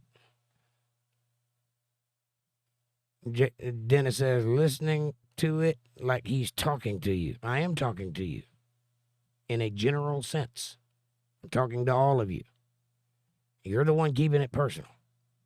I'm talking to a room full of people. 1,590 people, to be exact.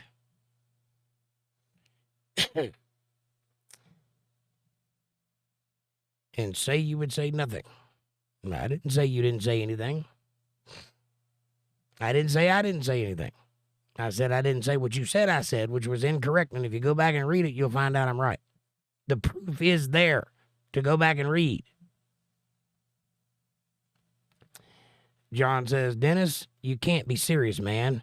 Now I know you must be trolling. Enough said. John, I hear you, brother.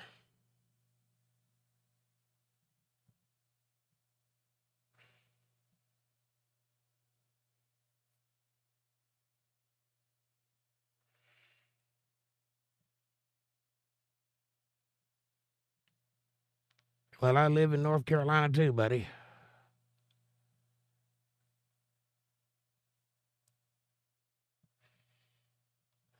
I lost my place in chat.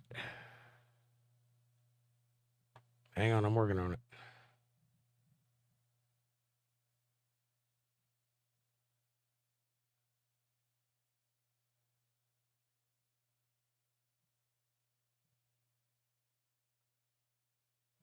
Amanda says, maybe because you feel guilty about your comment now. Dennis says, nope. Dennis says, I'm entitled to my opinion. If you don't agree, that's your opinion. Correct. But again, it's my microphone, so my opinion is the one we're talking about. Dennis says, by being flip with attitude, you understand that I'm a personality, right? You grasp the concept of being a public figure. You wouldn't like it very much if I was just here like this because I'm sick and I don't really want to have a conversation with you because I'd rather be laying down. You wouldn't like that very much now, would you? It's called a personality. Some people can't handle it. OMG, says Dennis. Who's got the attitude, buddy? John says, that's why I thought it'd be better for the channel to X your comments altogether, Dennis. I appreciate where you're coming from, but it has ruined the entire vibe of the stream. May have been the idea. Now I'm a nutcase, says Dennis. Who said that? You said that. Nobody else said that. That's not how Jake does things, though, says John. Dennis says, John, please stop. Why? You're not stopping. Why should he? John says, I'm just speaking the truth. Amanda says, Dennis, you stop too and let Jake catch up and then discuss it. Problem solved. That'd be easy, wouldn't it? Dennis says, yes, he did. See?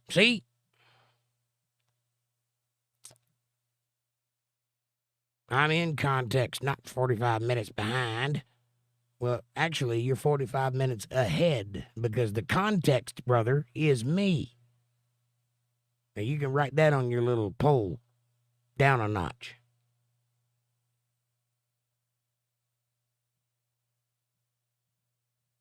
Dennis says, nope, he said that to me. Yeah, I get it, I'm dumb. Nope, they weren't. Hey, behind, not me. He's behind, not me. Yes, he did. That was an entire conversation right by yourself. Give it a damn rest, says Amanda. Dennis says, I see my error, but he has no error? Not particularly, no. Not here. Not right now. I do have plenty of errors, but I haven't made one tonight. Now I'm unhelpable. That was 20 minutes ago. I almost think you're not the true Dennis Bigfoot. Really, says Amanda. I kind of feel that way too, because I've been knowing Dennis for a while, and he has never aired any such a situation as this. But hey, schizoid too. That's a possibility. You might be suffering a schizophrenic break. Or you might just genuinely be mad at me about something you have not aired, because the thing that you put up as an example was retarded. And anybody with it higher than a 20-year-old would not be offended by that. It's the reason I felt like saying it, because I wouldn't have thought it would have offended you. Apparently, you don't see it that way. And yes, you are getting personal. And I'm hitting back. Amanda says, Dennis, where does Jake live? About 30 minutes from me, says Dennis. Or where do I live? Don't remember. That would be Florida. Amanda says, which state? Edric says, 911 was an inside job. Okay. Foxman, what's up, buddy? Surprised to see you up so late. Good evening. Good evening, Foxman. Care to vote in the poll?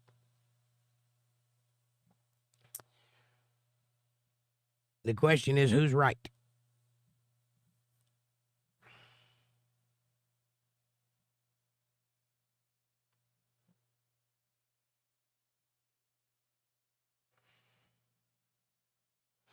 Dennis says, you don't see how anything could be insulting here. Yes, I do see how things could be insulting here, but I didn't say anything to insult you. That was not my intention. If you got insulted, I apologized 5 times or more. Amanda says, hi, Foxman. John says, yes, Foxman. Jake is dedicated. Something. It's worth something, right? Amanda says, what does Jake do for a living? It's a good question. Then it says, if you are building to something, Amanda, get to the point, please. And Amanda says, I don't think you're the real Dennis who comes here.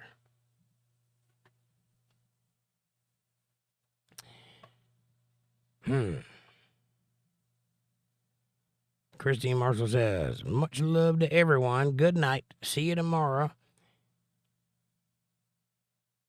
If it's in the evening, it'll be 8 p.m. tomorrow. Thank you, Christine. John says, she already said she almost thinks you're not the real Dennis. Dennis says, I'm not wrong. You also haven't defied the fact that you're not the real Dennis, so there's that. Me thinks you protest too much? Amanda says, right, Christine. Oh, night, Christine. And Dennis says, well, I am. Well, there you go. Problem solved. Answer my question then, says Amanda. What does Jake do for a living? I said I can't remember, says Dennis. And John says, good night, Christine. And Amanda says, what state do you live in? That would be North Carolina, says Dennis Bigfoot. Christine Marshall says, Amanda says, like I thought, you're not the real Dennis. Busted. Dennis says, I live in North Carolina. Jake lives in North Carolina. This is true.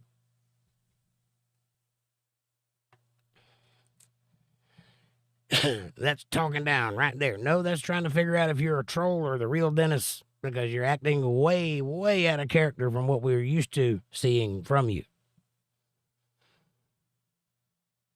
And it says, okay, whatever then. And then it says, I'm Dennis Bigfoot. Where's April? It's Fab. Well, I don't know where April and Fab are tonight. They probably didn't want to get involved with the politics. Amanda says, okay, then, Dennis, she's busy tonight. Okay, well, April has something to do tonight, so that's why she's not here. I don't know about Fab Dad. He's probably lurking in the background. In fact, I seem to remember seeing him put his peeking eyes in, but that might have been last night. I don't know. John says, as much disgust as you've claimed, I'd think you wouldn't be here then. The other times I've seen you, Dennis, you are getting along. Well, Dennis has never been nothing but nice. I don't know what the problem is tonight, but apparently it's something. Apparently it's my fault. According to the chat, you are 10% more likely to be right than me.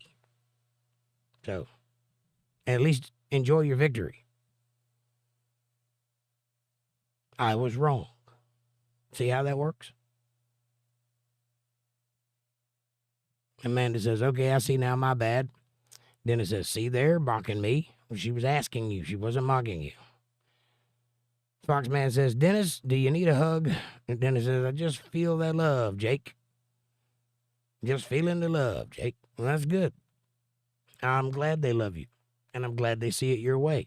They're not saying it in the chat, but they are voting it. So. Dennis says, nope, I need everyone to quit trolling me like what I feel don't matter enough for me to defend myself. No, you can feel whatever you want to feel. It's not a good idea to bring feelings into a debate or a conversation because that's how things get heated. It's better to stay flippant and talk about the points. That's a better way to do it. But you're welcome to feel whatever you want. Nobody's questioning your feelings. They're questioning you're attacking me for no apparent reason. Because I made you feel dumb or something? Come on, man. How old are you? John says he needs something, apparently. Then it says, I need you to please butt out and leave me alone. Or I'm going to take my ball and go home.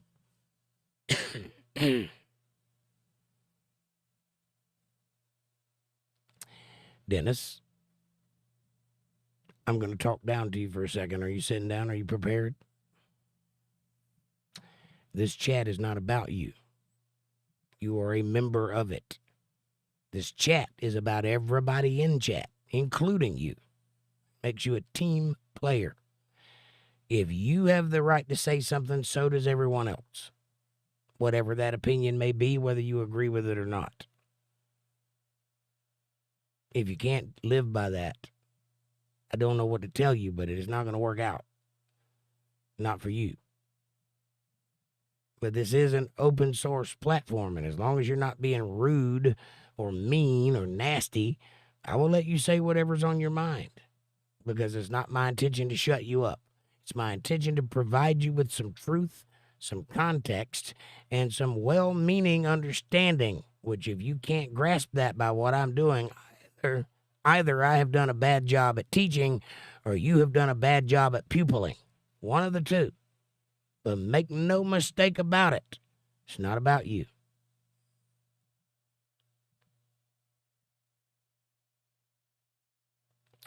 Amanda says, like I said, wait and let Jake catch up. Have a discussion. Problem solved. Then it says, you all can rest easy. I've made my own choice. All right? And my vote don't count. Well, apparently it does count because you won the poll.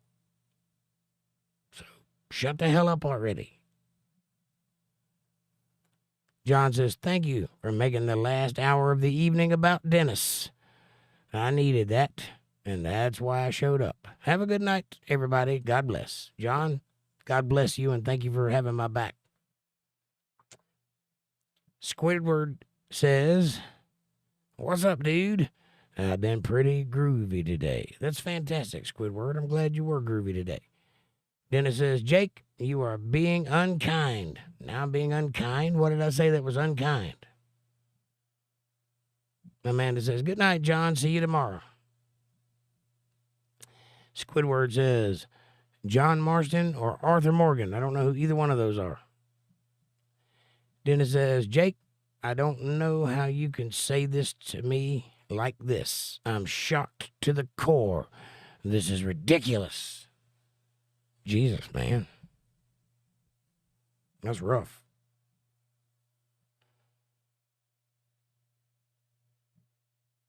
And John says the poll is probably being manipulated by alternative accounts. I can't see those numbers adding up.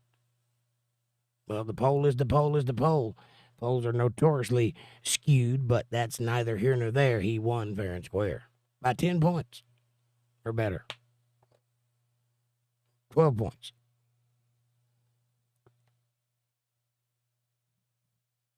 Foxman says, what were you arguing about? Still don't know. Apparently I'm mean or something. Mean, flip it, and talk down to people. Do you feel like I'm talking down to you? John says, either way, God bless. It's not my problem anymore. And then it says, this is not my doing. This is the format and being attacked for my opinion. Nobody attacked you for your opinion. Opinion on what, says Foxman. That's what I've been trying to figure out for the last hour. He won't say. An hour behind. I'm about 30 minutes behind. Then it says, it doesn't matter because I don't matter. Yes, you do matter. Foxman says, have you been drinking again, Dennis?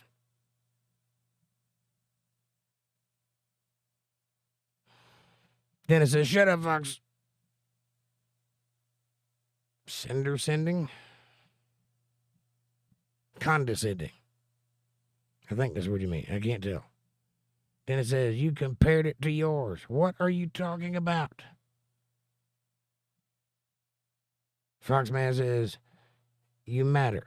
Don't be so hard on yourself. Then it says, I didn't bring up anyone's channel. I didn't bring up anybody's channel either. I asked if you had one. That's it. That's all. I haven't been to your channel, so I don't know if you got one. It's a legitimate question. What I asked was, and the word channel was put in there, but what I asked was, is what have you contributed to the world? That was the question. Go back and read it for yourself if you don't believe me. And then it says, I said Jake talks down to people. And that's not the exact wording, but I can't go back in the chat. Well, I can. Would you like me to? Kyle Wayne says, I'm subscribing. Yeah, thank you, Kyle. Appreciate it. Amanda says, thanks, Kyle. And John says, thank you, Amanda. I'll see you tomorrow. Thank you, John. I'll see you tomorrow.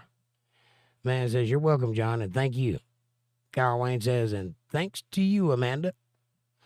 Amanda's doing a good job. Damn,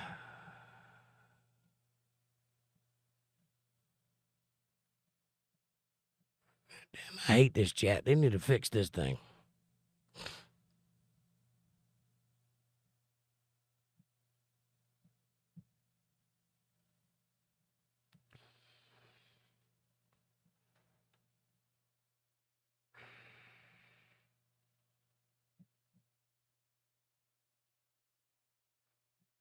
Uh-huh.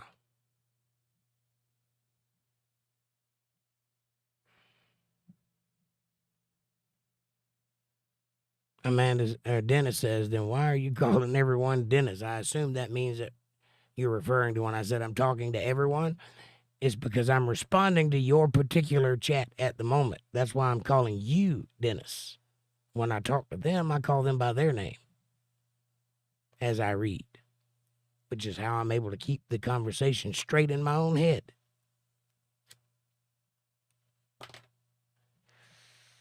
Nope, I'm not dumb. Nope, I'm dumb. I grasp nothing. I never said that. You did. You said, maybe I'm a schizoid. I said, maybe you're having a schizophrenic break because you're acting schizophrenic. That was a legitimate concern. This is me being earnest.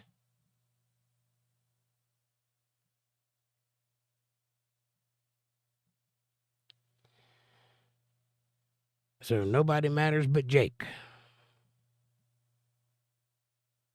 Never said that.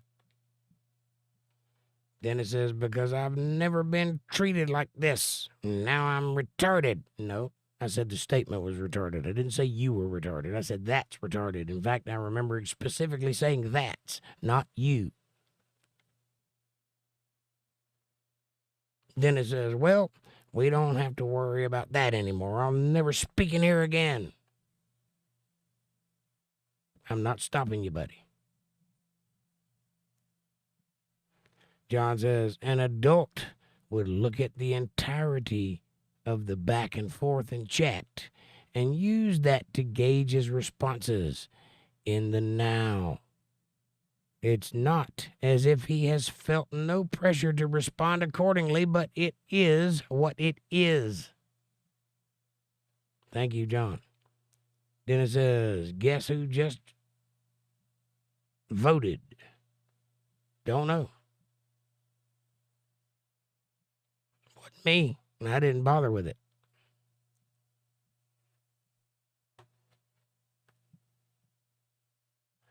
Wasn't Amanda.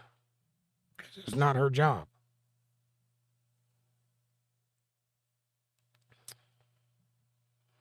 Then it says, that was sarcasm. Oh, okay. See? That's one of the reasons we have misunderstandings. And you're well aware, if you've been coming to this channel for as long as you have, that sometimes I misread things because it is in text. And I hear it the way I hear it in my head. And if you don't put any punctuation or any commas or any inflection or complete sentences, then I have to assume what it means. And sometimes I get that wrong, and I have apologized for that when I've done it. This is not one of those cases. I didn't know that was sarcasm because you didn't make it look like sarcasm. Because there is a proper way to write to where you can clearly get your point across. Books do it all the time.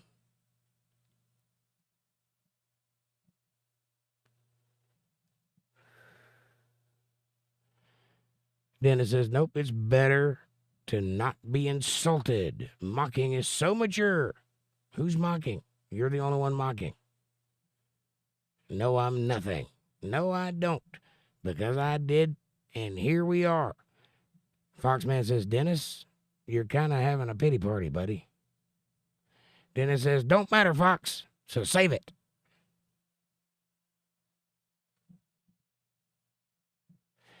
Everything Combat says, you watch MMA? I have. I said John was being unkind. No, you didn't. You said being unkind. Go back and look.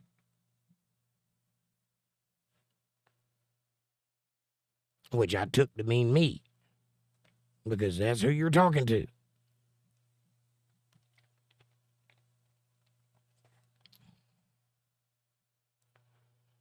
Foxman says, I'm glad you're getting it off your chest. Me too. Apparently this has been building a while.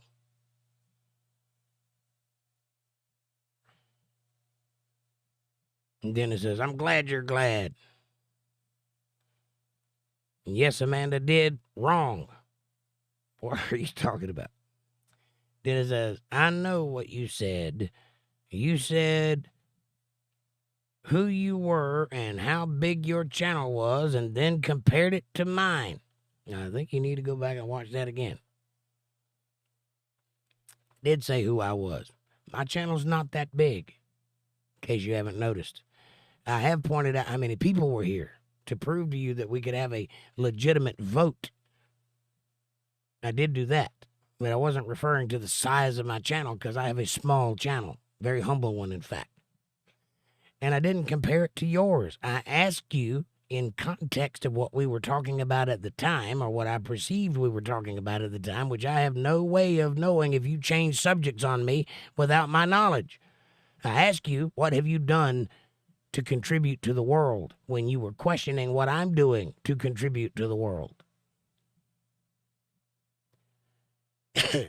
And your channel got brought up. I didn't know you had a channel. That's why I asked, do you have a channel? Do you know what doing this means? Do you know what it's like to sit here and be judged by people like you? That's what all of that entails. Apparently, you can't think beyond the statement. That's not a talking down to you. That's a you showing that you can't think beyond the statement.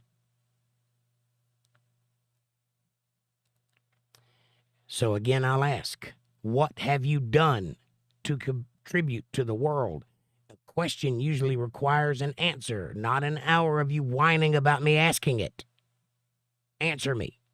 What have you done?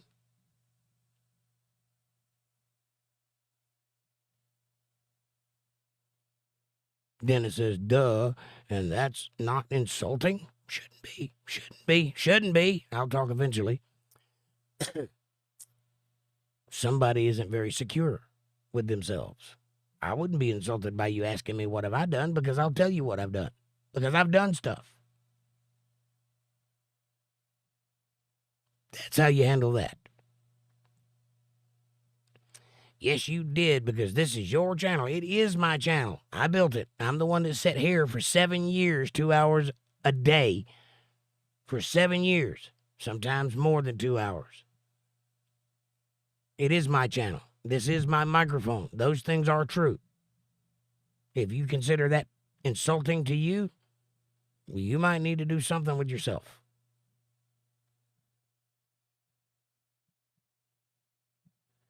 Dennis says, implying I'm not an adult. You're not acting like an adult right now.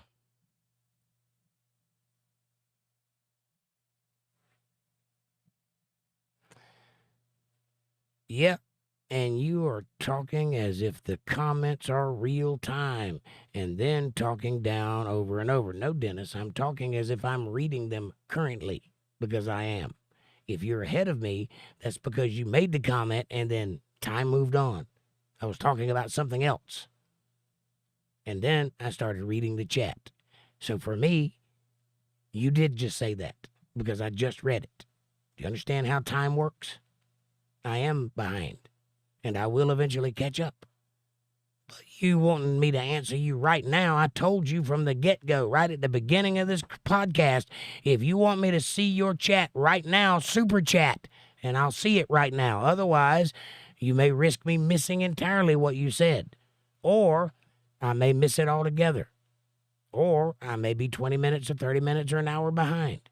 If you want me to know what you think right now, super chat, and I'll see it right now and respond to it right now. Do you not understand that?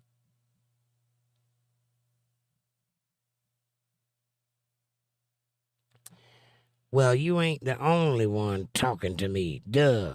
True. That's because they're all trying to figure out what you're going on about. Because you're not the only one in the chat. You referred to who was listening to me. I did ask you who was listening to you, because a lot of people are listening to me. And I asked you that because you insulted me in front of all of those people. So I was asking you, do you know what that feels like? And then I asked you, who is listening to you? Do you even have a channel? Do you see how that works in context with what I'm talking about? And I don't think you do.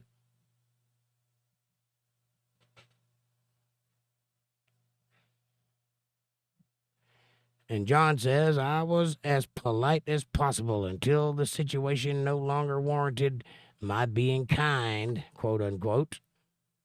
It's not my job to be kind. Just like it's not Dennis's job to safeguard the integrity of Untethered Live's chat. Makes sense to me, buddy. John is talking like a moderator. I may have to give him a wrench.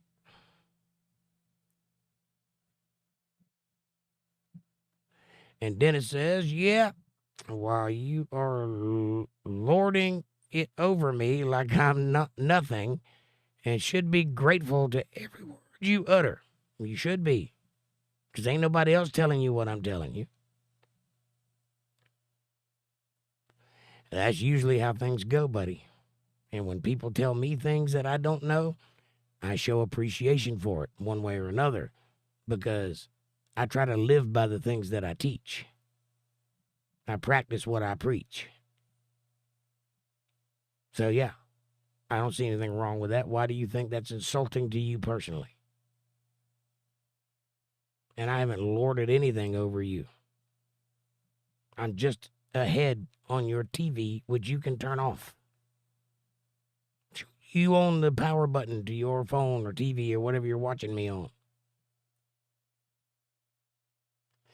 Ish, there's no need to state the obvious, buddy. Foxman says, yeah, I don't know, Dennis, but kind of seems like a whiny bud. Now somebody called you that. It's first time, by the way. Truth be told, Audits, what's up, my brother? Good to see you. 100%. Thank you, buddy. Amanda says, hi, Truth. Dennis says, I'm done because I'm an adult and you are being insulting. Ash says, W, bro. And Amanda says, Truth be told says, Amanda, good to see you. And John says, hi, Truth. It feels that way, Fox. Who are we to make that observation, though?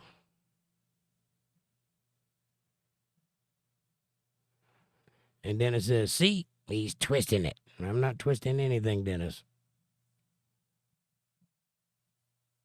See, John knows who I was talking to. Well, maybe because you were talking to him. It's not because it said so in the chat. Truth be told says, John, howdy, 100%. Peace. And John says, or Dennis says, you're telling me my opinion don't matter. I never told you your opinion don't matter. It matters plenty. What I've told you is that's not the reason we're here to listen to your opinion.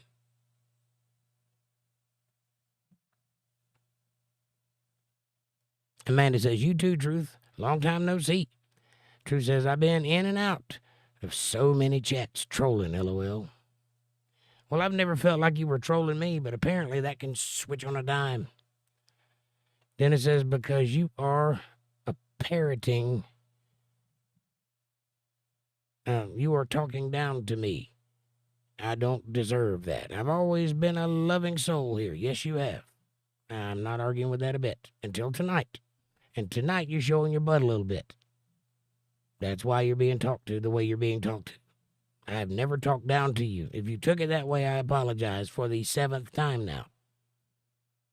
But I'm not going to just let you run all over me and say things that aren't true about me and not give the correct answer. It's not going to happen. So you might as well give up because I have a longer wind than you do.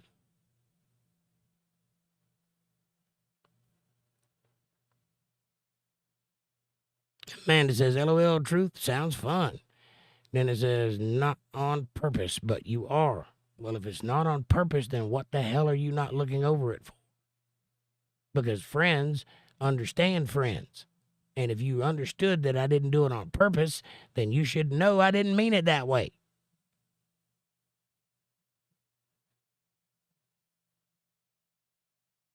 You keep changing what you say, and I'm not stupid. I have not changed anything I've said.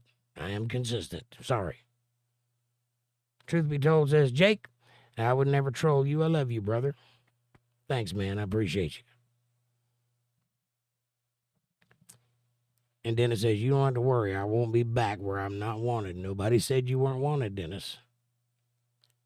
Amanda says, LOL, Truth? Good. I'd have to banhammer you. Just kidding. Kyle says, someone has a passionate personality. Yes, yes.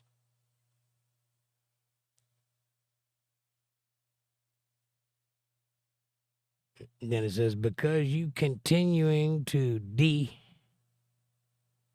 it. Do what? You keep saying pronouns. It, the, words.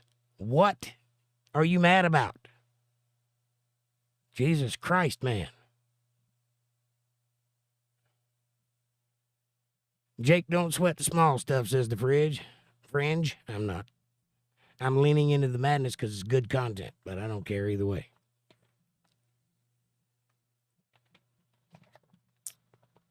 The Fringe says, boo-hoo, Dennis. Foxman says, later, Dennis. John says, exactly, Jake. Mess with a bull and you're likely to get the horns. Just the way that works.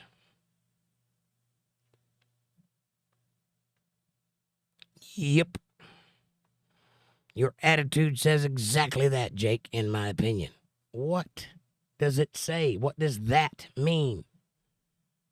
You act as if everybody here is on your side about that and believes every word you're saying is true, only nobody knows what the hell you're talking about.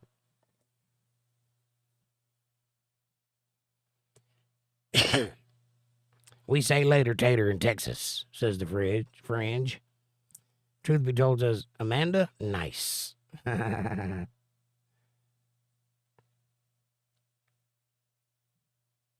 believe it. I think I made it to the bottom of the chat. Jesus Christ, did I make it to the bottom of the chat? It's 1:30.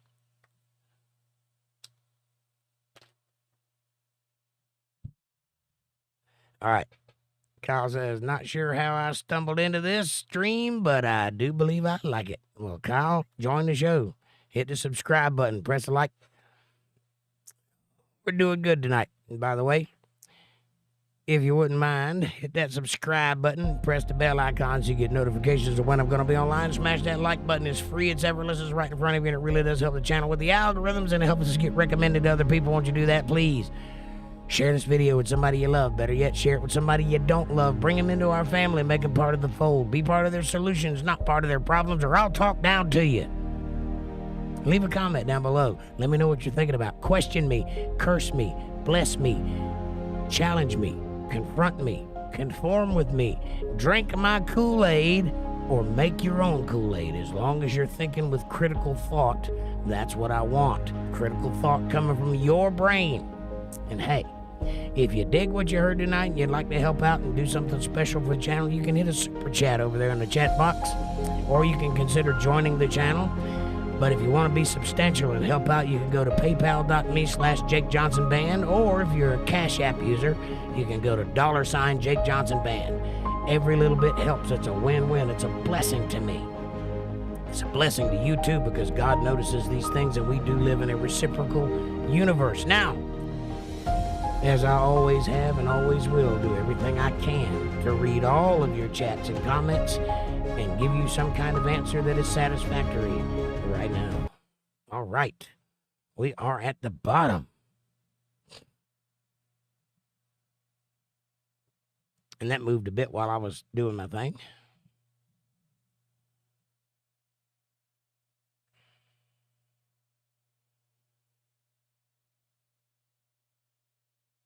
Then it says, I know I'm stupid and doing all this to myself. I mean, by myself. I don't know what the problem is, buddy. I've tried to help. John says, later, Tater. I say that in Pittsburgh. Fridge says, no, I just got back. And bottom of the chat, woohoo, says Amanda. Truth be told, says plus. I like to see Jake say smile face twice. Smiley face, smiley face. Smiley face with tears. Or what is that? The fringe, it's fringe. I keep saying fridge, but it's fringe, and I know that it is intellectually, but it doesn't come out of the mouth that way. Talk down to me. Talk down to me. The fringe, you are beneath me. I thought I made a clear point earlier when I said that. Apparently I didn't. I'll say it again. In order for me to be capable of talking down to you, you must first be beneath me. Are you beneath me?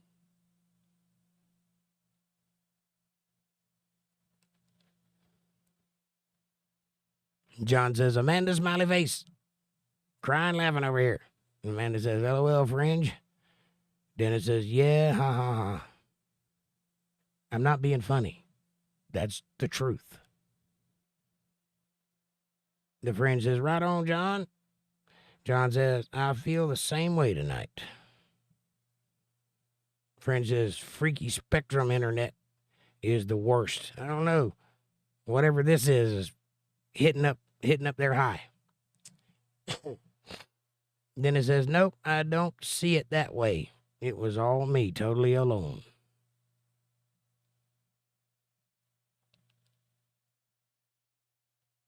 Fringe says, sí, señor. Mi mejor papito es muy grande. Ooh la la. Dennis says, nope, that ain't the only way, Jake. That's semantics. Really? Do you know another way that down works?